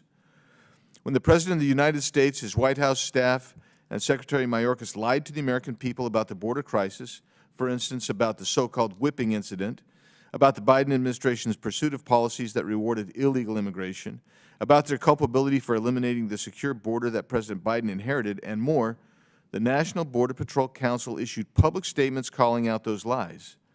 The National Border Patrol Council published data and provided data to members of this committee showing how the Biden administration broke the border and made our country less safe.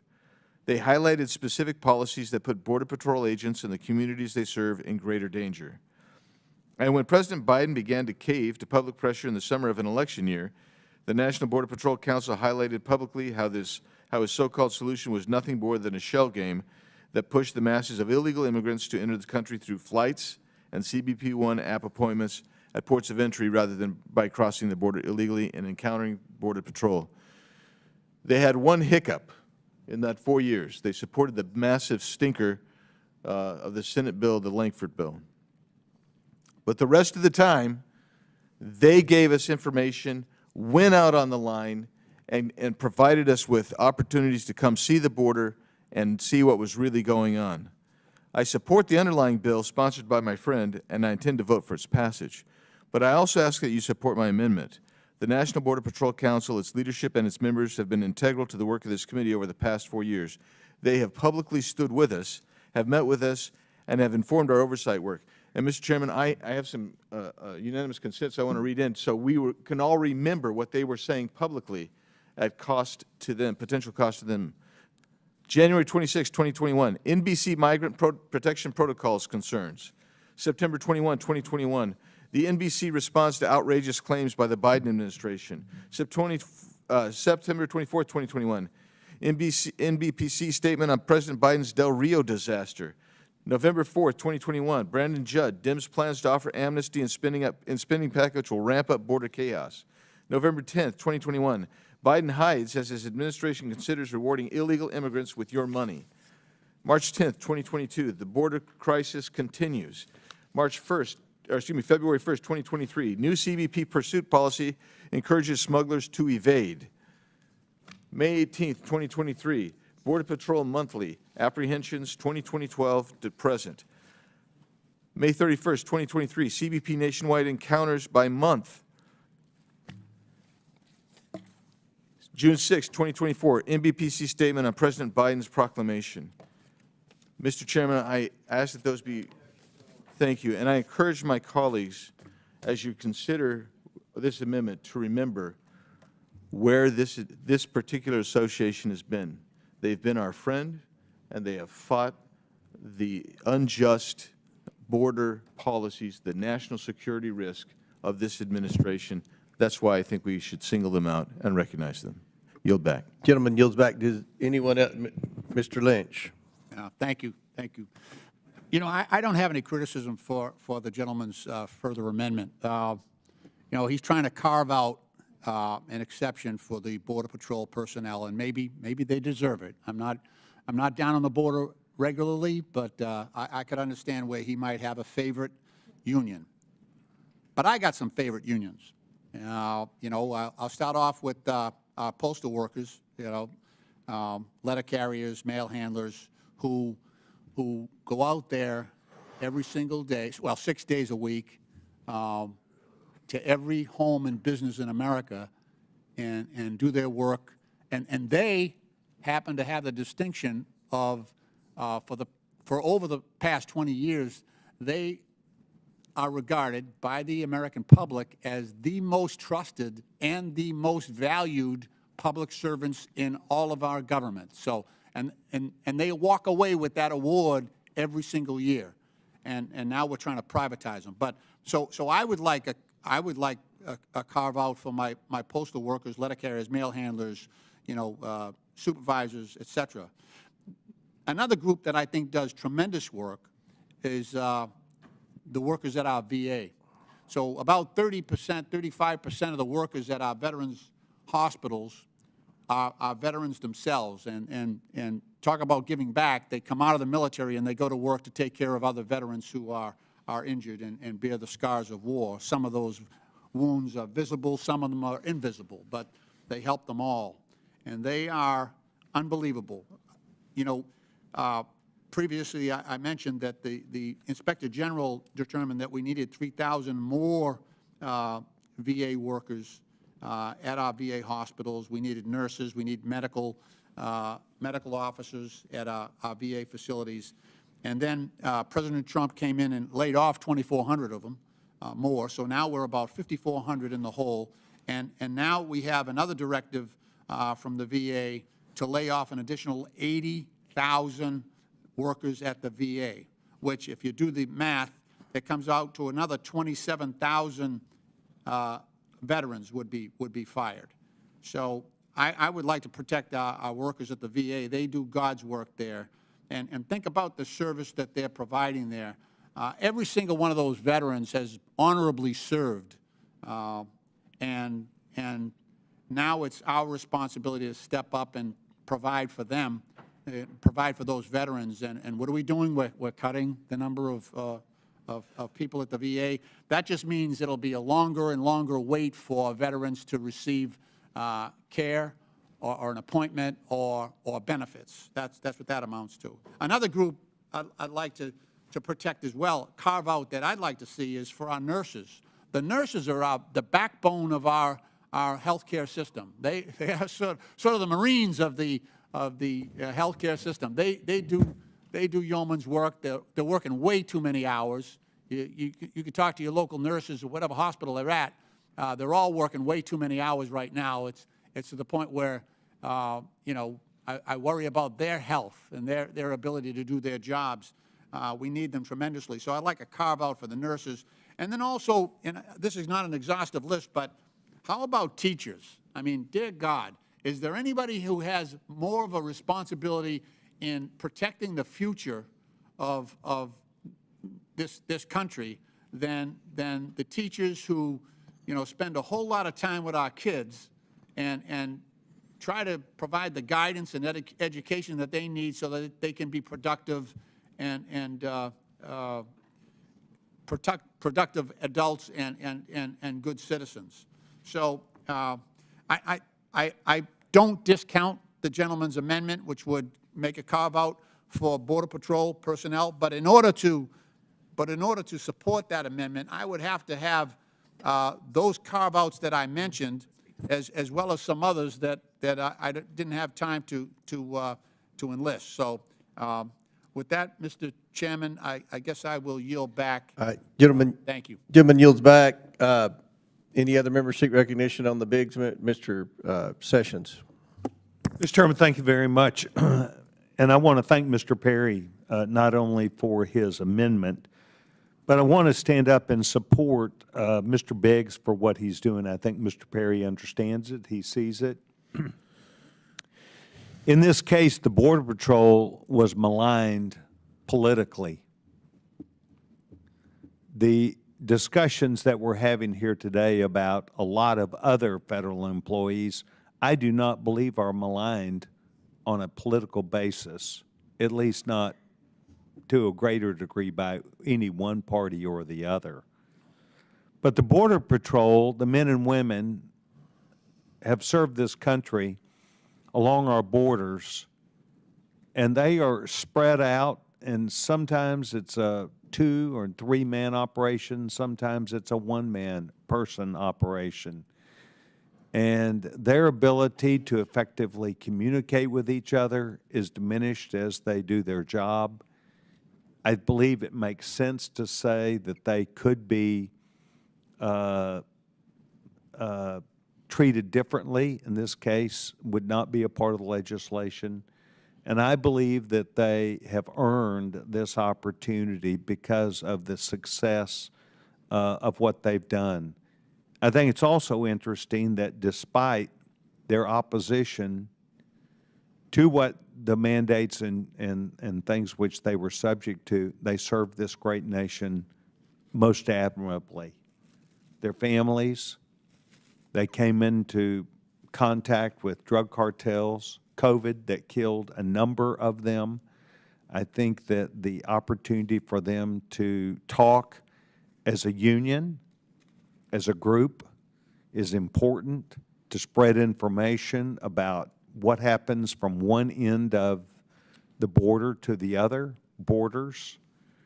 I think that it serves a purpose. I think that union serves a purpose that should be carved out. And notwithstanding Mr. Lynch's arguments about a lot of other people, I think this is different. I think that they need each other. They need the ability to communicate through channels that are open and honest with each other and to express their opinions. And thus, with great respect to Mr. Perry and Mr. Biggs, I will be voting with Mr. Biggs on this amendment. I yield back my time. Gentleman yields back. Chair recognizes Mr. Subramaniam. Thank you, Mr. Chair. I think the reason why this is different and this union is different is because it's the only one that supported the president in his election. I'm not aware of any other union that endorsed the president. And so what makes this different is their willingness to support the president and endorse him. And so that's why this amendment is actually happening, in my opinion. If all the things you said should be applied to TSA, should be applied to other unions as well that keep us safe and make us safer country. And so I just really don't think that, I mean, I have nothing against that. I think the Border Patrol is, you know, we want to support all federal workers and CBPs included. So why do this for all these unions, right? Why are we singling out and exempting CBP? I just think that the case has not been made very sufficiently. What it is being made is that this clearly is a favor to the president. I yield back. Gentleman yields back. Any other members Chairman. wish to speak on the Biggs amendment? Mr. Chairman. Yes, sir. Mr. Higgins. Mr. Chairman, the ranking member inquired, like, what is a notable difference between Border Patrol and we discussed this at length because of my background, and I considered Mr. Biggs' amendment. I'm going to support it, but my point is we put a great deal of thought into it and discussion, and not one time did any of us discuss the politics of the last election cycle and the Customs the Border Patrol's union support of the president. It wasn't even in our mind, man. But this is what's real. The Border Patrol guys are in their units, like that's their office. That's a difference from TSA and other agencies. They're in their units in the middle of nowhere. Like that's your office. As a cop for a long time, patrol officer on night shift, when I would lean back in my seat and look at my ceiling light, it was a dome light of a Crown Victoria or a Tahoe or a Charger. Like that's your office. So when you're spread out across 1,954 miles of southern border, and one of your roles for Border Patrol is that you're communicating and working on union stuff appropriately according to the law, but in your unit, this is a notable difference and variance from other federal agencies, including other federal law enforcement agencies. This is the exception, but not one time. Make an old fella like me chuckle when the youngsters always indicate that we're always, you know, considering some Trump factor in the politics, when really they don't consider that at all when we're talking about amendments like this in legislation. So I yield the balance of my time Can I have to the bill's author, Mr. Perry. You yield to Mr. Perry or Mr. Biggs? I yield back to the. I'll take it, Mr. The underlying bill is what I meant. I thought Mr. Perry wanted Oh. to speak. I yield back to the chair. I yield to Mr. Biggs. Thank you for yielding.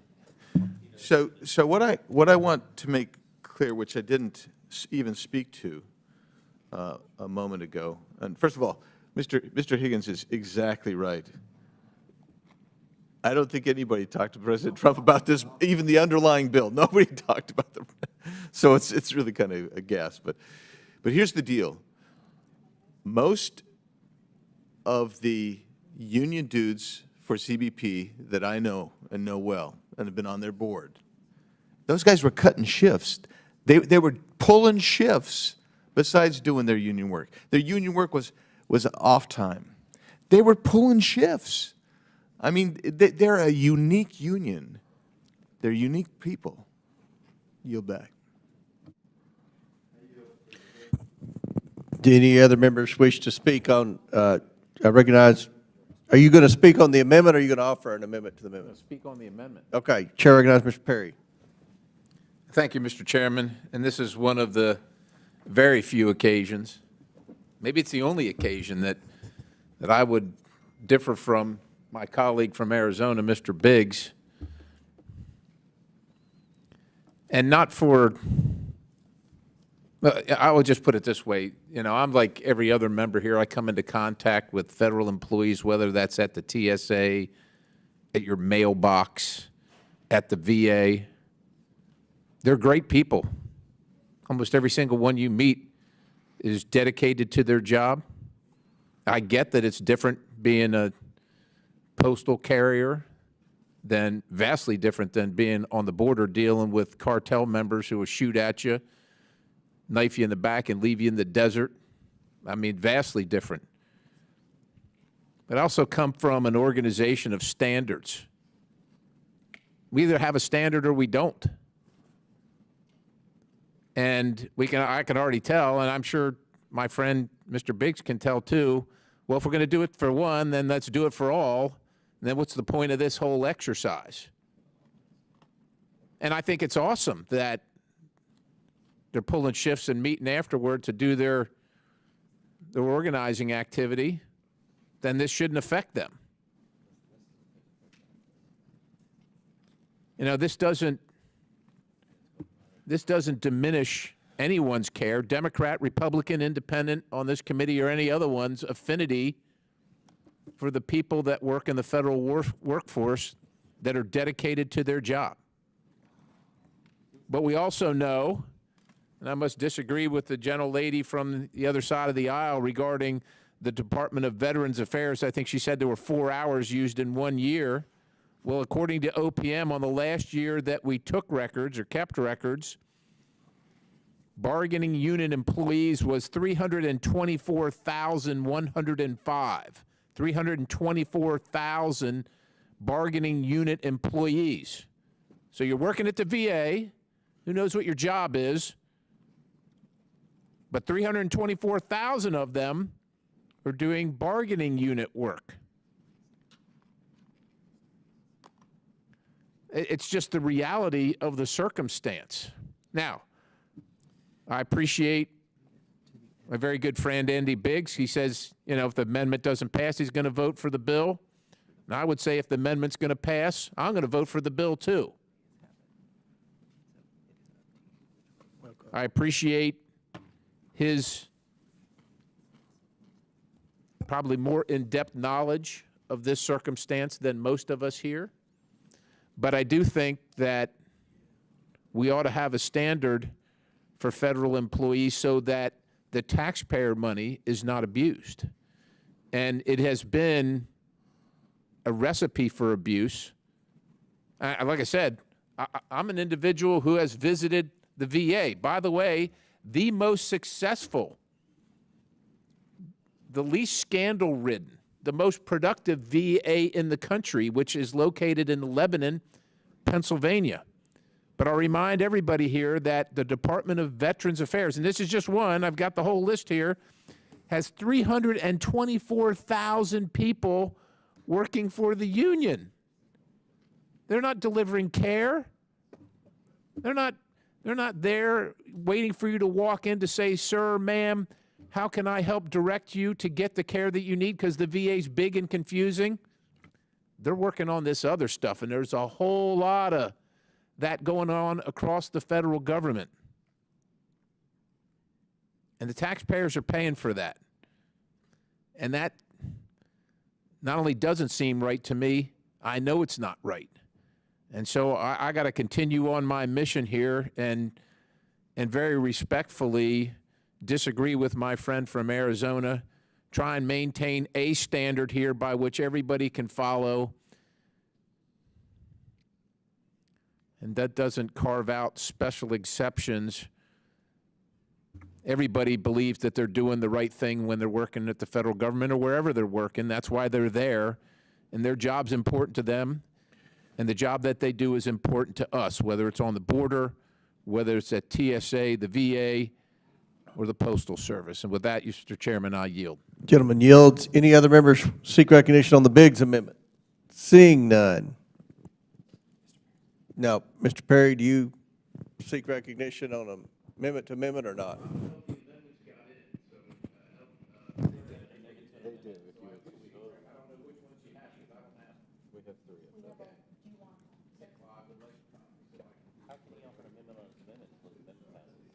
Well, you have to do the amendment on the amendment before the amendment's voted on. To amend, so his amendments are amending the amendment. We can't vote on the amendment until.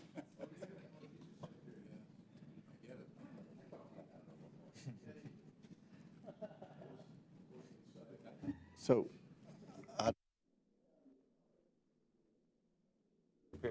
Mr. Perry, do you seek to call your amendment to the Biggs amendment? Mr. Chairman. Wait a minute. If you do, we'll ask her to record it. I have an amendment at the desk, a secondary amendment. Will the clerk please report? Amendment offered by Mr. Perry of Pennsylvania to the amendment offered by Mr. Biggs of Arizona to the amendment in the nature of a substitute to H.R. 1210. Without objection, so ordered. Now, Chair recognizes Mr. Perry to discuss his amendment to the amendment. Mr. Chairman, thank you very much. This is a pretty simple amendment. This amendment would codify the Biggs Amendment at such time where the Secretary of Homeland Security certified that the department had completed 100% of the construction of the wall on the southern border. So the Biggs Amendment would be in place, and there would be a special exception for the Border Patrol once the Secretary of Homeland Security certified that the department had completed 100% of the construction of the wall at the southern border. With that, I yield the balance. Gentleman yields back. Any? Mr. Chairman, I don't believe that members on this side of the aisle have a copy of the amendment. Okay. Sorry. We'll make sure they, you have electronic copies, but we'll also make sure you have this here. They're similar but different on the last line. And Mr. Chairman, when I'll give you all a minute to read it. It's pretty, it's a brief one. Yeah. All right. It's not like the 1,000-page CR. Yeah, that's right. Yeah, Mr. Chairman. Chair recognizes Mr. Biggs to speak on Mr. Perry's amendment to the amendment. Yes, thank you. So may I inquire of the amendment to the amendments to the another amendment sponsor a question? May I have? Would Mr. Perry yield to a question? I certainly will. Thank you. I respect what you're trying to do here. In your opinion, what is 100% of the construction of the wall on the southern border? It's what had been outlined in the original plan for the complete construction of the border wall in the last, not the last administration, but the administration previous to that. So I don't know where that was codified anywhere. And there was always question with regard to the river. So I guess that's what I'm asking. Where? I don't think we were planning on putting the wall in the river. But we were talking about putting it next to the river. Now they're talking about sticking buoys in the river. I guess I'm trying to figure out how do you define 100%? Well, that's fair for the amendment, but as it says, the Secretary of Homeland Security certifies, so it would be up to Secretary Noem to certify. Okay. That's it. Yeah, I'll yield to you, Mr. Harris. I would say respectful of Mr. Perry's second-degree amendments to your amendment is essentially to be difficult to define when 100% completion of the wall. I have the legislation, the Build the Wall Act. Right. And by definition, building a wall and continuing reconstruction and improvement and enhancement of the existing wall, like, never ends. So I'm strictly responding to your query of how do you identify 100%. I think we have, at least in debate and discussion of my legislation, we discussed what does completion of the wall mean, and there was an understanding that it would never be a cessation of improvement and modernization of the wall. It would just continue in stages as long as you had a Congress that would support it and an executive branch that would execute the authorization and the appropriations for said purpose. So I'm conflicted on this second-degree amendment. I yield back. Thank you. And I will, that was my next point is, I know, like, for instance, if you were to go down to Del Rio, you got holes, right? And those holes include Connex containers, right? I know that the Cocopah Reservation is 8 miles, that because it's tribal land, they refuse to allow us to build fencing. I know that the Tohono O'odham has 62 linear miles of border. They won't let us build a fence. And 62 miles, linear miles. And so you cannot, you'll never finish that part. But the other aspect to it, too, is down near Sassabee, we've got a full-time contractor that all they do is repair holes in the fence that are being cut because the Mexico, right on the southern border, there's a highway, and the coyotes use that highway, and they'll go and they'll cut that hole, and they'll get bodies in as fast as they can, and then here comes the contractor has to fill it up. I guess that's my, I'm struggling with the definition that you have here, and I'll yield you some time so you can respond to it. I appreciate you yield to me. So it says very clearly here, the Secretary of Homeland Security certifies that the department has completed 100% of the construction of the wall on the southern border. It doesn't say maintains it, doesn't say enhances it, doesn't say rebuilds it, makes it better. So can I just yield, Reclaim your- that's it, I want to reclaim for just a sec. So if someone comes down and takes, as they were doing, takes down a 4-foot bollard fencing area, have they completed the construction because they had it up there, but now it's been taken to? If the Secretary certifies it as so, it does. And I would say, look, once you build something, just definitionally, you've built it. If somebody else destroys it, doesn't mean you didn't build it. Doesn't mean also that you don't have to repair it. Just give me a couple more minutes. But it's pretty clear here what this says, and so at least it's clear to me. All right. Any other discussion on the Perry amendment to the amendment? Seeing none. The question is on the amendment to the amendment offered by the gentleman from Pennsylvania, Mr. Perry. All those in favor signify by saying aye. Aye. All those opposed signify by saying no. In the opinion of the chair, the ayes have it, and the amendment is agreed to.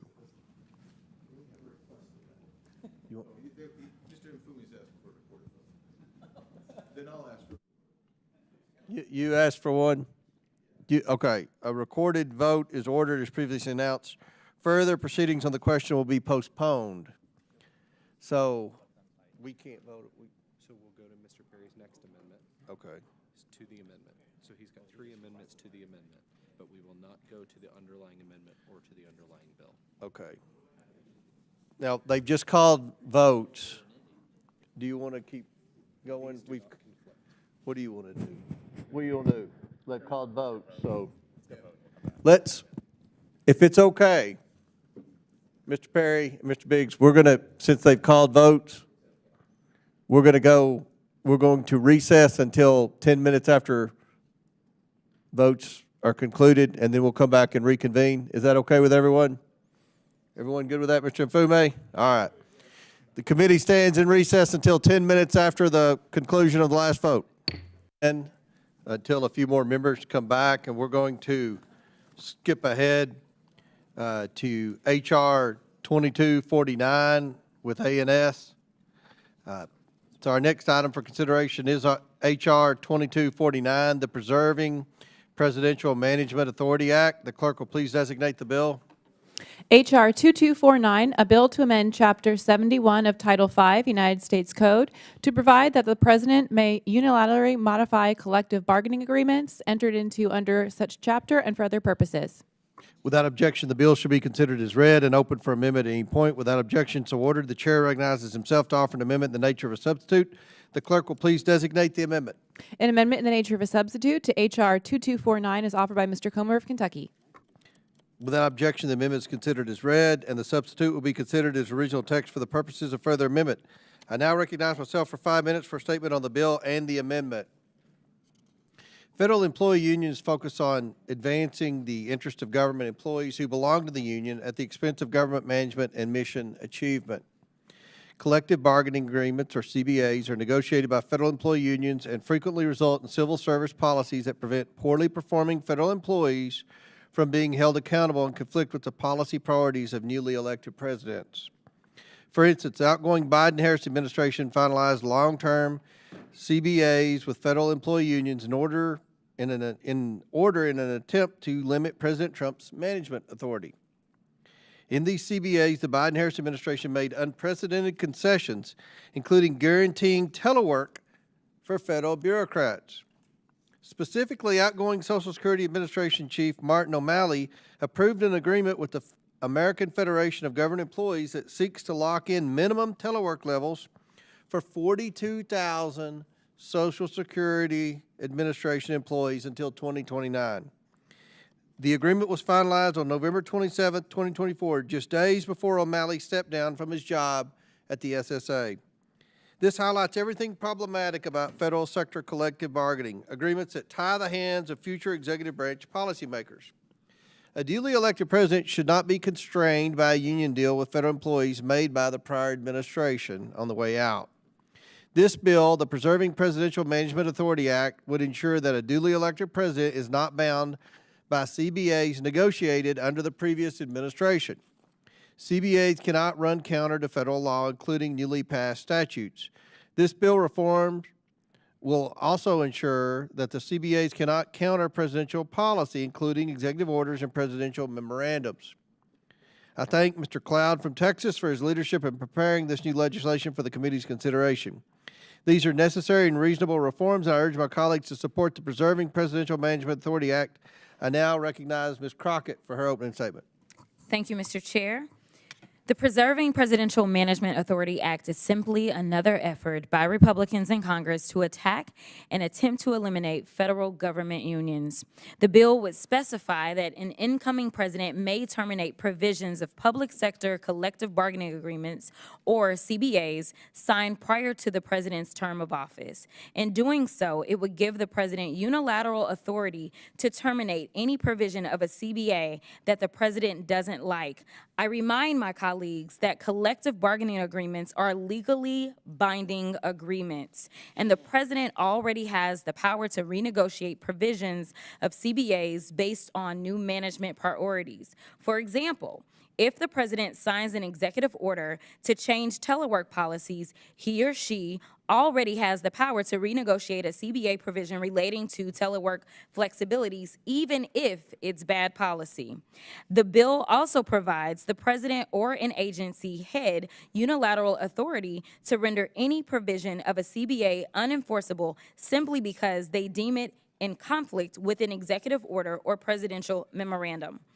Perhaps, for example, the National Border Patrol Council entered into a collective bargaining agreement with the federal government, which included a provision requiring periodic rest breaks for agents and personnel when working in extreme heat and humidity. If the Secretary of Homeland Security stated in an agency memorandum that they no longer believe in providing workplace health and safety programs, those Border Patrol agents and personnel with one swipe of a pen would have their rest breaks taken away. This is just one example of an alarming effort by congressional Republicans to take away the voices and rights of federal workers. As President Trump and his administration attempt to consolidate power in the executive branch, the American public must be reassured that the president and his agency heads are not above the law. Federal unions don't have the power to terminate any provision of a CBA they dislike, and private sector employers certainly don't have the power over private sector unions either. This concept for this legislation was raised by Republicans in a hearing earlier this year in the Trump administration's effort to dismantle our government.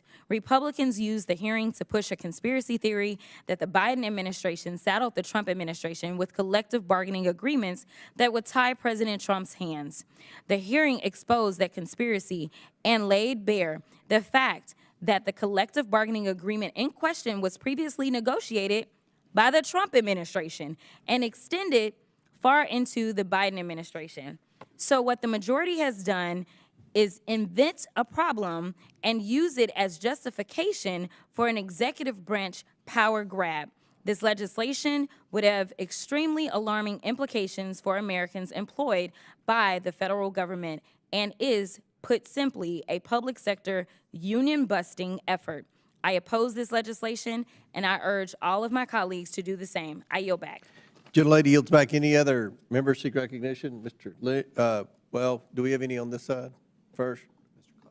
Oh, I'm sorry. I recognize the sponsor of the bill, the most important person on the bill, Mr. Cloud from Texas. Well, thank you, Chairman. Certainly not the most important person, but I would like to speak to the bill. And thank you for your words at the beginning. Appreciate it. This is an important bill, something that needs to be done. The Preserving Presidential Management Authority Act would ensure that the duly elected president is not bound by collective bargaining agreements negotiated under a previous presidential administration. This is important, and we can see most recently that in the last days of the Joe Biden presidency, his administration worked around the clock to saddle President Trump with onerous collective bargaining agreements. As you mentioned, Chairman, for example, in December 2024, a month before Trump was to take office, the Social Security Administration Commissioner, Martin O'Malley, signed a collective bargaining agreement to look into pandemic-era telework policies for 42,000 federal employees, oddly, until 2029, the entire duration of President Trump's term. Again, on January 17th, 2025, 3 days before Trump was to take office, the Department of Education signed a collective bargaining agreement with AFGE until 2030. Even Politico ran an article titled, "The Fed's Race to Ink Union Deals That Last Beyond Trump," which documented CBAs and negotiations with the EPA, National Park Service, Federal Regulatory Commission, and the Bureau of Land Management. It's not just telework that's the issue. As we've established in other committee hearings, these unions that have been negotiating these CBAs have demonstrated a clear political bias.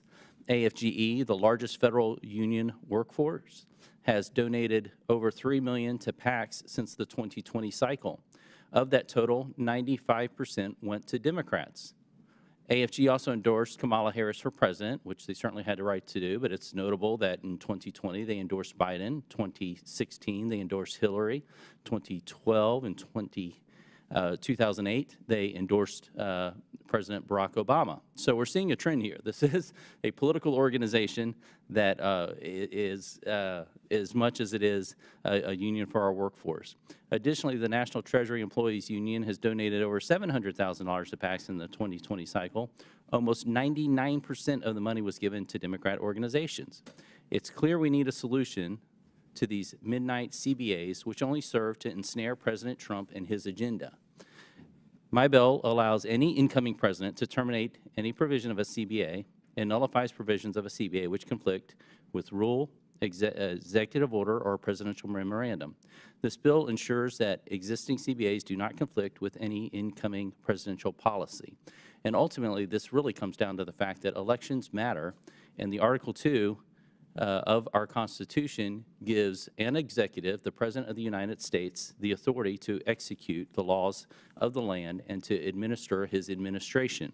And so it is important that no previous president, regardless of if I like the policies of that president or not, be encumbered by a previous president's contracts and agreements with the federal workforce. And so this bill seeks to amend that and ensure that any incoming president has the ability to revisit those contracts and to renegotiate them if necessary.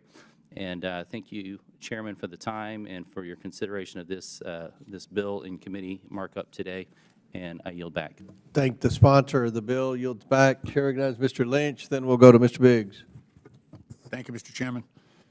Just as someone who has negotiated collective bargaining for a living, I just want to point out that this would put both the government and the contracting party, in this case the unions, at a severe disadvantage.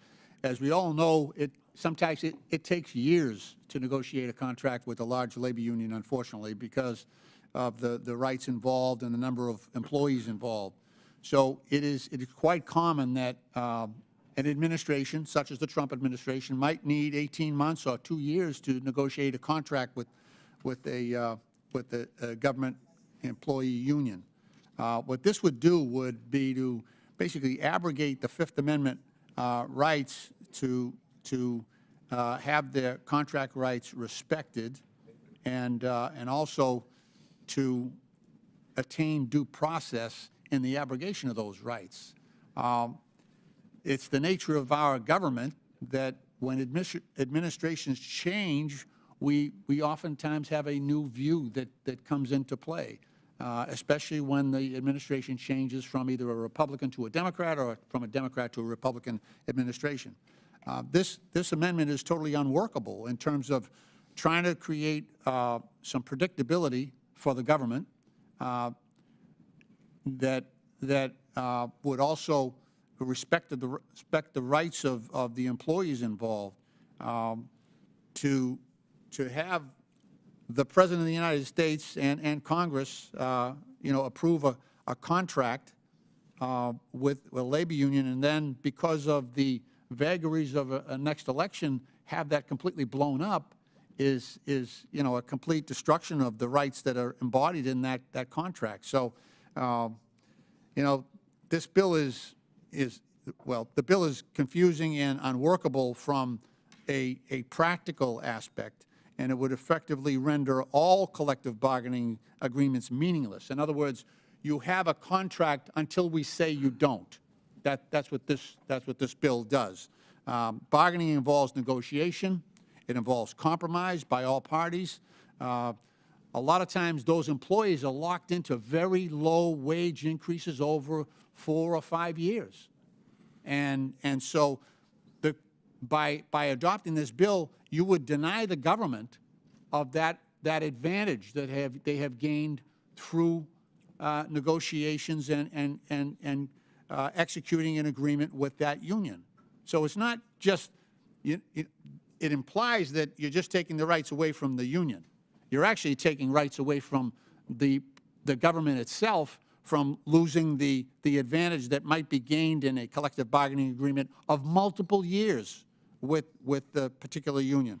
As I said, bargaining involves negotiation, it involves compromise by all parties, resulting in a signed contract that balances those interests. By design, no one is necessarily happy with all the terms of a collective bargaining agreement. This bill will result in management being able to subvert a new management. So a party not party to the original contract can come in and just tear that up, even though it was signed by a person of authority and valid when executed. After the fact, it could be simply negated, simply by obtaining a new presidential order. So this bill is an affront to the basic principles of contract law. And remember, we in that collective bargaining agreement, we restate that those employees don't have the right to strike. They don't have the right to stop work. They are bound by that agreement and by statute. And this, this rewriting of the law would negate all those rights that protect the employees and the union within that agreement, but also the predictability and the advantage gained by the taxpayer as well. With that, Mr. Chairman, I yield back. Yield back. Chair recognizes Mr. Biggs. I have an amendment at the desk. Okay, does anyone else want to speak on the cloud bill? All right, go ahead. We got one. So Sorry. we'll halt on that. On the amendment, you get to. Okay. Go ahead. Chairman, this bill at its core is about giving the president the authority to try to screw over workers in the middle of a contract. We don't have a bill here before us today to give the president the authority to go and change contracts with big businesses that do business with the government, because those are the big businesses that fund so many of my Republican colleagues' campaigns. But what you're looking at right here is a bill to come and tell frontline employees that even though they bargained and organized and did all this work to be able to win a set of wages and benefits and working conditions, that the Republican majority wants to be able to come and undercut those working conditions for those workers. Look, in a private company, it's been the law of the land for nearly 100 years that if you organize a union, if you organize and come to a collective bargaining agreement, that if a new owner comes in and buys the company, those workers should have the right to continue to have their wages and working conditions honored in their collective bargaining agreements. And so it makes no sense why here we would just give a president the authority, not because there's a particular problem identified, just to give the president carte blanche authority to come in and change terms and conditions for workers that have already been organized, that have already been agreed to, that have already been bargained for, and not say, well, why don't we take a look at the way that we're being overcharged in some of these contracts? But there would be a whole uprising of corporate lobbyists and special interest groups here before us today if we said we're going to go take a look at the way that Big Pharma is overcharging Medicare and Medicaid. We'd have that whole fleet of people. But instead, the Republican majority says we're going to go pick on working people, go pick on workers, whether in the public or in the private sector. And so I know that President Trump has gone out campaigning saying that he's for the working person, but these first rafts of bills in the Oversight Committee, they don't seem to be about actually saving people money. They seem to be about going and, picking on working people that have negotiated their contracts. And I just don't see how the Republican Party can claim to be the party of working people while they're going out of their way to screw over workers in this way. Thank you. I yield back. Gentleman yields back his time. For what purpose does the gentleman, Mr. Biggs, seek recognition? I have an amendment at the desk. The clerk will distribute the amendment to all the members. The clerk will designate the amendment. Amendment to the amendment in the nature of a substitute to H.R. 2249 is offered by Mr. Biggs of Arizona. Without objection, the amendment is considered as read. I reserve a point of order. The gentleman from Arizona is recognized for 5 minutes to explain the amendment. Thank you, Mr. Chairman. My amendment would exempt the Border Patrol from the particulars of this legislation. I want to indicate and remind people that this is the underlying bill, and I respect the bill's sponsor, actually is dealing with the change with elections and is permissive, not mandatory. So in 2018, President Trump issued an executive order ensuring transparency, accountability, and efficiency in taxpayer-funded union time use. It instructed federal agencies to renegotiate their collective bargaining agreements and cut official time, saying that, quote, executive branch employees should spend their duty hours performing the work of the federal government and serving the public, close quote. In November of 2019, a new collective bargaining agreement for the Border Patrol Council took effect with President Trump's support. The agreement expanded the number of border agents whose roles as union officers allow them to engage in political activity and increased the amount of hours agents could spend on union activities. Under the previous agreement, agents could utilize 18,000 hours of official time per year, and under the new agreement, they can utilize 153,000 hours per year. That's equivalent of roughly 74 full-time employees. While union representatives generally use official time hours to work on employee grievances and other labor-related matter, they can also advocate for specific border policies, and that is what they did under the previous administration. And they did that because the previous administration destroyed our border security policies. So consider how beneficial that time was under the Biden administration. It turned out to be serendipitous, actually. For instance, the NBPC assisted with several trips to the border for members of Congress. The NBPC officials were on TV constantly during the Biden administration telling the truth to the public about the border crisis. Were it not for them and a select few dedicated reporters, the world would not have known how bad it was. The NBPC defended the Border Patrol agent who was falsely accused of whipping Haitian migrants in Texas. Amid a rise in assaults on Border Patrol agents, 601 in fiscal year 23 and over 400 in fiscal year 24, the NBPC has defended agents by calling out the Biden administration for insufficient action. And one more, following the May 2022 Uvalde shooting, in which Border Patrol agents, including BORTAC, were among the first responders, the NBPC provided the emotional counseling and professional support to agents and the community. So that is important here, but the other thing that's important to understand about this particular union is they were the only group under DHS that was not getting paid overtime and got no raises. And in the NDAA of 2023, the NDAA included a provision spearheaded by NBPC, which I supported via other legislation, to allow agents to earn time and a half for overtime for hours 81 to 100 in a pay period, which they otherwise were not getting. This association has been uniquely positioned, and I want to just talk about something that one of my colleagues was, in the previous iteration, a previous argument was talking about. These agents, I've literally been out in agents in places that were so remote you could not reach anyone. And I have met with agents who were attacked, assaulted, seriously injured in these places where no one else is and no one else goes. Other times I've been with agents who've literally had to stand on top of the roof of their truck to try to reach a signal to report to other agents to please come pick up a group. That particular group, that time, there was 22 people. I've literally been with agents when there's been a group of 3, there's been groups totaling 300 people together.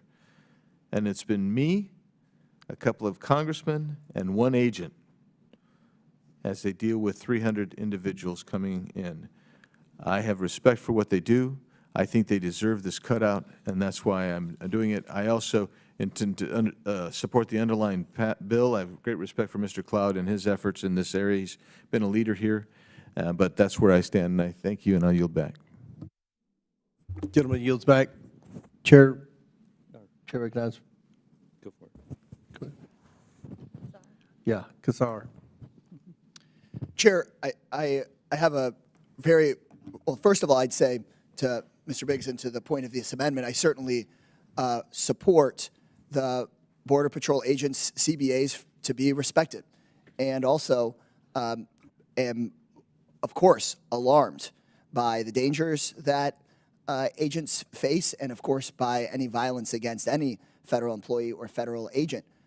My question for the sponsor of the amendment, I really am interested in having some discussion on this point, is why not also include other people who put their lives at risk that work for the federal government?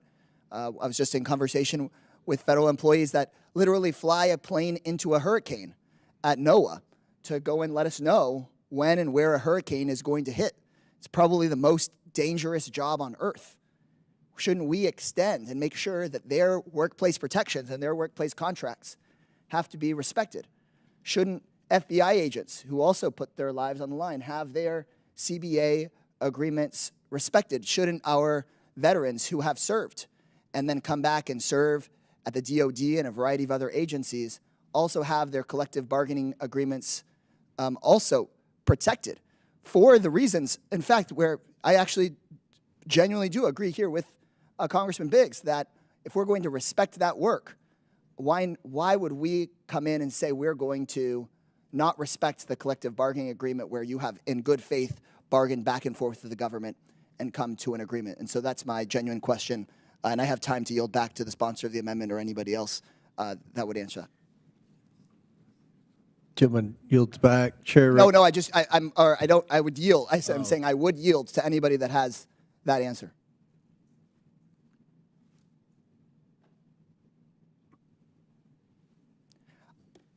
In a moment, I'm going to yield to Mr. Lynch, but I want to better understand if we're going to, as I believe we should, honor the collective bargaining agreements of Border Patrol agents. Why not also honor the collective bargaining agreements of FBI agents? Why not also honor the collective bargaining agreements of Department of Defense workers that have served in our military? Why not also honor the collective bargaining agreements of people that put their lives on the line to protect us from natural disasters?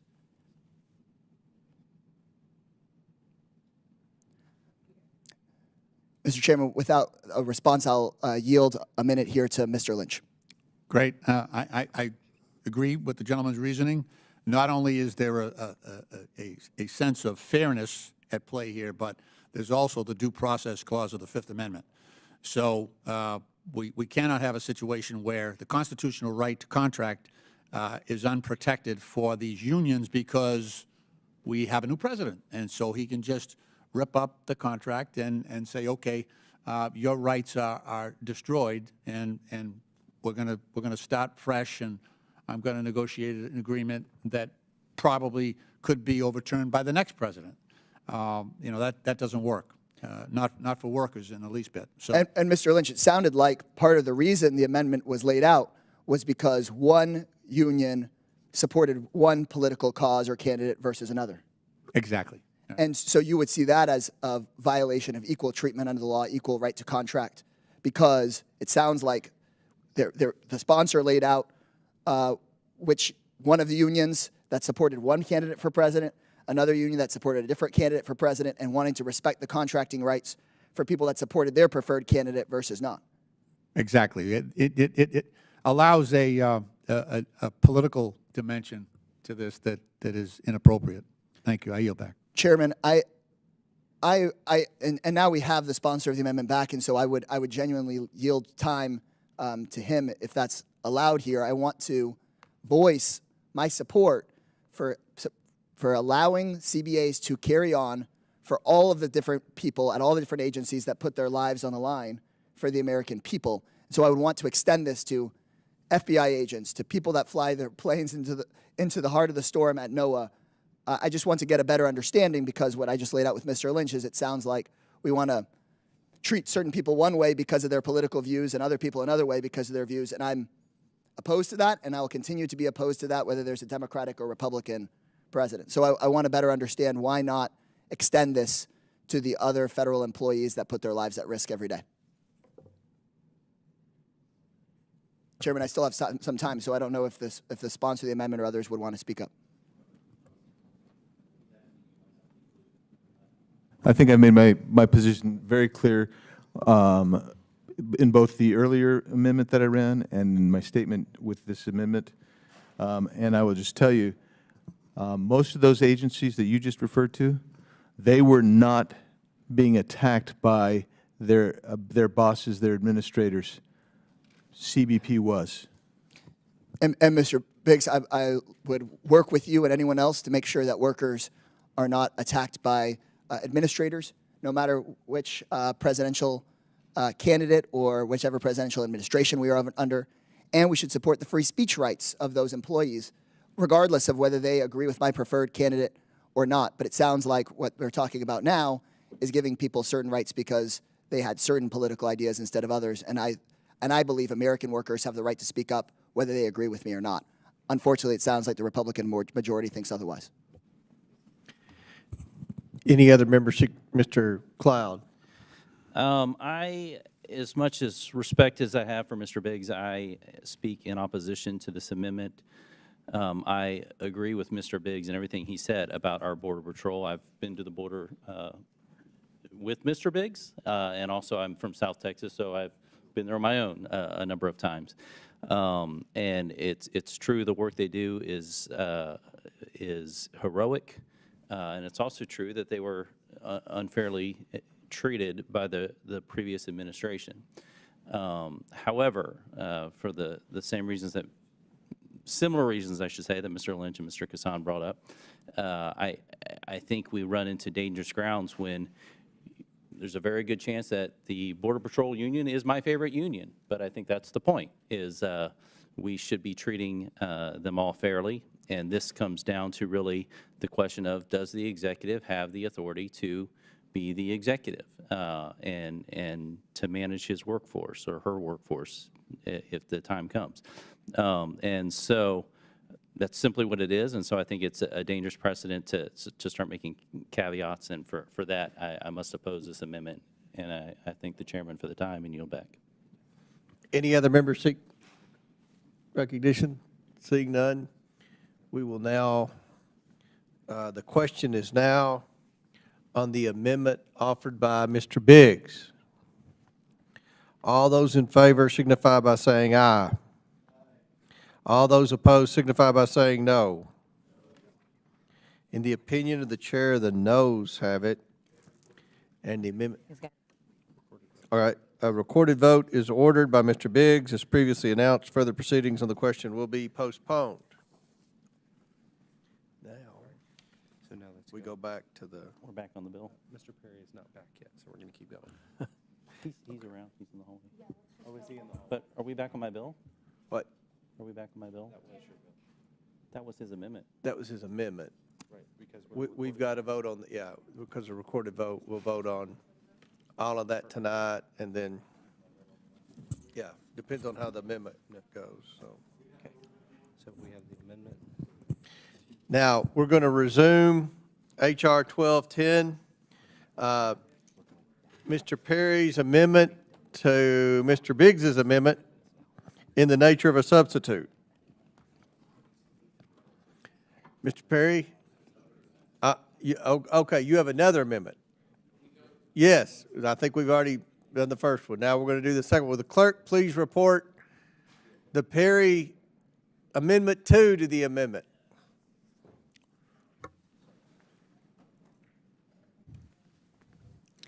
Amendment number 2, offered by Mr. Perry of Pennsylvania to the amendment offered by Mr. Biggs of Arizona to the amendment in the nature of a substitute to H.R. 1210. Without objection, the amendment to the amendment shall be considered as read and open for amendment at any point. Without objection to order, the chair, that's, yeah. Now, the chair recognizes Mr. Perry. Thank you, Mr. Chairman. This again is another quarter-page amendment, but the operative portion of the amendment essentially says, or does say, shall not apply to any employees working in a sector of the border in which more than 1 pound of fentanyl has been seized in the past 12 months. And so again, the Biggs amendment would apply under that provision.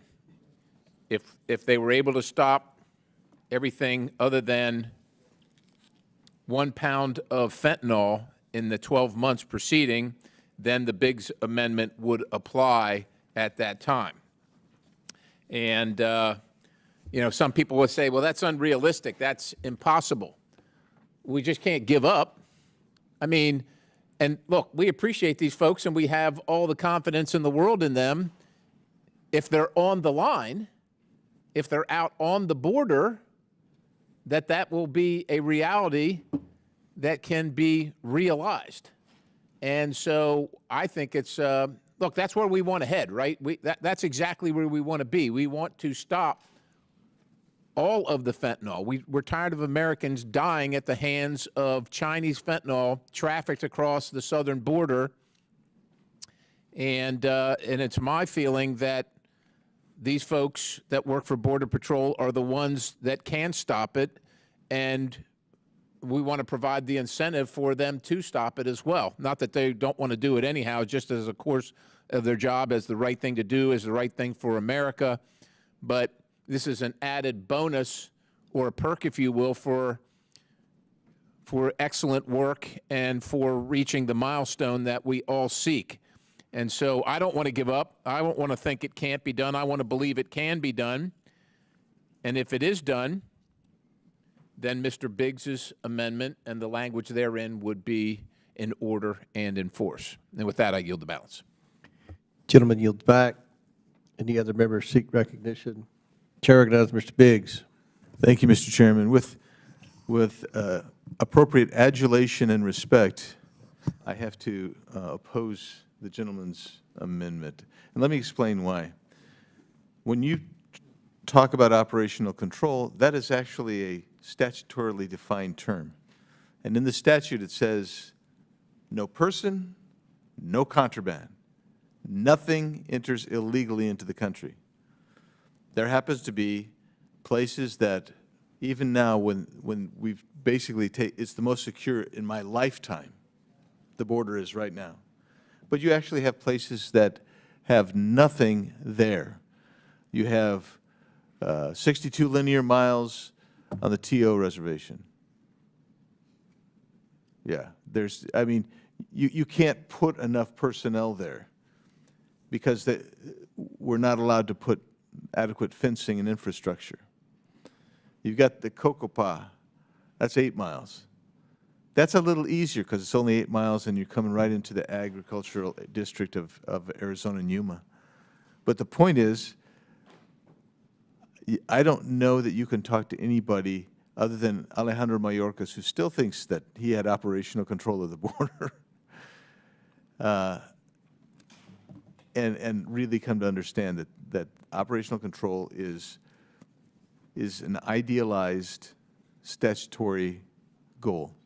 And with all due respect to my friend, I think he knows that if any one of his 3 amendments were to go onto my amendment, it would actually defang and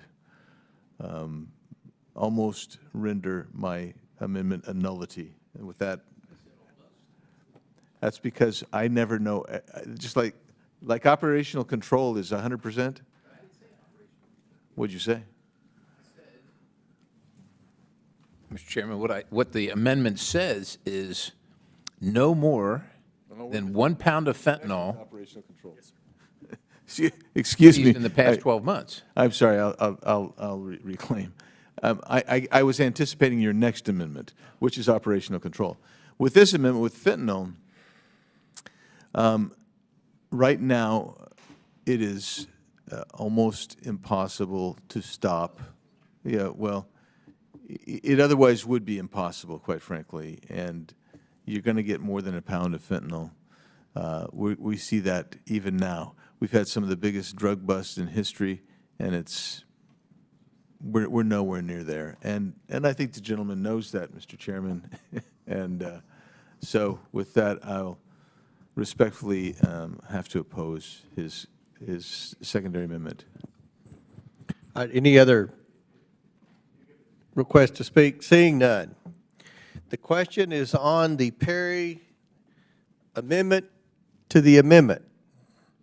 All those in favor signify by saying aye. All those opposed signify by saying no.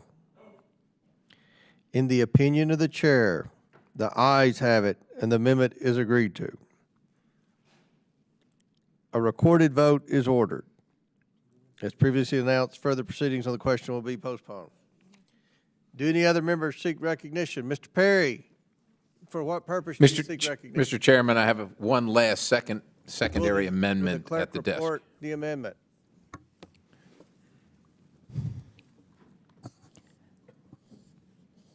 Amendment to the amendment offered by Mr. Perry of Pennsylvania, to the amendment offered by Mr. Biggs of Arizona, to the amendment in the nature of a substitute to H.R. 1210. Without objection, the amendment considered as read, and Mr. Perry is recognized.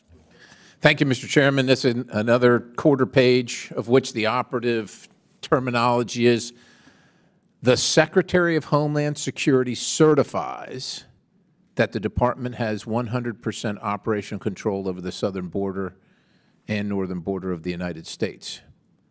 Now, my good friend, and I mean that sincerely, will say, well, that's impossible. Well, I don't think it is impossible. I think Secretary Mayorkas said we had operational control, so it's not impossible for the Secretary to certify it, certainly. And shouldn't we be swinging for the fences here? Like, shouldn't we? This is the standard by which we want to attain. And while it is the lowest point that it has been certainly in 4 years, maybe in 20 years, are you saying there's no room for improvement? I don't think my colleague would say that.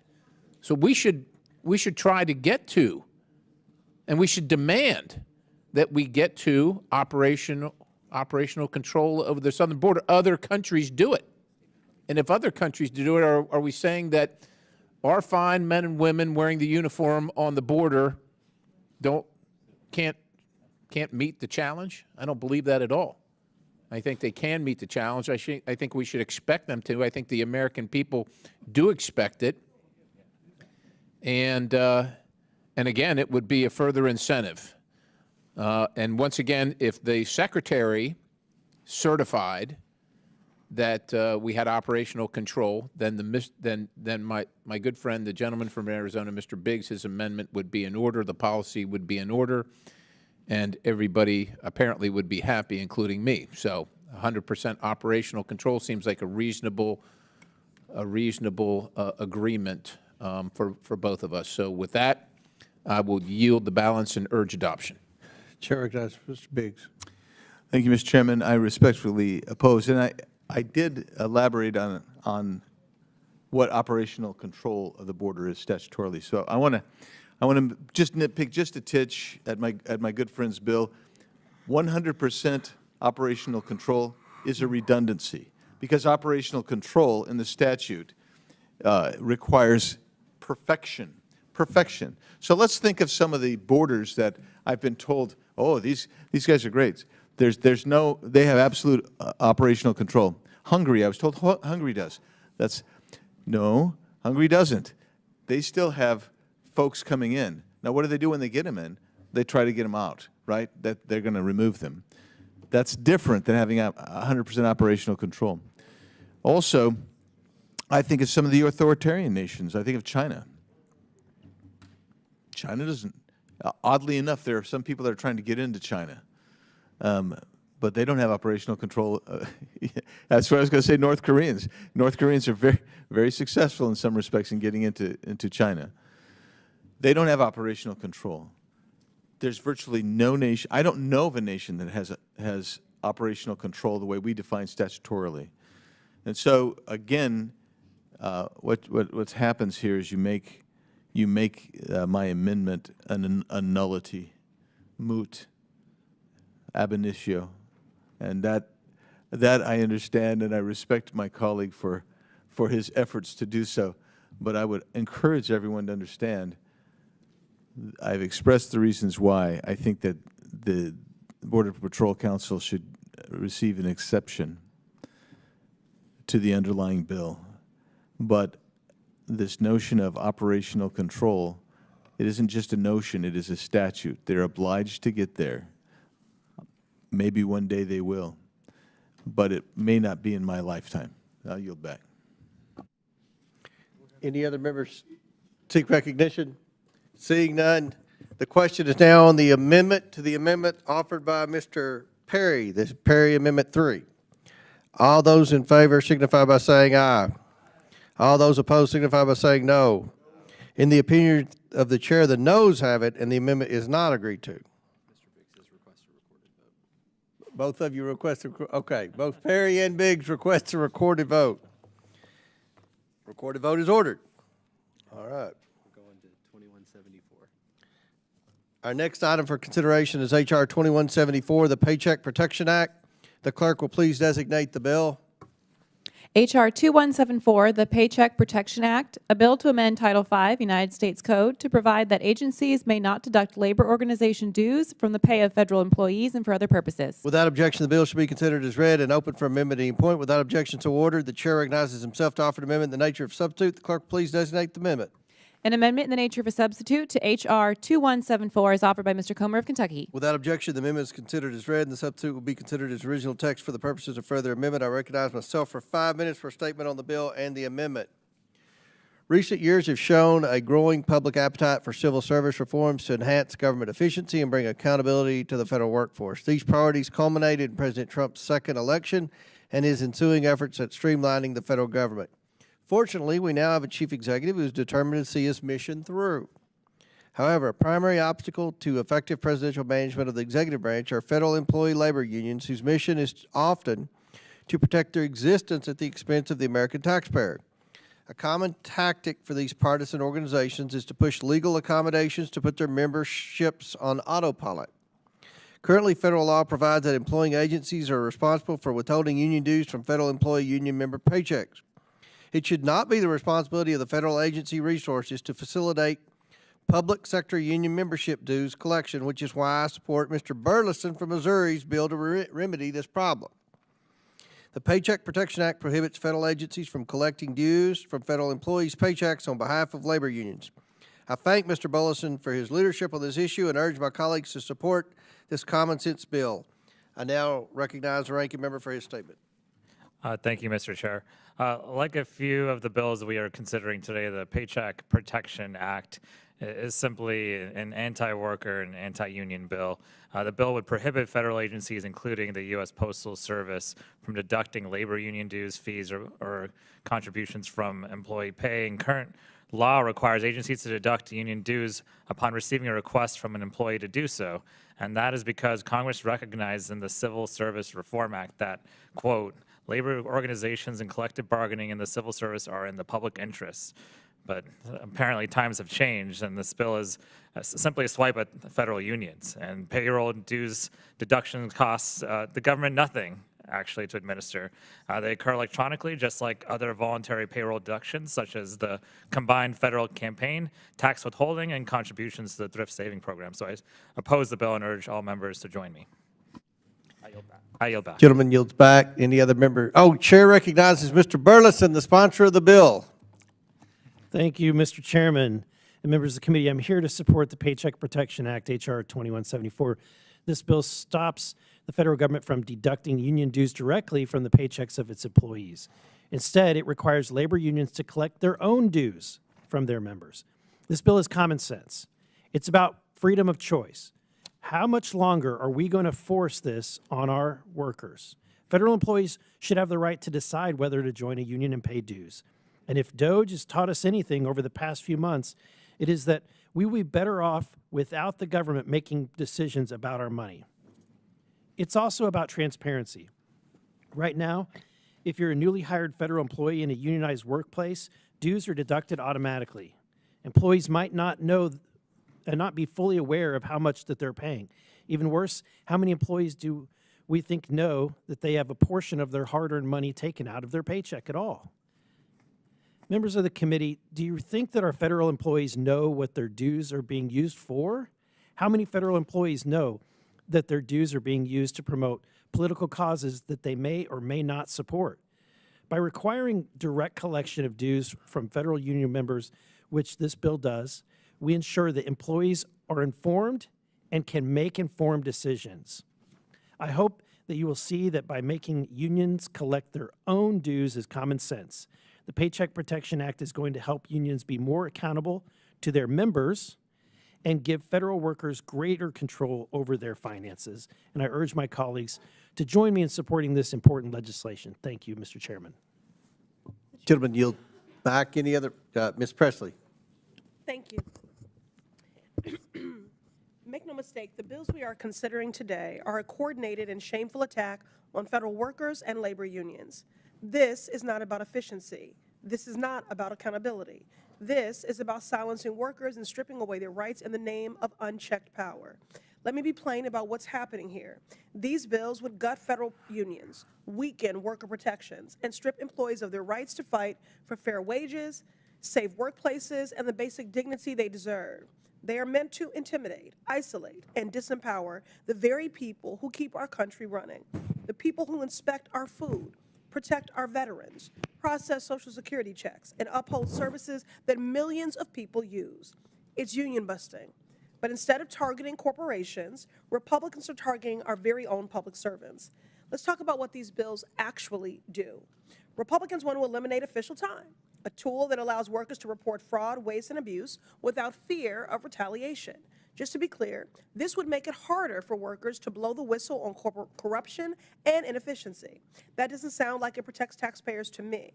Republicans want to give the president unchecked power to tear up collective bargaining agreements at will, making every worker's contract essentially meaningless.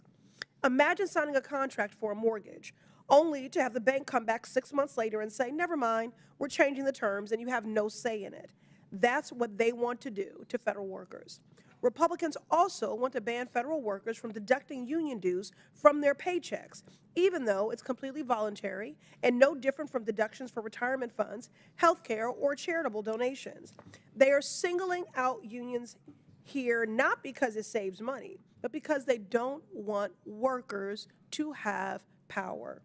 So no, this isn't about efficiency, and it certainly isn't about protecting the taxpayer. If it were, then Republicans wouldn't be rolling back whistleblower protections or forcing unions to provide representation for free. In reality, it's about giving more power to co-presidents Trump and Musk, dismantling the one force that stands up against abuse and injustice in the workplace, unions. The right to unionize is not just about making a living, it's about making a life, and a good one at that. In my district, the MA 7th from Cambridge to Roxbury, median income drops by $50,000. We can't address longstanding inequities like this if workers aren't empowered.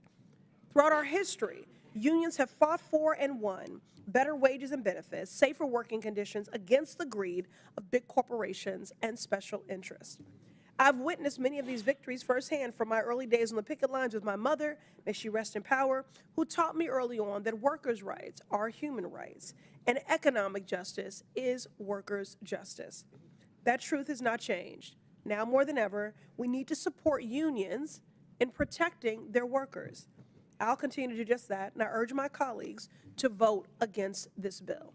I yield back. Gentlelady yields back. Chair recognizes Mr. Higgins. You want recognition? Yeah. Thank you, Mr. Chairman. The gentleman's bill simply addresses the withholding of union dues from paychecks and federal agencies and departments.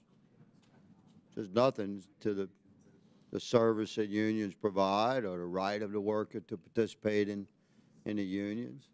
It's about whether or not that federal employee is going to essentially be forced to participate from day one with the union organization that they have the right to oppose, but they take a job and they have to like actively stop their participation in the union and become a red flag, and they just don't do it. So across the country, you know, we find the best examples of freedom in this aspect made manifest in the private sector, where you want to join a union, join a union. If you don't. You know, why would we as a representative republic not reflect that level of freedom within the infrastructures of the federal government and the federal bureaucracies? Why would we not reflect that core principle of individual rights, liberties, and freedoms? So the gentleman's bill simply restores that freedom with specific regards to union dues being deducted from your paycheck. These federal employees are quite capable of paying their own bills. They pay their own mortgage, their own utility bills, their own car note. They pay for their insurance. They buy their groceries. They're quite capable of paying their own bills. If they want to join the union, join the union. If you don't. That's called freedom. And Mr. Burleson's bill supports this inherent, God-given right to conduct our own affairs. Why anyone would oppose such a core principle that's at the very bedrock of our republic is fascinating to observe, but I'm in support of the gentleman's legislation. Gentleman yields back. Any other members seek recognition? Mr. Chairman. Mr. Chairman. Chair recognizes Mr. Biggs from Arizona. I have an amendment at the desk. Will the clerk please report?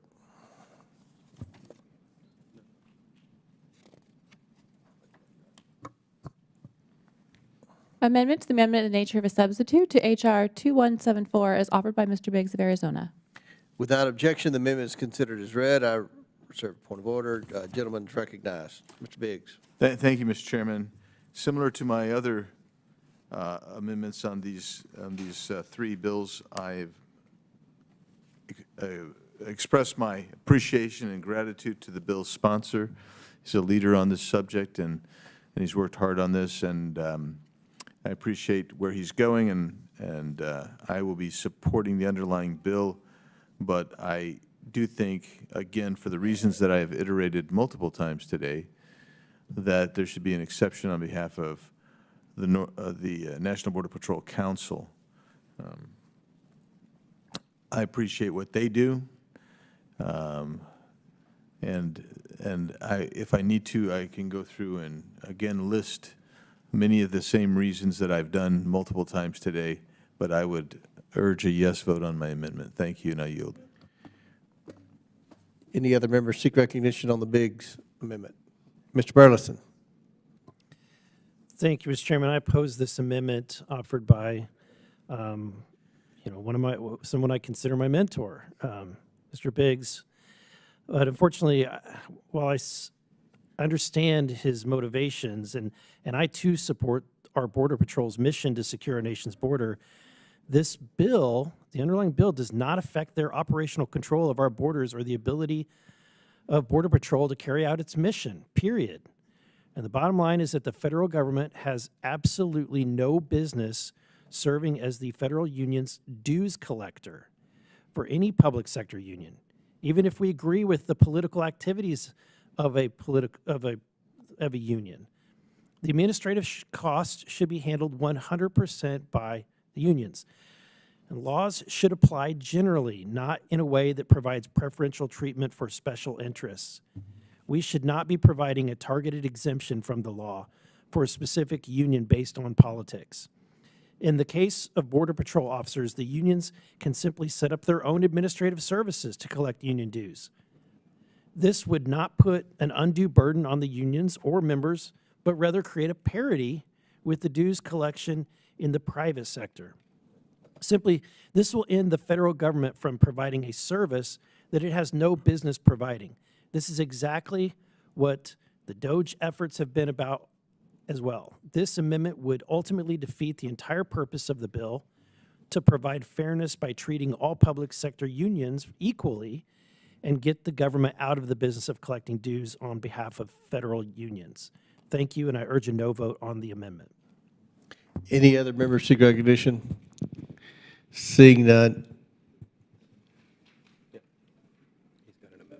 Okay, Mr. Chair, for what purpose does Mr. Burleson seek recognition? I have an amendment at the desk. Would the clerk please report the amendment to the amendment? Is that right? Amendment offered by Mr. Burleson of Missouri to the amendment offered by Mr. Biggs of Arizona to the amendment in the nature of a substitute to H.R. 2174. Without objection, the bill considered as read. Chair recognizes Mr. Burleson. This is a simple amendment. In fact, it's very similar to the one that we heard before on a different bill. This says that the exemption that's being expressed in the underlying amendment would not be available unless the Secretary of Homeland Security certifies that to Congress that the department has 100% operational control of the southern border of the United States and northern border. And I move for its adoption. Gentleman yields back. Any member seek recognition? Mr. Biggs. Thank you, Mr. Chairman. So again, not to nitpick, but this 100% operational control is redundant because within the definition of operational control statutorily, no person, no contraband would be getting into the United States. And so that's just a nitpicky flaw. But of course, the purpose of this is to basically emasculate the amendment that I have offered. And so I get that. But I want to go to just a thought here.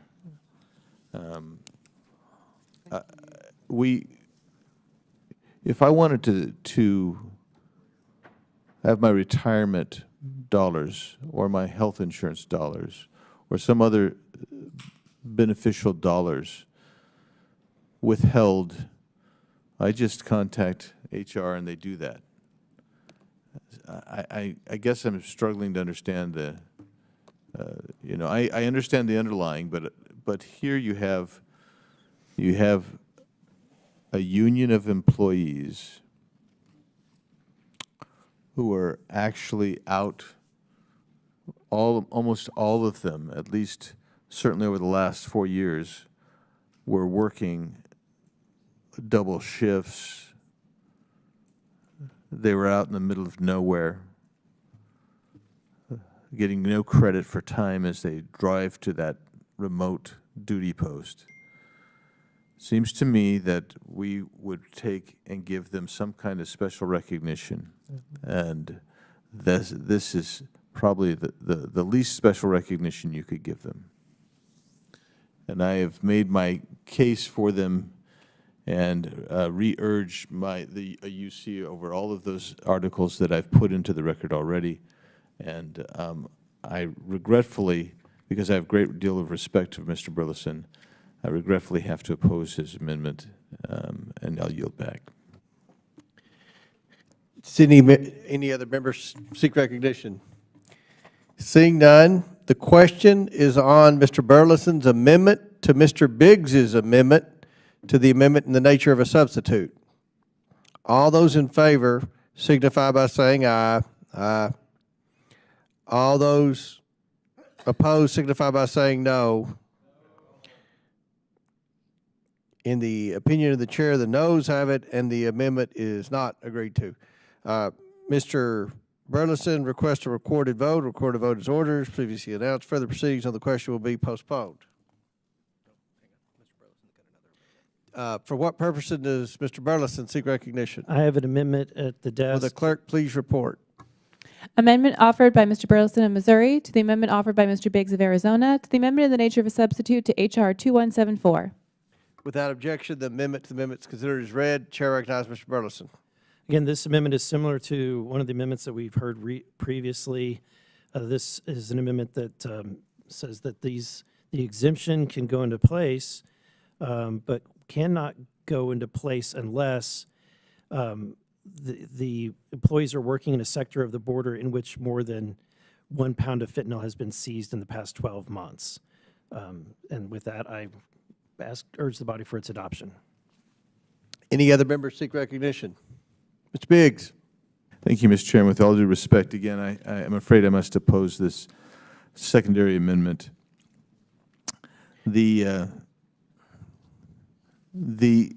idea is that you would give an exception to the Border Patrol if they if they have not seized more than 1 pound of fentanyl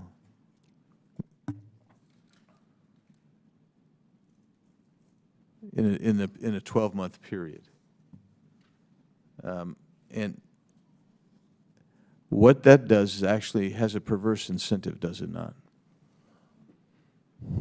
Does it not say to CBP agents, Well, if you want the underlying bill to go into place, then simply stop trying to interdict fentanyl.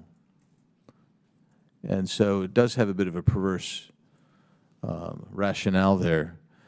But again, for that and other reasons that I have iterated multiple times today, I would respectfully oppose the amendment, the secondary amendment. Does any other member seek recognition? Seeing none, the question is now on Mr. Burleson's amendment number 3 to Mr. Biggs' amendment to the amendment in the nature of a substitute. Amendment number 2 instead of 3. All those in favor signify by saying aye. All those opposed signify by saying no. In the opinion of the chair, the noes have it, and the amendment is not agreed to. Mr. Burleson. Final amendment, Mr. Chairman, at the desk. Recorded vote is requested by Mr. Burleson. As previously announced, further proceedings on the question will be postponed. All right. You got. I did not request a recorded vote. Oh, you did not? Oh, I'm sorry. Okay. I thought you did. All right. No, scratch that. I have an amendment at the desk. Oh, okay. That was your thing. Will the clerk please report the amendment? Amendment number 3 offered by Mr. Burleson of Missouri to the amendment offered by Mr. Biggs of Arizona to the amendment in the nature of a substitute to H.R. 2174. Without objection, the amendment is considered as read. Chair recognizes Mr. Burleson. Again, this is an amendment that we've seen previously today. This says that this exemption that Mr. Biggs is trying to put in place would go into effect upon at the moment that the Secretary of Homeland Security certifies to Congress that the department has completed 100% of the construction of the wall on the southern border. And with that, I think that this, I would say, if anything, this will provide a motivation, which I think we want. We want to provide merit-based opportunities, and this would certainly motivate the Border Patrol to complete the border construction. And with that, I urge adoption. Gentleman yields back. Any member seek recognition? Mr. Biggs from Arizona. Sorry, thank you, Mr. Chairman, and I appreciate the gentleman from Missouri's efforts here today. He's doing yeoman's work. I would actually point out one other interesting thing about this. CBP does not erect, construct, repair, extend anything along with the wall. The Army Corps of Engineers and its contractors do that. That's so what you're saying is we're going to hold the Border Patrol guys, their union, hostage based on the ability of the executive branch to engage a contractor that Congress is funding to build a fence before they could get this benefit. I appreciate that you're willing to give them that benefit, but that seems like a condition that is almost unmeetable. And with that, I must respectfully and oppose this amendment and yield back. Any other members seek recognition? Seeing none, the question is now on Mr. Burleson's amendment 3 to Mr. Biggs' amendment to the amendment in the nature of a substitute. All those in favor signify by saying aye. All those opposed signify by saying no. In the opinion of the chair, the noes have it, and the amendment is not agreed to. Mr. Burleson requests a recorded vote. As previously announced, further proceeding on the question will be postponed. 2193. Our next item for consideration is H.R. 2193, the Federal Employees Health Benefits Protection Act. The clerk will please designate the bill. H.R. 2193, the FEHB Protection Act, a bill to require the Director of the Office of Personnel Management to take certain actions with respect to the health insurance program carried out under Chapter 89 of Title V, United States Code, and for other purposes. Without objection, the bill shall be considered as read and open for amendment at any point. Without objection, so ordered. The chair recognizes himself to offer an amendment in the nature of a substitute. The clerk please designate the amendment. An amendment in the nature of a substitute to H.R. 2193 is offered by Mr. Comer of Kentucky. Without objection, the amendment is considered as read, and the substitute will be considered as original text for the purposes of further amendment. I now recognize myself for 5 minutes for a statement on the bill and the amendment. The Federal Employee Health Benefits Program provides quality health insurance coverage for approximately 8 million federal employees, retirees, and their families. With nearly $60 billion in combined annual premiums paid by the government and enrollees, this committee has a vested interest in ensuring the program is free from waste, fraud, and abuse. In 2022, the Government Accountability Office released a report that found ineligible family members enrolled in FEHB plans. According to the Office of Personnel Management's Inspector General, the enrollment of ineligible family members may cost as much as $3 billion in improper or fraudulent payments annually. The bill incorporates solutions from GAO's report to better prevent, identify, and reduce fraud, waste, and abuse resulting from enrolling ineligible family members in FEHB. First, this bill requires OMP to verify the eligibility of family members receiving FEHB coverage to better ensure those who are added to the rolls are legally eligible. Second, the bill requires OPM to audit the documentation and ranks of FEHB enrollees to identify those who may have slipped through the cracks.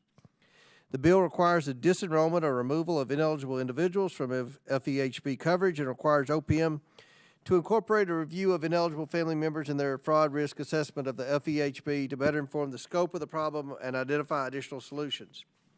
Finally, the bill incorporates an OPM Inspector General recommendation to centralize the FEHB program administration under OPM, thus consolidating the current enrollment management mess from over 160 employing agencies. The bill would also direct the OPM Inspector General to provide ongoing program oversight to ensure this problem does not develop again in the future.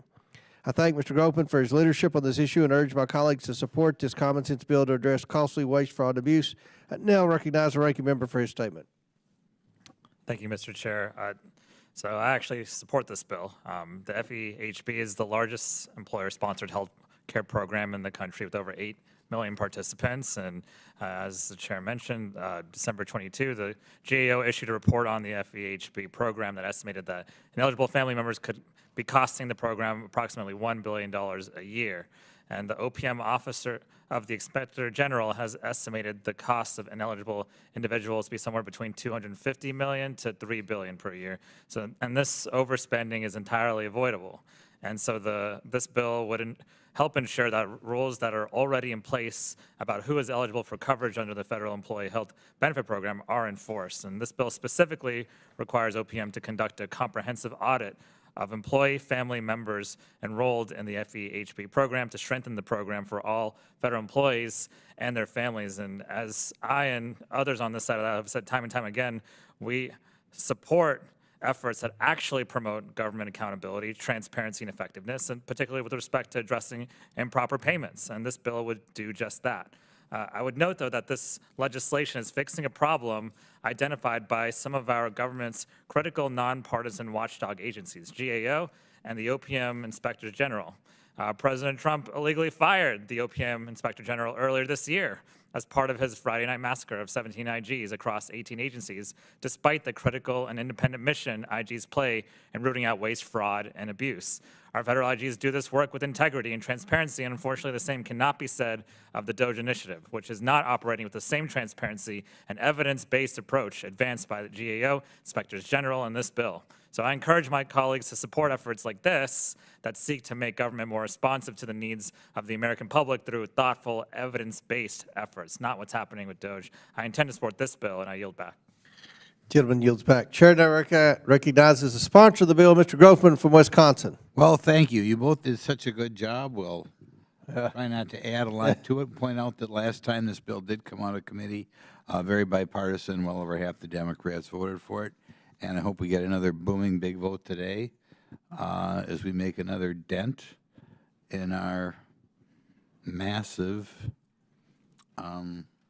government debt. But very good.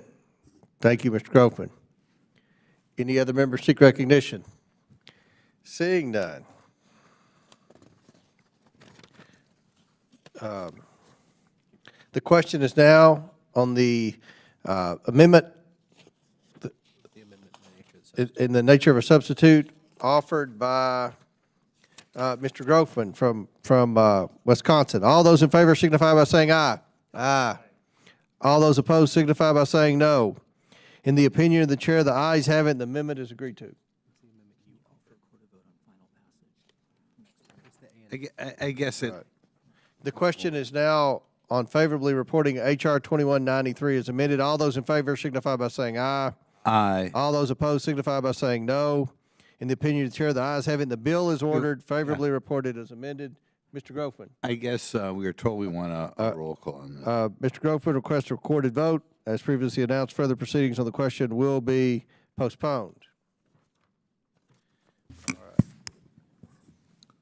Our next item for consideration is H.R. 2277, the Federal Accountability Committee for Transparency Act. The clerk will please designate the bill. H.R. 2277 to amend the CARES Act to extend the Pandemic Response Accountability Committee through December 31st, 2026, and to change the name of such committee to the Fraud Prevention and Accountability Committee and for other purposes. Without objection, the bill shall be considered as read and open for amendment at any point. Without objection to order, the chair acts as himself for the offered amendment in the nature of substitute. The clerk please designate the amendment. An amendment in the nature of a substitute to H.R. 2277 is offered by Mr. Comer of Kentucky. Without objection, the amendment is considered as read, and the substitute will be considered as original text for the purpose of the amendment. I now recognize the sponsor of the bill, Mr. Sessions from Texas. Mr. Chairman, thank you very much. When I speak today, I want to speak on behalf of the co-sponsor of this, Mr. Mfume, who serves as the ranking member on the subcommittee which we sit, Government Operations. Mr. Chairman, I speak today about a bill that is called the Federal Accountability Committee for Transparency Act, FACT Act. As we all know, this committee and the subcommittees of this committee have discovered that there are billions and billions of dollars each year that go under the term of waste, fraud, and abuse or misdirected payments. As a result of this work on the subcommittee, Mr. Mfume and I discovered that there was something called the Pandemic Analytics Center of Excellence, or known as PACE, which was prescribed in law in 2020 and which actually served a role of trying to figure out what payments were misapplied to people who had filed for those payments. And it's important to know that since the beginning of last Congress, we've worked diligently to work with OMB and the Inspector Generals and other organizations to find out best practices about how we across government can avoid giving money to people where it's unintended. In other words, giving money out and then chasing money when we found out what was wrong. We have learned that PACE, PRAC, was an opportunity where they developed over 1.8 billion pieces of information, which would give them insight as to who was properly to receive the payments that came from the government. That is going to find that PACE is done away with. PRAC moves through law and will be eliminated at the end of the summer. So what this bill is attempting to do is to bring forth an agreement that we would keep PACE through the end of 2026. It's a common sense bill that will allow us to not only work with PACE and to understand how they operate, but to potentially bring that to bear for the rest of the government agencies, including OMB. So, Mr. Chairman, I would move this bill, and I want to thank Mr. Mfume for his work in support of the development of this piece of legislation. I yield back my time. Gentleman yields back. Any other members? Or I recognize the ranking member for his opening statement. Thank you, Mr. Chairman. I support this bill as well. I intend to be a co-sponsor as well. This bill, the Pandemic Response Accountability Committee, or the PRAC, is a committee of counsel of the Inspectors General on integrity and efficiency. And the PRAC's purpose is to coordinate and support the oversight of the significant emergency relief funds authorized to respond to the COVID pandemic and to identify major risks that cut across program and agency boundaries. It will sunset on September 30, 2025, and this act would extend that to December 31st, 2026. And many offices of Inspector General are small and cannot afford the technical infrastructure and skilled data analysts necessary to use the capabilities developed by the PRAC, which has amassed the data, established the systems, and employed the data analysts necessary to provide these analytics services to small OIGs. And the FACT Act is intended to give the committee additional time to work toward permanent reauthorization of the PRAC. So I strongly support this bill and urge members to do so as well. I yield. The gentleman yields back. I just want to recognize myself for a second.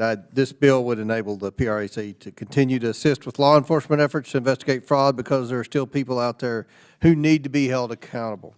The PRAC needs to continue the fight to punish the bad guys and retrieve some of the billions that have been stolen from the American taxpayer.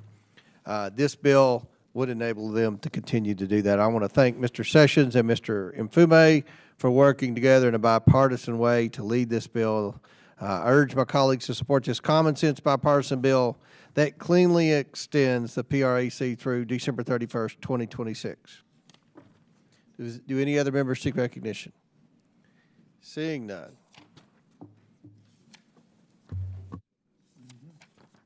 The question is now on the amendment in the nature of a substitute. All those in favor signify by saying aye. Aye.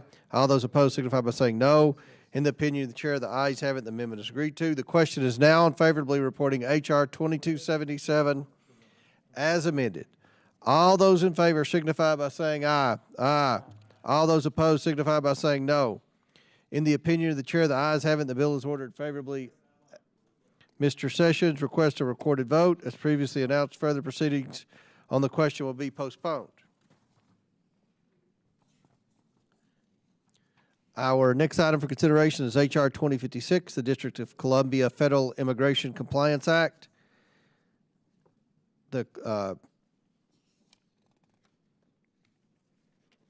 Now recognize the clerk. H.R. 2056, a bill to require the District of Columbia to comply with federal immigration laws. Without objection, the bill shall be considered as read and open for amendment at any point. Without objection, so ordered. The chair now recognizes himself to offer an amendment in the nature of a substitute. The clerk will please designate the amendment. An amendment in the nature of a substitute to H.R. 2056 is offered by Mr. Comer of Kentucky. Without objection, the amendment is considered as read, and the substitute will be considered as original text for the purpose of further amendment.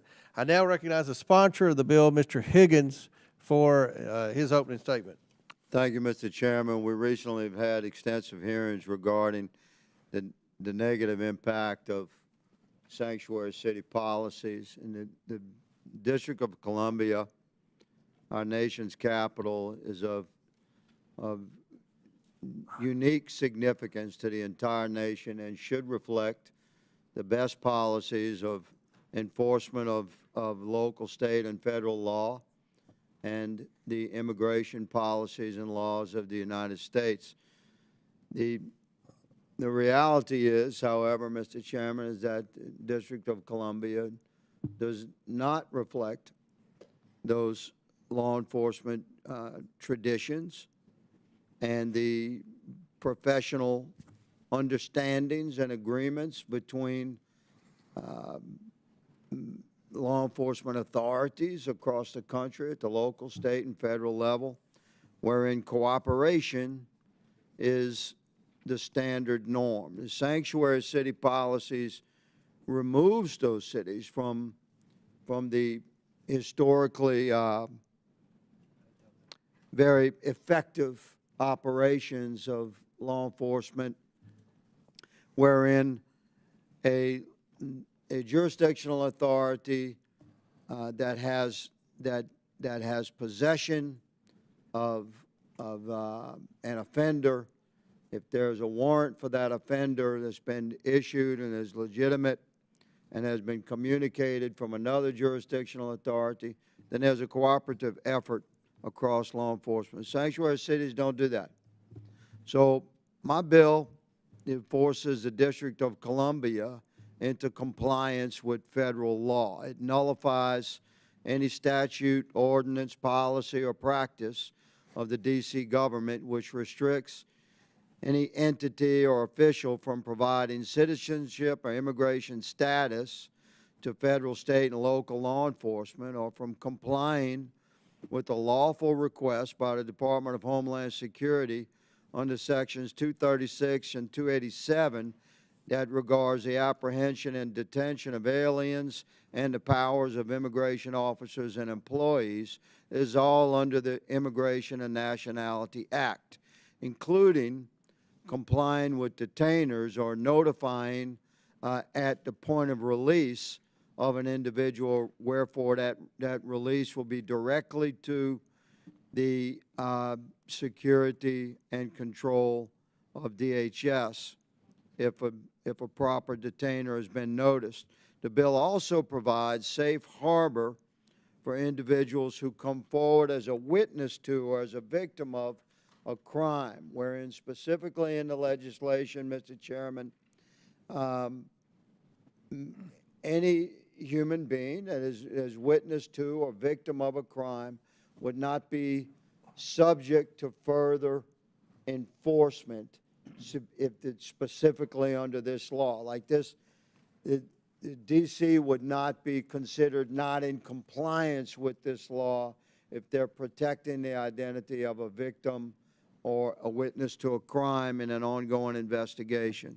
So in summary, Mr. Chairman, this bill would be opposed by our colleagues across the aisle, no doubt, but it simply brings the nation's capital into compliance with the nation's laws and with the standards by which law enforcement at the local, state, and federal level have a long-standing relationship of cooperation. It forces our nation's capital to be in compliance with those standards of norm. Mr. Chairman, I thank you for the consideration of this bill in today's markup. I urge its support on both sides of the aisle, and I yield. Gentleman yields back. Chair recognizes the ranking member for his opening statement. Thank you, Mr. Chairman. Before I discuss my opposition to this bill, which my friend anticipated, I must ask, are House Republicans trying to sabotage the operations and finances of the District of Columbia, and to what end? The recently enacted continuing resolution cut D.C.'s local budget by more than $1 billion. If that stands, D.C. will likely have to lay off first responders, police, fire, teachers, and Fitch Ratings placed D.C., because of no action on their own, on a rating watch negative. Every CR for the last 2 decades contained a provision that allowed D.C. to spend under its current local budget during the CR. House Republicans omitted that this year. Let's be clear about the absurdity of this situation. D.C.'s local budget consists of local funds, not federal. D.C. raised its own fiscal 2025 money. That money is in D.C.'s bank account. D.C. has been spending that money for 6 months, and now Congress has ordered D.C.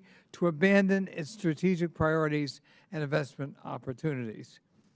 I served for 14 years on the Fairfax County Board of Supervisors just across the river in Virginia, including 5 years as chairman, like being mayor.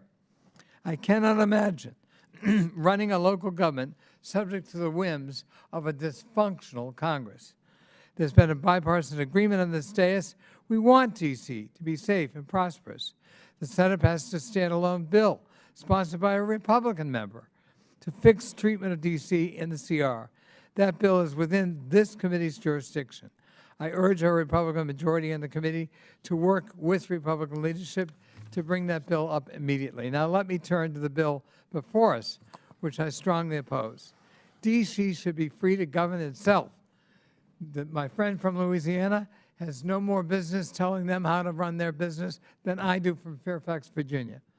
The bill nullifies D.C. laws and policies that, like those of other jurisdictions, are in full compliance with federal law. They do not obstruct ICE from carrying out its duties. and they are backed by evidence demonstrating that they keep people safer. Counties with laws that do not honor extrajudicial warrantless civil detainers had significant lower levels of violent crime than counties that do not have such laws. Mayors, police chiefs, sheriffs, local leaders have made clear that the way to combat violent crime is allowing local police to do their job of ensuring public safety in their own communities, not commandeering them to spend limited time and resources rounding up and detaining nonviolent immigrants who pose no threat. The committee has a hearing on this issue. That hearing accomplished none of the majority's objectives, which were primarily to demagogue immigration enforcement policies in large urban areas. Instead, that hearing showcased American cities that were focused on public safety and complying with federal immigration law without getting dragged into the costly business of the Trump administration's cruel, unconstitutional, and inhumane immigration policies. That hearing failed to force the Trump administration immigration enforcement operations down the throats of American cities, so now Republicans are turning their eyes to a vulnerable Washington, D.C., where they are hoping to press the hobnail boot of the federal government that they control to the throat of the nation's capital. It's a shameless moment, and it's one I cannot support, and I oppose this bill. I yield back. Tillman yields back. Chair recognizes Mr. Biggs. Thank you, Mr. Chairman. I support Mr. Higgins' bill and the ANS offered by the chairman. I'm going to focus just on two brief aspects of this. And Section 2, subparagraph A2, requires compliance with a request lawfully made. That should not cause anyone heartburn. It is a lawfully made request pursuant to 236 or Section 287 of the INA. And then it's a new or a diversionary tactic that we're seeing now, but what has happened here that Mr. Higgins has done that I think addresses and should assuage much of what my friends across the aisle have traditionally raised is he's provided a safe harbor for those who are witnesses or victims who wish to come forward so that there can be no other action against them. So with that, I think Mr. Higgins' bill is strikingly good, necessary, and appropriate at this time, and I'll yield to the gentleman from Louisiana, Mr. Higgins. I thank the gentleman from Arizona, and I respect the ranking member.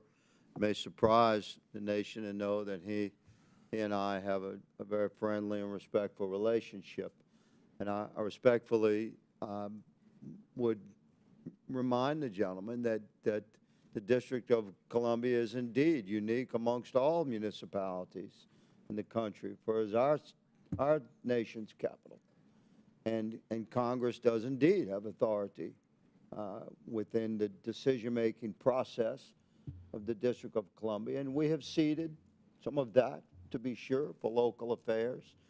But the interaction with federal law enforcement, as it relates specifically, in this case, to the removal of illegal aliens, this is certainly a federal consideration, and therefore our nation's capital should be in compliance with federal laws and should be exemplary therein. However, that's not the case. And the gentleman knows that laws are written, statutes are written at the local, state, and federal level with words like may and shall for a particular purpose. This just removes discretion.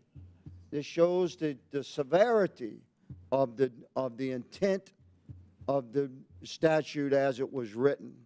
And under the Code of the District of Columbia, 24-1107, the prohibition on cooperation with federal immigration agencies, the District of Columbia shall not hold an individual after they've been otherwise released to comply with an ICE detainer request, provide any facility or equipment to assist ICE with a search or inquiry about an individual in D.C. custody, permit ICE to interview a suspect in D.C. custody unless compelled by court order, provide ICE information about an individual's release date or location, or any information about why they were detained, grant access to federal immigration authorities to District of Columbia detention facilities, or inquire into the immigration status of an individual in custody. D.C. laws go on with similar sanctuary city policies, prefaced by shall not, or will, not may or can. No discretion there. These laws were written with severity leaning towards sanctuary city policies, and our nation's capital should not reflect a refusal, in fact, a mandated denial of compliance with federal immigration law. I thank the gentleman for yielding me some of his time, and I yield back to the gentleman from Arizona. I thank the gentleman. I yield, Mr. Chairman. Gentleman yield. Any other members? Chair recognizes Ms. Norton from Washington, D.C. Thank you, Mr. Chair. I strongly oppose this undemocratic anti-immigrant bill, which would nullify duly enacted laws, policies, and practices of the District of Columbia. Before I address the details of this bill, I want to discuss democracy and the lack of democracy in D.C. The Revolutionary War was fought to give consent to the governed and to end taxation without representation. Yet more than 700,000 D.C. residents are denied voting representation in Congress and full local self-government, even though D.C. pays more federal taxes per capita than any state and more total federal taxes than 19 states. Last Congress, Republicans introduced more than 100 bills and amendments to repeal or block D.C. laws and policies. This Congress, Republicans have already introduced 17 such bills and amendments. 2 weeks ago, Congress passed a bill drafted by Republicans that cut more than $1 billion from the D.C. local budget, which consists entirely of locally raised revenue. Although Congress has plenary authority over D.C., legislating on D.C. matters is a choice. In 1953, the Supreme Court held that, quote, there is no constitutional barrier to delegation by Congress to the District of Columbia of full legislative power, end quote.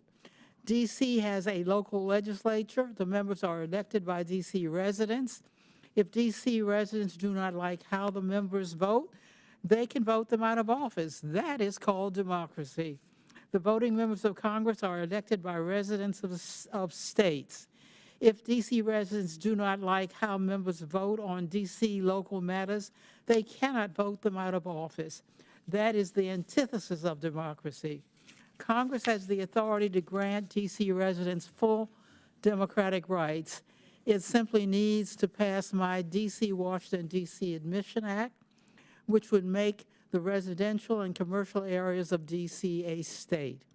The merits of D.C. local laws and H.R. 2056 are irrelevant, since there is never justification for Congress interfering in D.C. local matters, but I will briefly discuss them. Consistent with federal law, D.C., like states, cities, and counties across the country, has passed laws to support and protect the safety of all its residents, regardless of immigration status. In passing such laws, D.C. followed its values and the evidence on the benefits of such laws for the entire city.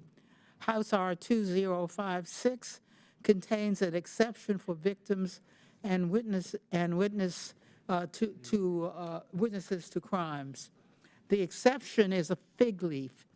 If enacted, the bill would deter immigrants from seeking assistance from or cooperating with the D.C. government, including the police department. I urge members to vote no on this bill. Ask my friend to yield. Go ahead. Yield to Mr. Conley. I thank my friend.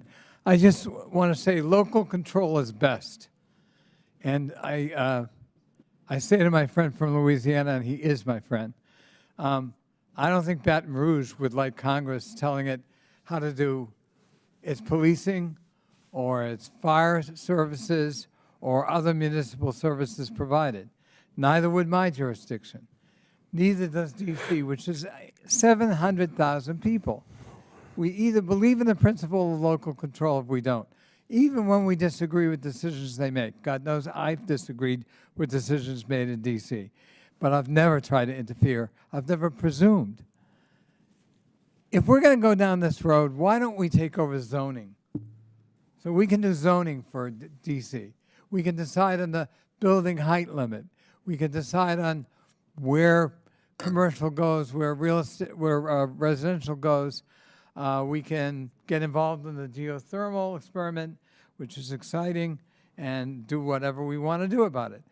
We can really tie up this committee with a lot of D.C. business that belongs in the hands of the locally elected, empowered D.C. City Council. And I believe very firmly in that principle. I have never tried to overturn or legislatively question a decision made by that council. It's not about my personal preference.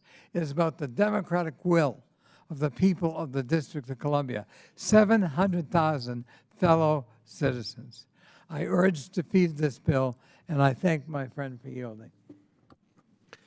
Does any other member seek recognition on the Higgins bill? Seeing none. The question is now on the amendment in the nature of a substitute. All those in favor signify by saying aye. Aye. All those opposed signify by saying no. In the opinion chair, the ayes have it, and the amendment is agreed to. The question is now unfavorably reporting H.R. 2056 as amended. All those in favor signify by saying aye. Aye. All those opposed signify by saying no. In the opinion of the chair, the ayes have it, and the bill is ordered favorably reported. Mr. Chairman? Yes. If Mr. Higgins isn't requesting a recorded vote, I do. All right. Mr. Conley requests a recorded vote. As previously announced, further proceedings on the question will be postponed. Our next item for consideration is House Resolution 187 of inquiry requesting the President to transmit certain information to the House of Representatives referring to the termination, removal, placement on administrative leave, moved to another Department of Federal employees and inspectors general of agencies. The clerk will please designate the bill.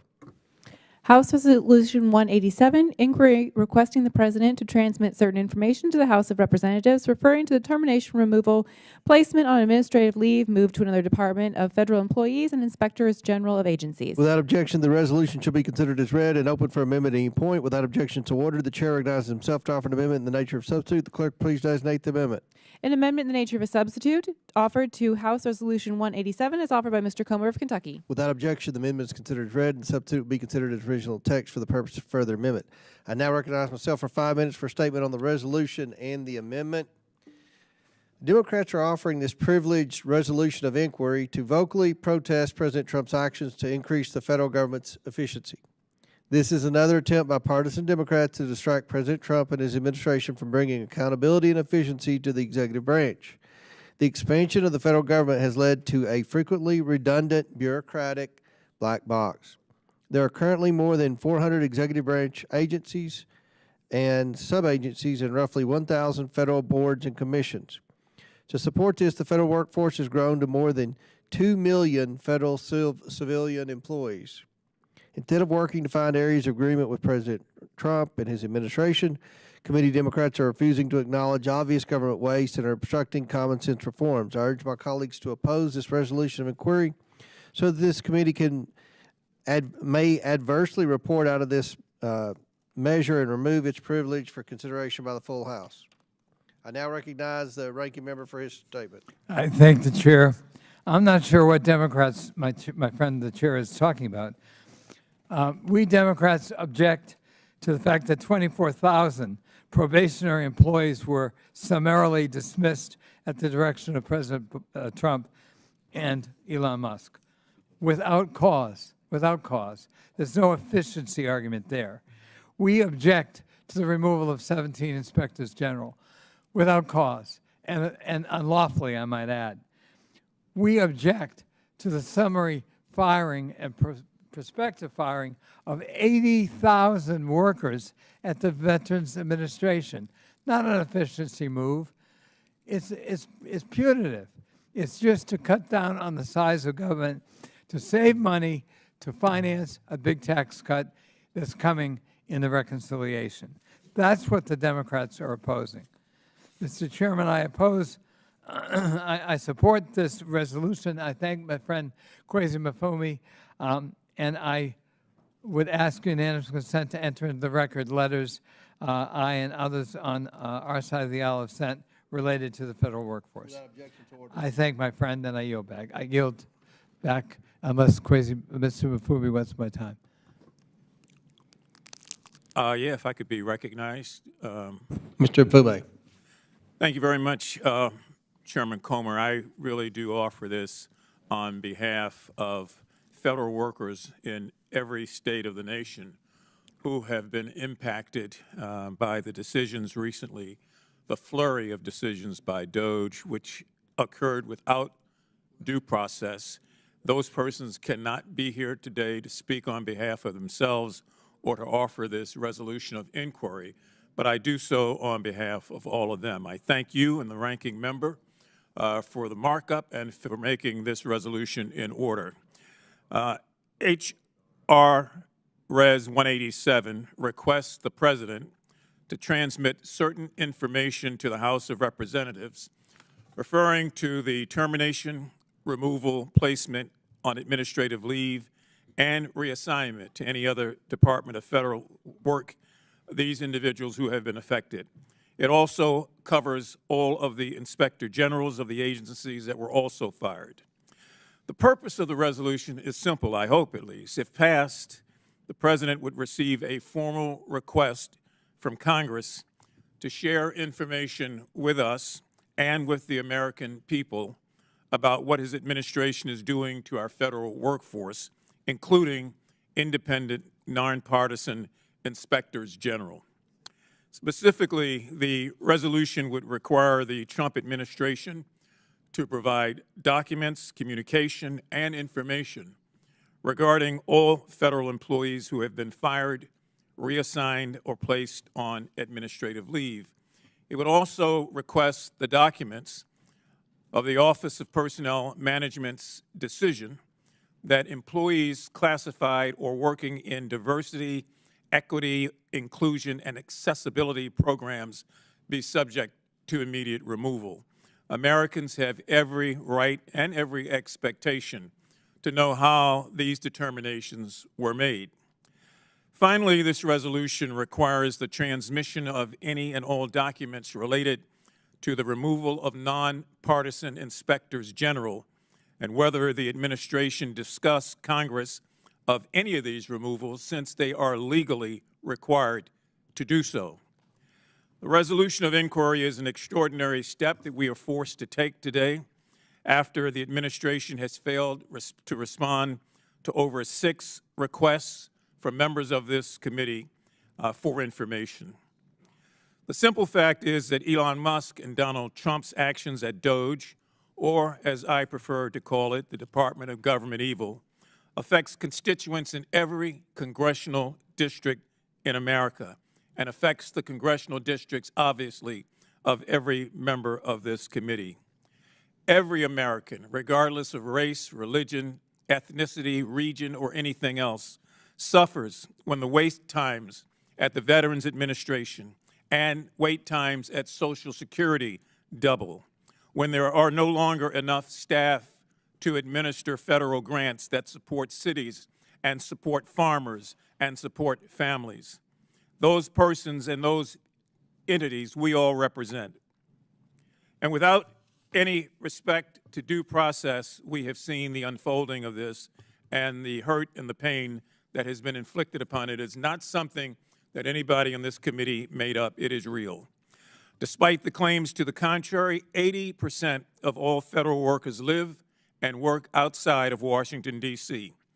Altogether, outside of those that represent the National Capital Region, members of this committee represent an estimated 416,000 of those federal workers.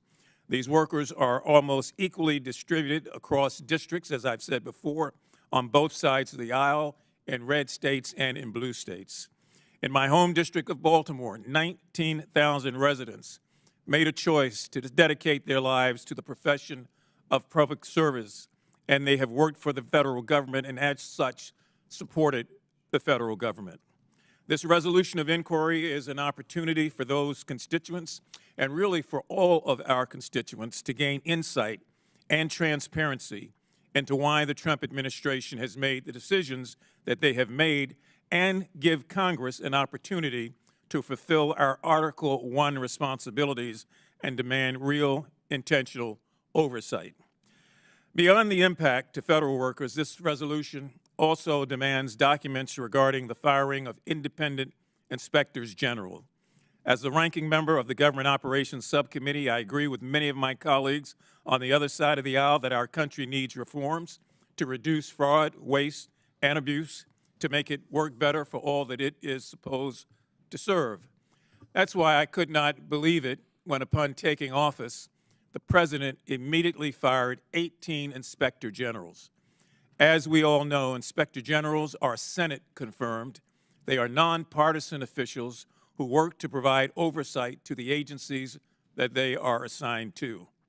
These inspector generals and their teams have decades upon decades of institutional knowledge of the problems facing agencies and, more importantly, how to fix those problems. Many of them had been making important reforms to reduce improper payments and fraud, but now they're not able to do that. And if there was any instance of their repeated efforts to bring about change, just remember that the Department of Defense has failed 7 straight audits. Any supporter of DOGE ought to have an interest in knowing why these inspector generals were illegally fired and why Congress didn't even receive notice as required under law. And so I'd like to close, Mr. Chairman, by again emphasizing our duty to the federal workforce, to contractors, and to others who have been shamefully treated without due process for the crime of wanting to serve their country. These workers are Americans, Americans with families, Americans that are part of their communities, and Americans whose livelihood, in many respects, is now being destroyed. And so I invite my colleagues on both sides of the aisle to support this rare resolution of inquiry in order to give transparency and accountability a chance. Our constituents, all of them, are depending on it. Thank you, Mr. Chairman, and I yield back. Gentleman yields back. Any other members seek recognition? Mr. Ben. Thank you, Mr. Chair. I want to voice my strong support for House Resolution 187 and thank my colleague from Maryland for bringing this forward. This resolution seeks transparency and answers about the abrupt and illegal removal, reassignment, and termination of federal employees, as well as the independent watchdogs, the inspectors general, who are supposed to prevent waste, fraud, and abuse. These are the employees who ensure that our government functions efficiently and remains accountable to the American people. And let's be clear, these dismissals did not improve efficiency or eliminate waste, fraud, and abuse. When Donald Trump fired the inspector generals for a number of key agencies and departments in his January 24th Friday night massacre, he substantially increased the likelihood of corruption and fraud. And when Elon Musk decided to arbitrarily and illegally fire thousands of federal workers, this wasn't about eliminating waste, fraud, and abuse. Firing air traffic controllers and then hiring them back isn't efficient. Firing nuclear weapons security personnel and then trying to rehire them isn't efficient. And as we're seeing unfold in real time, firing Social Security personnel and making it harder for seniors to get their checks isn't efficient. This endeavor is not about efficiency. It's about finding spending cuts to justify $4.5 trillion in tax cuts, primarily directed to billionaires. And I want to note that of this, hundreds of billions of dollars of those tax cuts go to foreign investors. The tax cuts that the Republicans are hatching up are predominantly designed to benefit investors in corporate securities, in real estate investment trusts, and in private equity funds. And as it turns out, over 20% of those investors are foreign. That is right. Elon Musk is literally trying to eliminate 14% of funding for our public schools and funding for cancer trials and science research and cut Social Security so that Saudi, Chinese, Russian, and yes, South African billionaires can get a bigger tax break. But the real issue is that all of this is grossly illegal and unconstitutional, and I know that at least some of my colleagues across the aisle know this. Congress and only Congress has the authority to create laws and appropriate funds, and what Musk and Trump are doing in purporting to fire federal workers and inspector generals without cause, what they're actually doing is undoing appropriations mandated by Congress to fund these federal agencies and overturning acts of Congress that created these inspector generals. They are stealing Congress's constitutional authorities, and so I have to ask, when will congressional Republicans stand up for our powers and our rights here in this body? Look, if House Republicans want to get rid of IGs and fire all the air traffic controllers and eliminate Social Security, they have the majority and they can do that. But we all know it's supposed to be done here in Congress, not by unelected special government employees, not by 21-year-old coders. It's through Congress, and the Constitution is clear on this point. This is all grossly illegal, and that's why the courts keep ruling against Elon Musk and Donald Trump. But instead of standing up against these unprecedented assaults on our congressional powers, congressional Republicans are instead attacking the independence of the judiciary, including attempts to impeach judges, as many judges appointed by Republicans who have issued decisions against Trump and Musk. And I just want to state the obvious here. America is not a dictatorship. It's a democracy based on 3 co-equal branches of government, all of which are sworn to support and defend the Constitution of the United States. We all take that oath here. Okay. But here's the problem. Trump and Musk are basically saying they can do whatever they want, fire inspector generals in violation of the law, fire commissioners in violation of the law, fire federal employees in violation of the law. And instead of standing up to this illegal and unconstitutional behavior, congressional Republicans are basically saying Trump and Musk can do whatever they want. We are supposed to be a co-equal branch of the government, not a lapdog for the president. And by attacking the judiciary, congressional Republicans are going after the independence of the 3rd co-equal branch of government. This is not supporting and defending the Constitution. It is assaulting and attacking the most important provisions of the Constitution. It is dangerous and it is wrong. House Resolution 187 is a necessary step to try to reclaim our congressional authorities. It's about reestablishing trust in our institutions and reaffirming our commitment to accountability and the rule of law and the Constitution. Again, if congressional Republicans want to fire thousands of federal employees and eliminate inspectors general, if they think that is efficient, they can do that through appropriations and legislation, not by allowing Musk and Trump to claim that authority. And in so doing, you are creating a constitutional crisis. So I urge my colleagues to support this resolution and to stand up for the principles that have defined this country for 2.5 centuries. I yield back. Chair recognizes Mr. Presley. Thank you, Mr. Chair. And thank you, Representative Mfume, for your steadfast leadership on this and so many other important issues. I appreciate your introducing this resolution, and I'm proud to be a co-sponsor. Since taking office, co-presidents Trump and Elon Musk have engaged in an unlawful and unprecedented purge of nonpartisan civil servants using intimidation, threats, and outright retaliation to force them out of their jobs. These firings were not about performance, not about accountability, and certainly not about serving the people. My district, the MA 7th, is home to thousands of the Commonwealth's 46,000 federal employees. My constituents are not faceless bureaucrats. They prepare us for national disasters and public health emergencies. They ensure our veterans who risk their lives for our country get the care they deserve. They make our schools run, our food safe, and our government accountable. And for their service, they've been met with a reckless, cruel, and illegal assault from this administration. This administration targeted career civil servants for no legitimate reason. They stripped them of their livelihoods, their pensions, and their ability to serve the country they love. And they did it behind closed doors with no transparency and no accountability. In the great words of the great Elijah Cummings, it is this committee's job to be an efficient and effective pursuit of the truth. Mr. Mfume's resolution of inquiry is simple and necessary. It's about revealing the truth. It uncovers how many federal employees were wrongfully fired, why they were targeted, and how these unlawful purges were carried out. Now, I've met with many of the impacted workers in my district, and their stories are heartbreaking. Public servants who uprooted their families moving states to serve at the Boston VA, only to be fired within months for no reason. Dedicated professionals who spent their careers bettering the lives of others, only to have their own livelihoods ripped away in an instant. These workers deserve answers. They deserve justice. To that end, In addition to supporting this resolution, I'm leading my colleagues in the Massachusetts congressional delegation and requesting information from the Office of Personnel Management about the impact of these mass firings on our Commonwealth. We will get the facts. We do demand accountability, and we will work to ensure that no administration now or in the future can ever abuse its power to silence, intimidate, or unlawfully fire workers again. I urge my colleagues to stand with the public servants, many of whom are our shared constituents, and the communities they serve by supporting this resolution. I yield back. Gentlelady yields back. Any other members seek recognition? Mr. Randall. Thank you, Mr. Chair. You know, as my colleague, Mr.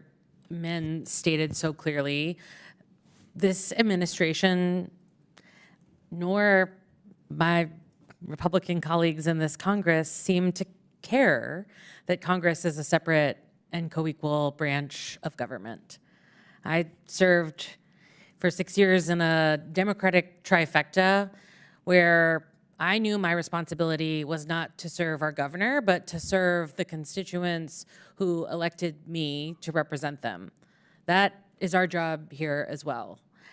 And my constituents, 26,000 federal workers included, over and over, have told me that they are fed up with this administration acting illegally, taking unconstitutionally, and taking a chainsaw to programs that our neighbors rely on. Not just the jobs of the people who are losing them, but the safety and security of our community. So many of my federal employees in the 6th Congressional District have national security jobs, work for the Department of Defense, maintain our nuclear submarine fleet, ensure that our naval ships are ready for their work in the Pacific Theater. This is important, essential work.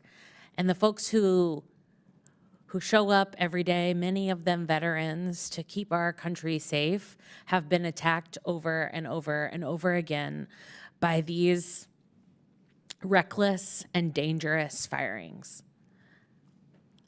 This resolution of inquiry seeks information about what is happening and seeks answers for our neighbors who deserve them. You know, folks who have moved their families, folks who put their lives on the line, folks who are doing very important work in our communities. And it's not just federal workers, of which we already have a shortage in the Department of Defense. You know, we have to recruit from out of state. People have to move in order to do these important jobs. But we have folks in the Park Service and the Postal Service, people who are ensuring that our communities are thriving and that people can rely on the services that they need in order to build their futures. But instead of listening to the workers on the front lines of these programs, who could tell you, if asked, how to make their departments work more efficiently, how to save taxpayer dollars, how to deliver real results, we are seeing mass firings of folks who could save us money. And in fact, some courts have determined that these firings are in fact illegal, have required folks who were fired illegally to be reinstated in their jobs and to be paid back pay, which is not saving taxpayer dollars. It is costing us to spend more money and for our government to work inefficiently. You know, as much as we hear about waste, fraud, and abuse and wanting to get answers, it is not clear to me why we wouldn't pass this resolution so that we could get more information about what is happening in the federal government. Mr. Chair, I yield my time. Any other members seek recognition? Seeing none. The question is now on the amendment in the nature of a substitute. All those in favor signify by saying aye. Aye. All those opposed signify by saying no. No. In the opinion of the chair, the noes have it, and the amendment is not Mr. agreed. Chairman, I would request a recorded vote. A recorded vote is ordered pursuant to House rules. Further proceedings on this measure are postponed. All recorded votes will be rolled to the end at a time to be announced. Our last item for consideration is H.R. 186, an inquiry requesting the President to transmit certain documents to the House of Representatives relating to the conflicts of interest of Elon Musk and related information. The clerk will please designate the resolution. House Resolution 186 of inquiry requesting that the President to transmit certain documents to the House of Representatives related to the conflicts of interest of Elon Musk and related information. Without objection, the resolution shall be considered as read and open for amendment at any point. Without objection so ordered, the chair recognizes himself to offer an amendment in the nature of substitute. The clerk please designate the amendment. An amendment in the nature of a substitute to House Resolution 186 is offered by Mr. Comer of Without Kentucky. objection, the amendment is considered as read. The substitute will be considered as original text for the purpose of further amendment. I now recognize myself for 5 minutes on a statement on the resolution. The Democrats are also offering the second privilege resolution of inquiry to vocally protest Elon Musk's critical role in helping President Trump fulfill his promises to the American people.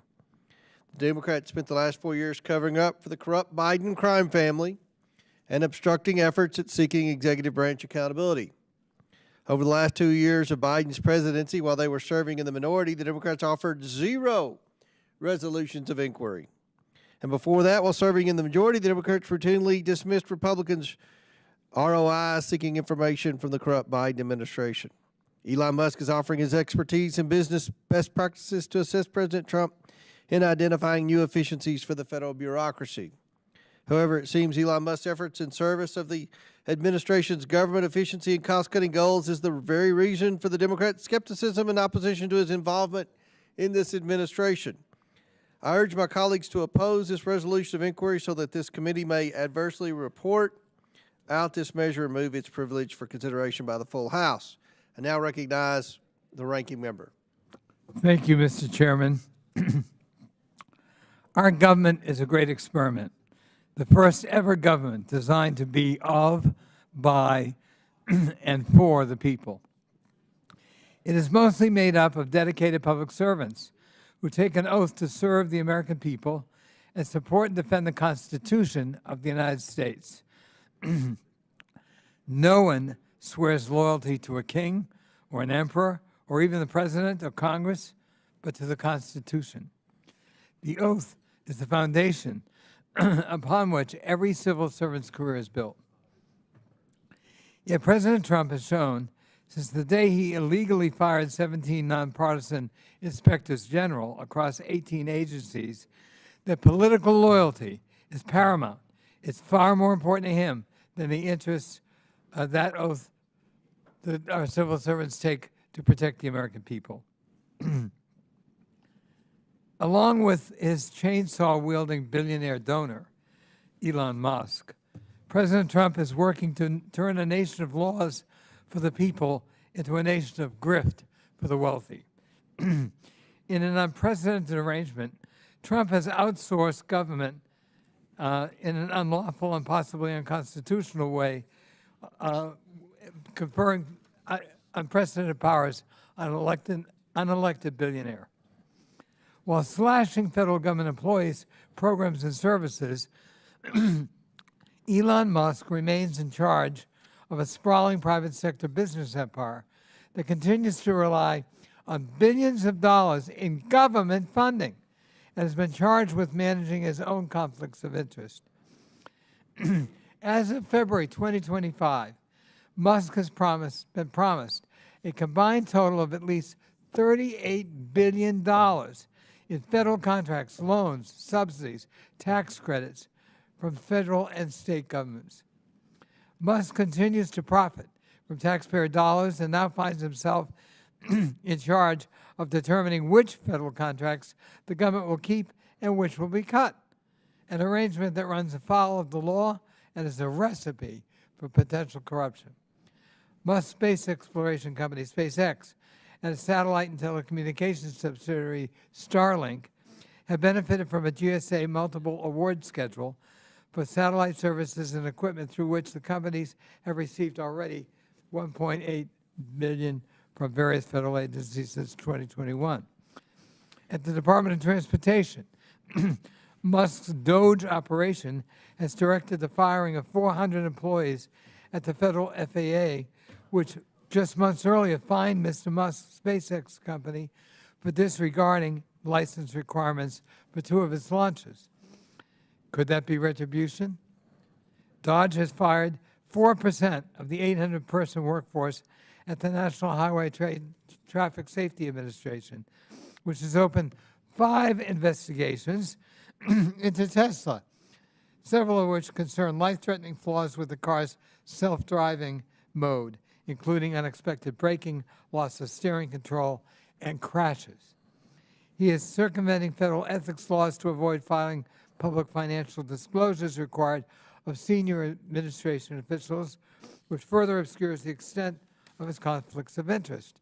This resolution of inquiry is simple. It would require the President to provide information about Musk's actual status within the federal government, any conflicts of interest Musk has related to his role in the federal government, and any federal contract involving Musk-owned company to which he serves on the board or on the board of directors. I did not introduce this resolution lightly, Mr. Chairman. In fact, committee Democrats have made numerous attempts to get this information before taking this step. We've sent 54 letters, over 400 requests. We've even requested you, Mr. Chairman, to invite him to testify, all to no avail. Given Musk's expansive influence in the Trump administration, the American people have a right to know this information. The American people have a right to know how an unelected billionaire bureaucrat is taking a chainsaw to their government, aggrandizing himself. I urge all of my colleagues to stand up for once for transparency and accountability, no matter who's in the White House, and to ensure that this government remains of, by, and for the people. I yield back. Gentleman yields back. Chair recognizes Mr. Min. Thank you, Mr. Chair. I also want to voice my support for House Resolution 186. As the great Supreme Court Justice Louis Brandeis once said, sunshine is the best disinfectant, and yet we have continually seen this administration and its allies in Congress refuse to allow transparency, to continually be hostile to basic disclosure requests. So the resolution of inquiry here is pretty simple. People want to know, what is Elon Musk's exact role in the federal government? This question by far has been the one my constituents are most concerned about. Since taking office, my office has received thousands of calls and letters on this. Just this past week, we had over 1,500 constituents show up to my town hall to make sure that I knew how concerned and outraged they are. Right now, Congress and the American people that we represent have no way of knowing what potential conflicts of interest Elon Musk has. And the reason we don't know is because this administration has refused to tell us, and Congress has conducted zero oversight on this question. This resolution is just about transparency. The American people deserve to know how decisions are being made and whose interests are being prioritized. Elon Musk's dual role as a private business magnate and a federal government advisor of unknown origin, because he's supposed to be a temporary special government employee but is wielding powers far beyond that. This combination raises serious ethical concerns. His companies, including SpaceX and Tesla, have received billions in federal contracts, and yet he is now in a position to influence the very agencies that regulate and fund his business. And to no one's surprise, Elon Musk and DOGE seem to continue coming out ahead here. SpaceX, Tesla, their contracts are never touched by DOGE. In fact, they seem like they get expanded. Elon Musk's private business interests are directly benefiting from his government role, and he and others have been weaponizing government to benefit Tesla and SpaceX's bottom line. President Trump turned the White House's South Lawn into a shameful Tesla display, almost like a Tesla dealership, earlier this month. And Commerce Secretary Howard Lutnick appeared on TV hawking Tesla stock in what was an obvious violation of law. And since then, we've learned that Lutnick and others in the Trump administration are heavily invested in Tesla stock. There are members of Congress, including one on this committee, who are reportedly heavily invested in Tesla stock and who are trying to use the government to weaponize it to specifically help Tesla's revenues. Where is the investigation? Where is the oversight from Congress and from this committee? H.Res. 186 is a necessary but not sufficient first step to try to bring these issues to light, and I urge my colleagues to join me in supporting this resolution inquiry. I yield back. Gentleman yields back. Do any other members seek recognition? Seeing none, that concludes debate. Pursuant to the previous order, the chair declares the committee in recess. Mr. Chair. Go ahead, Mr. Ranking Member. Were you going to call for a vote? Oh, that's a good idea. We will call for a vote. I was excited there. I know. The question is now on the amendment in the nature of a substitute. All those in favor signify by saying, this is the, okay, all those in favor signify by saying aye. Aye. All those opposed signify by saying no. No. In the opinion of the chair, the Mr. noes Chairman. have it. A recorded vote is requested by Mr. Conley pursuant to House rules. Further proceedings on this measure are postponed. Now that concludes debate. Pursuant to the previous order, the chair declares the committee in recess until 6:30, at which time we will vote on a postponed measure. Is there 20? The nays are 23. The nays have it, and the amendment is not agreed to.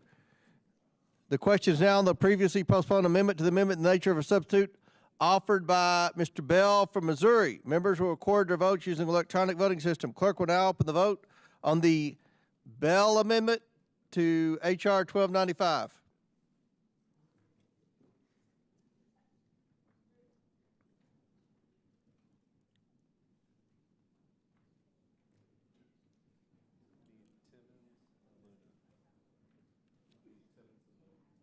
Mr. Timmons, have you been recorded?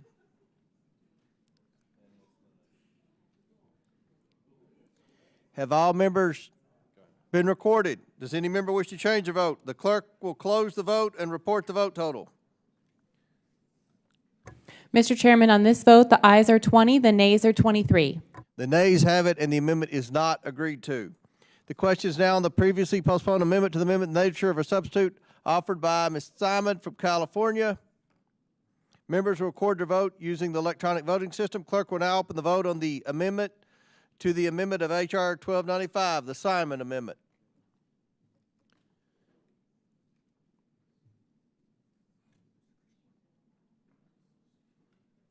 Have all members been recorded who wish to be recorded? Does any member wish to change their vote? The clerk will close the vote and report the vote total. Mr. Chairman, on this vote, the ayes are 20, the nays are 23. The nays have it, and the amendment is not agreed to. The question is now on the previously postponed amendment to the main amendment in the nature of a substitute offered by Ms. Presley from Massachusetts. Members will record their vote using the electronic voting system. Clerk will now open the vote on the Presley amendment of H.R. 1295.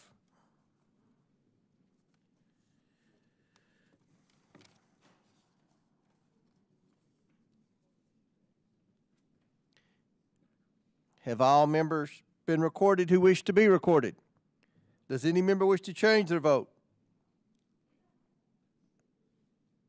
The clerk will close the vote and report the vote total. Mr. Chairman, on this vote, the ayes are 20, the nays are 23. The nays have it, and the amendment is not agreed to. The question is now on the amendment in the nature of a substitute to H.R. 1295. All those in favor signify by saying aye. Aye. All those opposed signify by saying no. In the opinion of the chair, the ayes have it. The amendment in the nature of a substitute to H.R. 1295 is agreed to. The question is on favorably reporting H.R. 1295. Members will record their votes using the electronic voting system. The clerk will now open the vote on favorably reporting H.R. 1295. Chair votes aye. If we can get the screen up.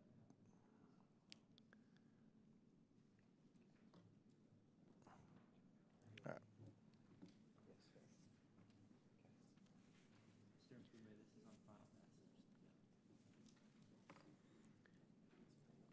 Have all members been recorded who wish to be recorded? Does any member wish to change the vote? The clerk will close the vote and report the vote total. Mr. Chairman, on this vote, the ayes are 23, the nays are 20.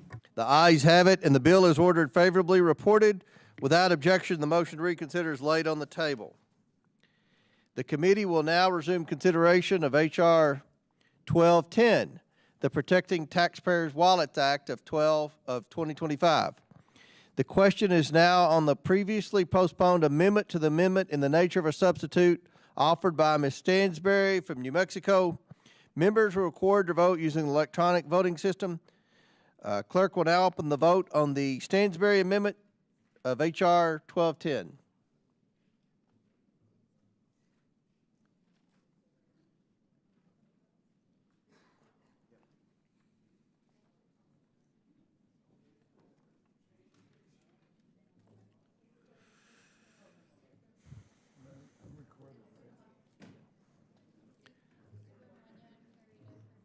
Have all members been recorded?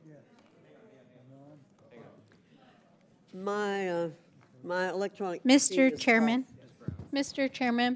Yes. parliamentary inquiry. I think on many of our sheets, this is noted as the Subramanian amendment since he carried it in my stead. That what now? Oh. You noted that this is a Stansbury amendment, but Mr. Subramanian carried it for me. Offered it on her behalf. He offered it on your Yes. behalf. So on many people's sheet, it's noted number 5. Yeah. Number 5 is the big one. Mr. Chairman, point of order. She doesn't know what bills are. She doesn't know what amendments are. We're done with this. Let's move on. This is your amendment offered by Mr. Subramanian. So, It's no big deal. okay. All right, we'll continue. This is the Stansberry amendment, but it was offered by Mr. Subramanian during the markup. Everybody understand? Stansbury doesn't understand. Thank you, Mr. Chairman. Have all members been recorded who wish to be recorded? No. Does any member wish to change their vote? The clerk will close the vote and report the vote total. We've lost some people. Mr. Chairman, on this vote, the ayes are 21, the nays are 23. The nays have it, and the amendment is not agreed to. Go to the next one.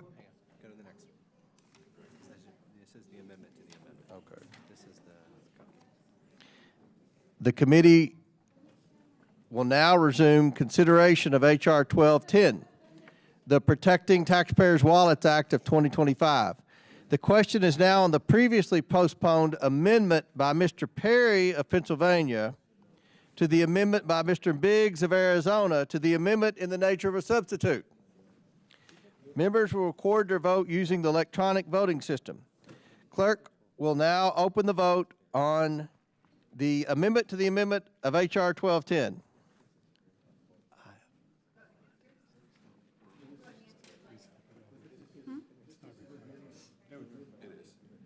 I kept hitting it. It just, I don't know why. I have to hit this 3 or 4 times.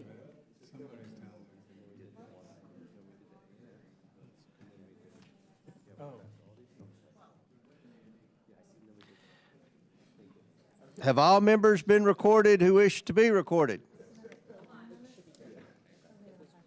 Does any member wish to change their vote? The clerk will close the vote and report the vote total.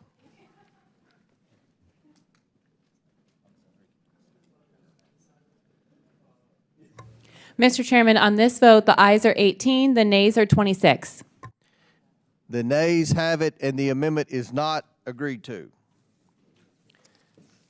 The question is now on the previously postponed amendment by Mr. Perry, the Perry number 2 amendment to the Mr. Biggs amendment in the nature of a substitute. Members will record their vote using the electronic voting system. Clerk will now open the vote on the amendment to the amendment of H.R. 1210. This is the Perry number 2.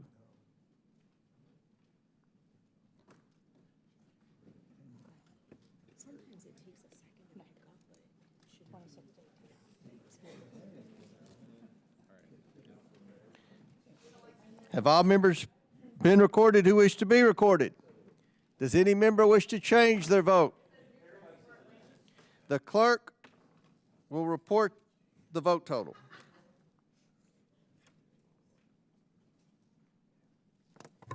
Mr. Chairman, on this vote, the ayes are 17, the nays are 27. The nays have it, and the amendment is not agreed to.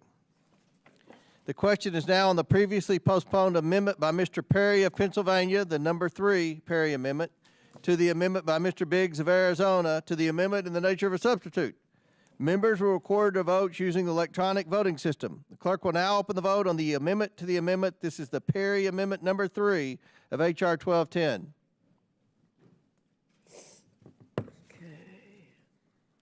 All right, it's off again. Hold on a second. Mine's off again. It keeps going off. Here, go ahead and try. There we go. Yep. Okay. The screen does time out this battery saving feature, but. All right. Have all members been recorded who wish to be recorded? Does any member wish to change their vote? The clerk will close the vote and report the vote total.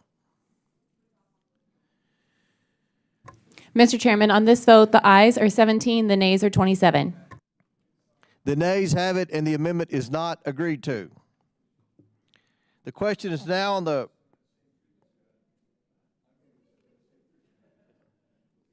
this is the Biggs amendment. The next one, yes, sir. Right here. Right there. Okay. The committee will now resume consideration of H.R. 1210, the Protecting Taxpayers Wallet Act of 2025. The question is now on the previously postponed amendment to the amendment in the nature of a substitute offered by Mr. Biggs from Arizona. Members will record their vote using the electronic voting system. Clerk will now open the vote on the amendment to the amendment of H.R. 1210, the Biggs Amendment.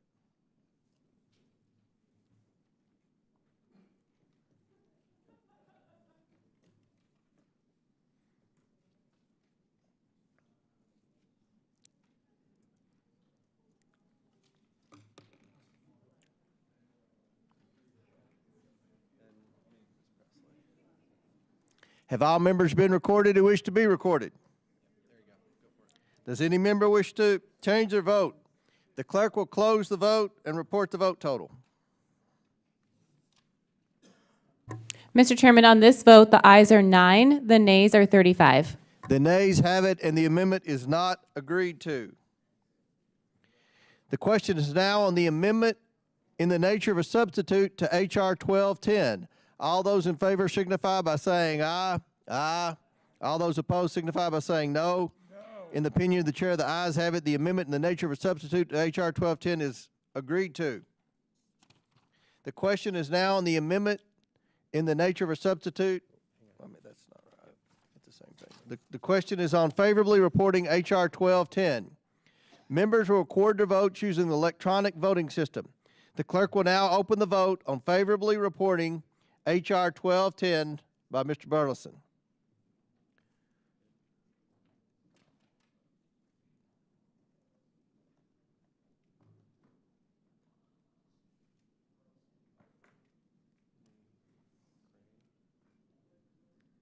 Have all members been recorded who wish to be recorded? Does any member wish to change their vote? The clerk will close the vote and report the vote total. Mr. Chairman, on this vote, the ayes are 23, the nays are 21. The ayes have it, and the bill is ordered favorably reported. Without objection, the motion to reconsider is laid on the table. The committee will now resume consideration of H.R. 2249, the Preserving Presidential Management Authority Act. The question is now on the previously postponed amendment to the amendment in the nature of a substitute offered by Mr. Biggs from Arizona. Members will record their votes using the electronic voting system. Clerk will now open the vote on the amendment to the amendment of H.R. 2249.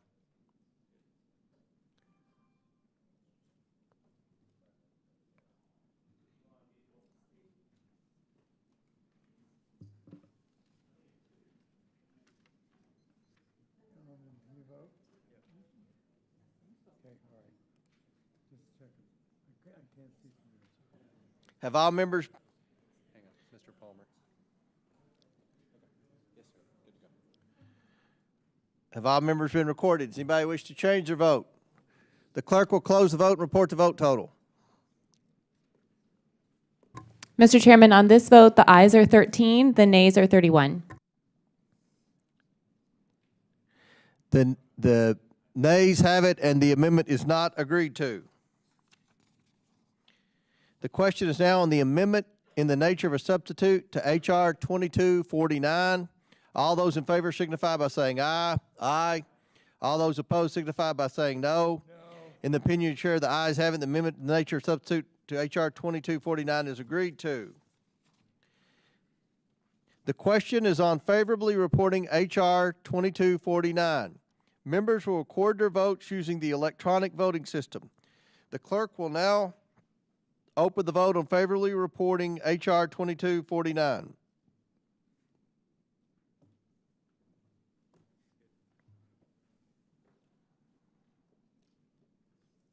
Have all members been recorded? Does any member wish to change their vote? The clerk will close the vote, report the vote total. Mr. Chairman, on this vote, the ayes are 23, the nays are 21. The ayes have it, and the bill is ordered favorably reported. Without objection, the motion to reconsider is laid on the table. The committee will now resume consideration of H.R. 2174, the Paycheck Protection Act.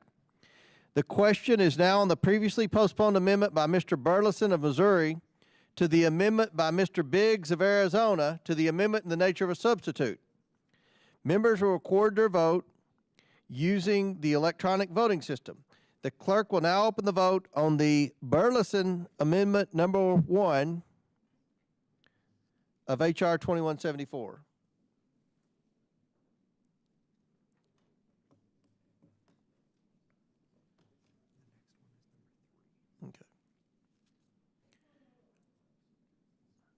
Have all members been recorded?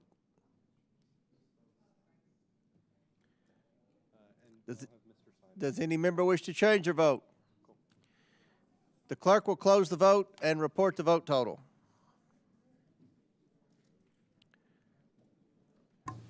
Mr. Chairman, on this vote, the yeas are 16, the nays are 28. The nays have it, and the amendment is not agreed to. The question is now on the previously postponed amendment by Mr. Burleson of Missouri to the amendment by Mr. Biggs of Arizona to the amendment in the nature of substitute. Members will record their vote using the electronic voting system. The clerk will now open the vote on the Burleson number 3 amendment to the amendment of H.R. 2174.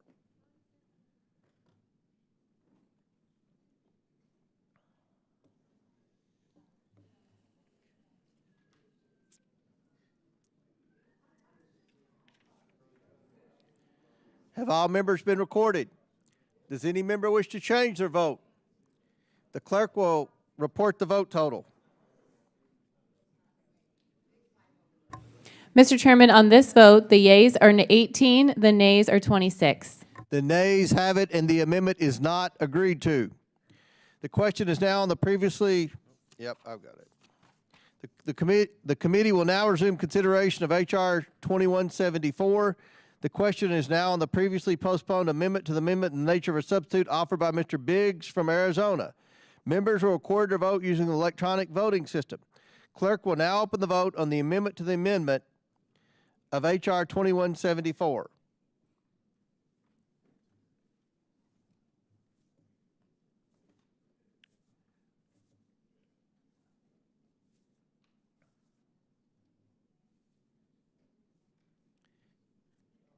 Have all members been recorded? Does any member wish to change their vote? The clerk will close the vote and report the vote total. Mr. Chairman, on this vote, the ayes are 14, the nays are 30. The nays have it, and the amendment is not agreed to. The question is now on the amendment in the nature of a substitute to H.R. 2174. All those in favor signify by saying aye. Aye. All those opposed signify by saying no. In the opinion of the chair, the ayes have it. The amendment in the nature of a substitute to H.R. 2174 is agreed to. The question is on favorably reporting H.R. 2174. Members will record their votes using the electronic voting system. The clerk will now open the vote on favorably reporting H.R. 2174.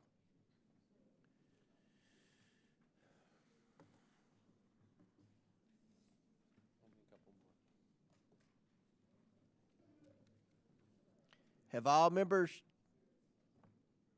been recorded? Does any member wish to change their vote? The clerk will close the vote and report the vote total. Mr. Chairman, on this vote, the ayes are 23, the nays are 21. The ayes have it. The bill is ordered favorably reported. Without objection, the motion to reconsider is laid on the table. The question is now on favorably reporting H.R. 2193. Members will record their votes using the electronic voting system. The clerk will now open the vote on favorably reporting H.R. 2193.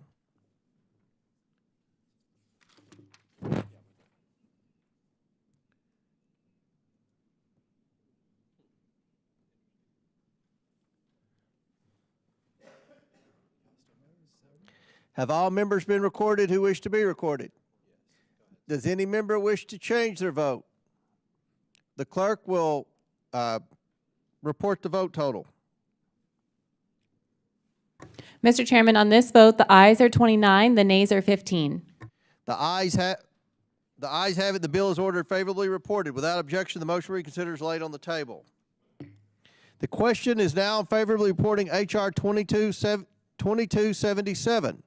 Members will record their votes using the electronic voting system. The clerk will now open the vote on favorably reporting H.R. 2277.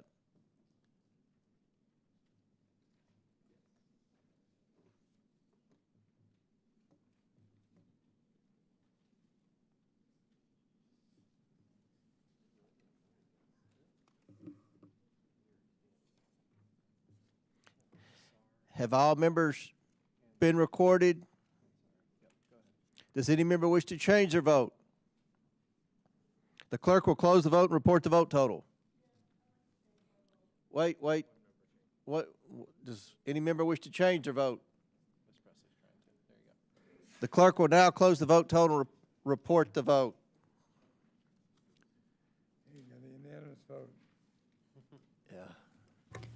Mr. Chairman, on this vote, the ayes are 44, the nays are 0. See, I always said, Mr. Conley, this was a bipartisan committee. The ayes have it. The bill is ordered favorably reported. Without objection, the motion to reconsider is laid on the table.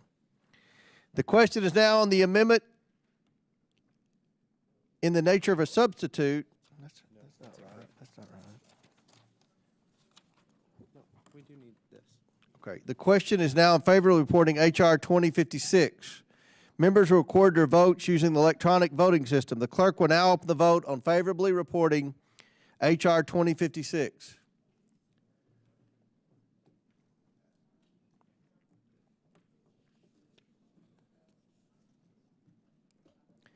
Have all members been recorded who wish to be recorded? Does any member wish to change their vote? The clerk will close the vote and report the vote total.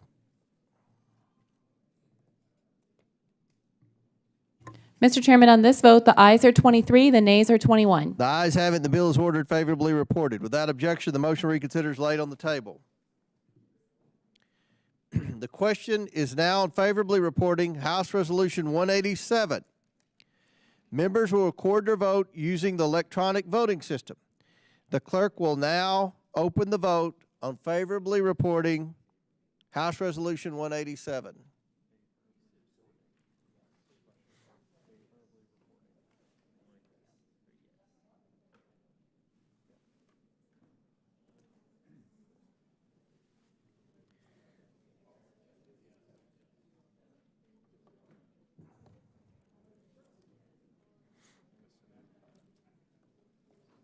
Have all members been recorded who wish to be recorded?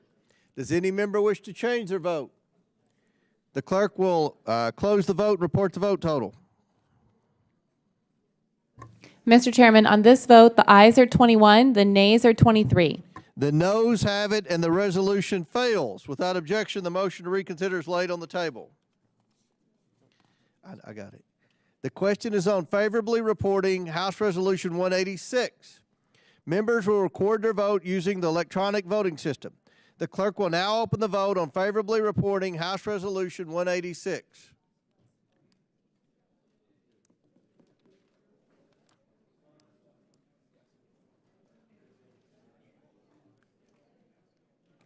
Thank you.